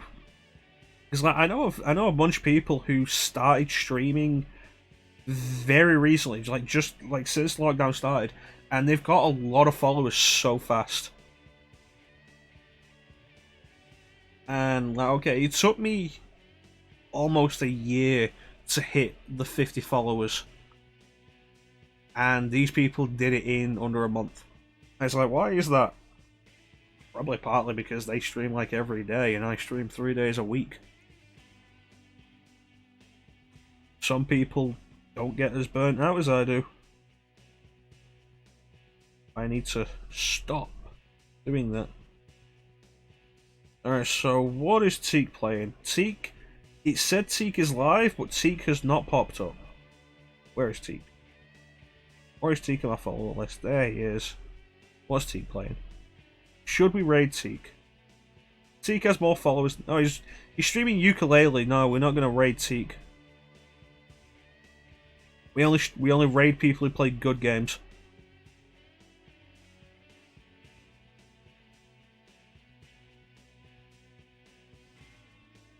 Oh, that's crazy. I think a lot of it has to do with...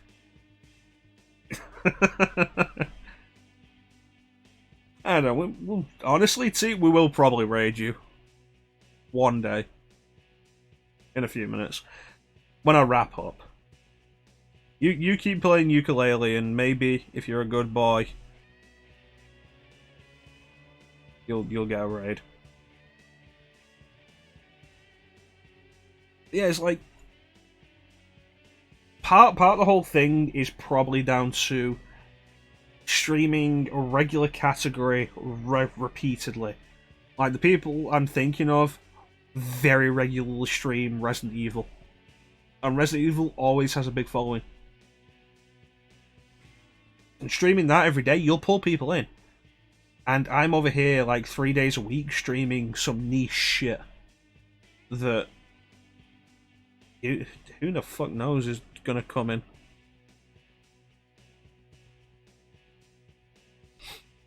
And no, I did Resident Evil a lot last year, and I've really cut it down.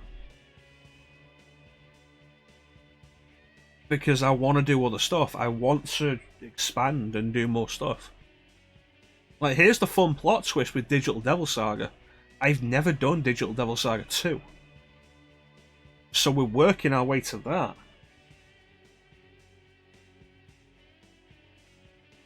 You know, I can't just keep doing stuff like that. I want to do other stuff. Plot thickens. It's like, a big part of the whole thing here is I have a thing, and Bane Well, to be fair, I found you during a Resident Evil stream, Teague. And I'm pretty sure it was a Friday when I found you as well. Bane can testify to this. I have a thing of when I want to do a sequel to something, I'll do the game that came before it, even if the game that came before it I've done before. Like, I've never done Chrono Cross. I want to do Chrono Trigger again before I do it.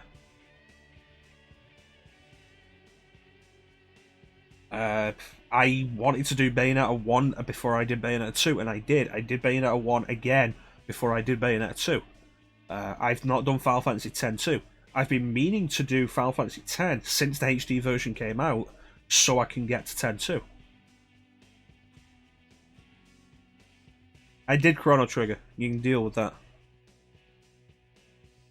But yeah, Digital Devil Saga 2. Not done it before. And we're at a point where it's like I wanted to completely revive my memory with Digital Devil Saga 1. AAA games can be a good thing for that.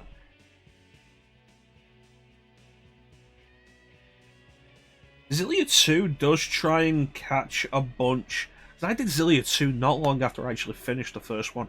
Because it took me that long to get around to doing the first one. There is no Chrono Trigger 2, Ninja. There are a lot of people who aren't happy that there isn't a Chrono Trigger 2. But, yeah, like, AAA stuff, like, it's all good. A lot of the stuff I'm really interested in is old.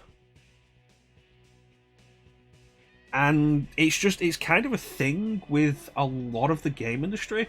A lot of stuff that came out in the past 10 years interests me far less than stuff that came out 15, 20 years ago that I haven't played yet. And it's not even specifically a retro thing. It's a thing of, I feel like that game design was more interesting. The game design appeals more to me. It's not about it being retro, it's about the design being different.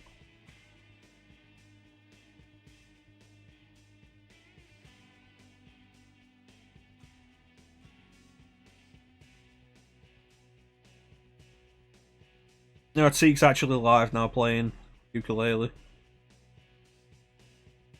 I haven't actually really looked at ukulele. I've heard negative things about it.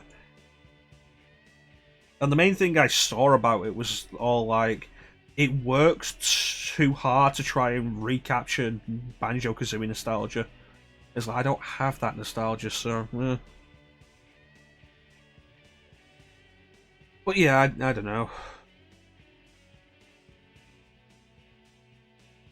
I'm thinking about getting another hat for when I use the green screen.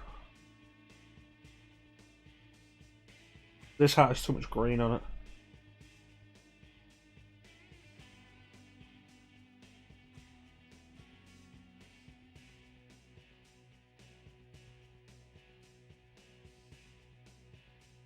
But yeah, who knows, maybe next session will be the finale.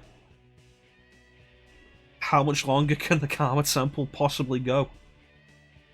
And at the top of the Karma Temple is Nirvana. Yeah, HD was probably the biggest problem with game development. Because publishers will argue so much about increased game development costs. That is largely on them, but it's not entirely untrue.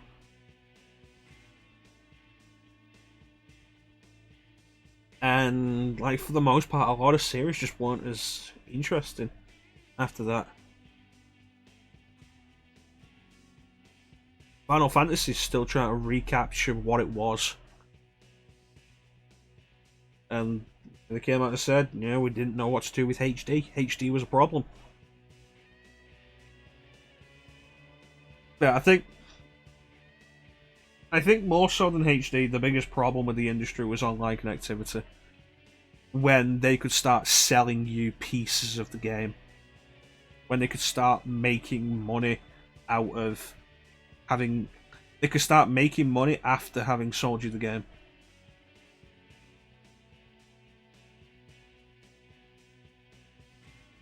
Like, there are games that launched buggy on PS2.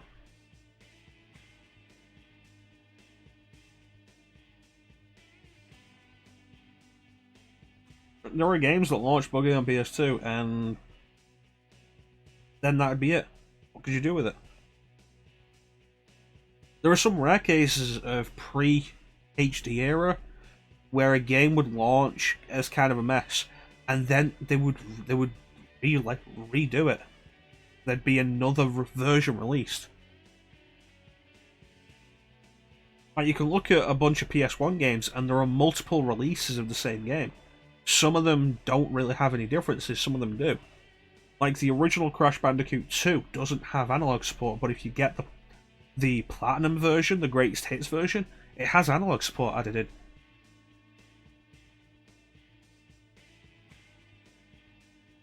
Yeah. DLC, the idea of DLC as expansions, cool. The idea of DLC as let's just make a little extra money, no. And like that's...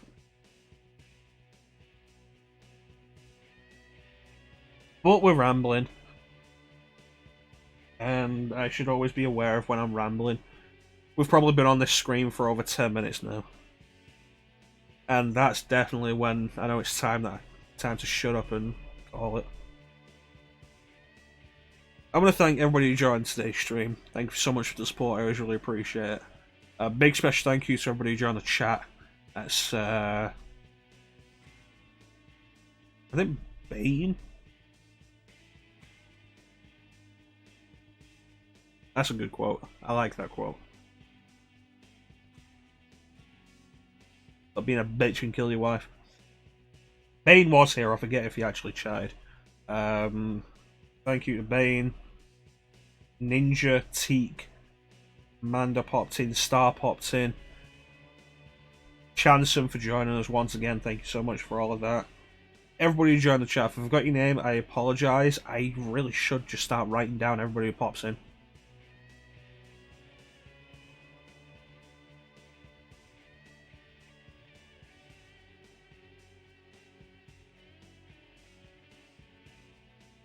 Kill your wife.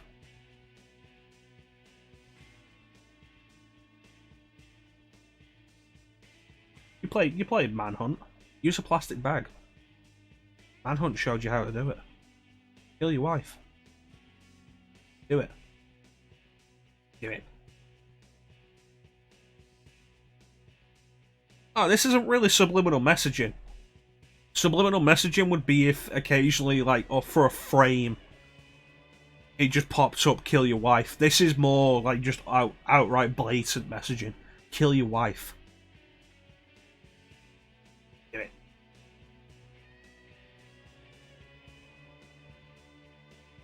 It's always fun when that. It's always fun when you're just on the same wavelength as somebody.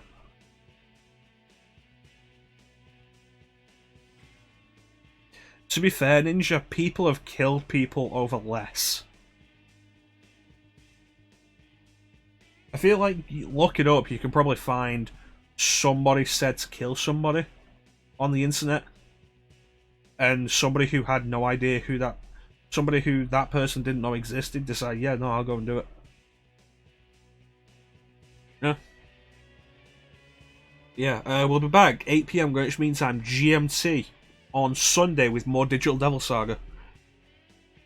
I've been kind of debating a couple of extra streams to do more Spider-Man. And if we do more Spider-Man, that's going to be around Digital Devil Saga.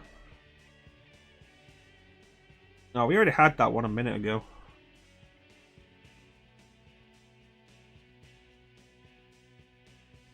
Yeah, that's a better one.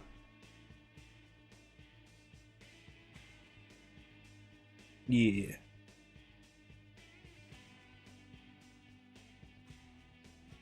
Classified.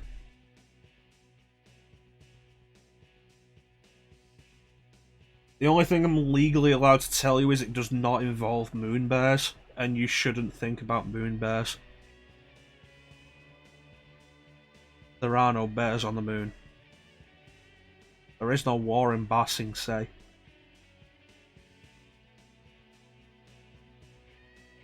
That's a good line to bust out every now and then. There is no war in Ba Sing Se. Avatar: The Last Airbender, available for streaming on Netflix right now. So cool that they added that. Yeah, once we might do a bunch of extra Spider-Man streams around Digital Devil Saga, but Tuesday, Thursdays, Sundays are going to be DDS.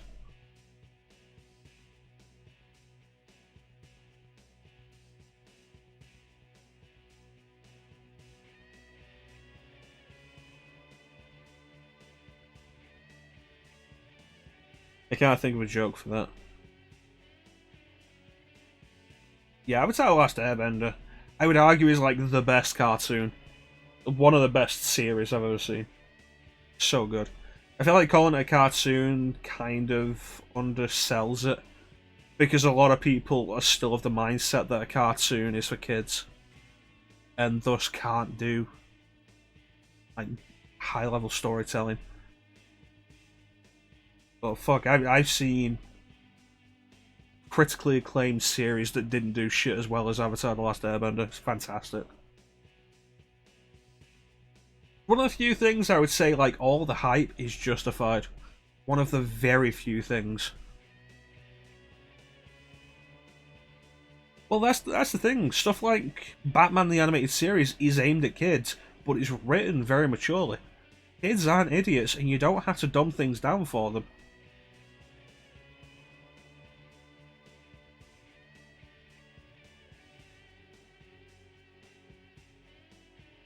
It's like you don't have to make a specific divide between stuff like kids shows and Family Guy, kids animation, adult animation. You can have one that works, that kids can watch, that works on so many more levels. And stuff like Batman the Animated Series, the entire DC Animated Universe did that. Fantastically written. And Avatar: The Last Airbender did it. It's one of the best series. But yeah, once again, I want to thank everybody who joined the stream. Big special thank you to everybody who joined the chat. Thank you for keeping me company. The chat is always the best part of the stream. It's always what keeps the stream going. Back 8 PM Greenwich Mean Time, Sunday, GMT, with more Digital Devil Saga. There might be a Spider-Man stream in between, no guarantees, but possible. But we're not going to do Digital Devil Saga before Sunday, because I've said Sunday now, and I don't want to end up in a position where people want to watch more Digital Devil Saga, but oh, I've done it early when nobody knew I was going to do it. Don't want to do that. So yeah, Digital Devil Saga, Sunday, maybe a Spider-Man stream before that. Tomorrow, Saturday, maybe, no guarantee. But in the meantime, we're gonna go and raid Teak. He's probably sat over on his channel, wondering where's Chrono with all the boys. That is cool, Chanson. Thanks for popping in. I always appreciate your company. You're a cool dude. I always appreciate cool dudes in the chat. Yeah, we're gonna go and raid Teak. Teak is cool dude. He is doing ukulele at the minute. But with that, I want to thank everybody for watching. Have yourselves a fantastic time of day, and take care. I'll catch you later, guys. Bye bye. Bye. You too, Chanson. Take care, guys.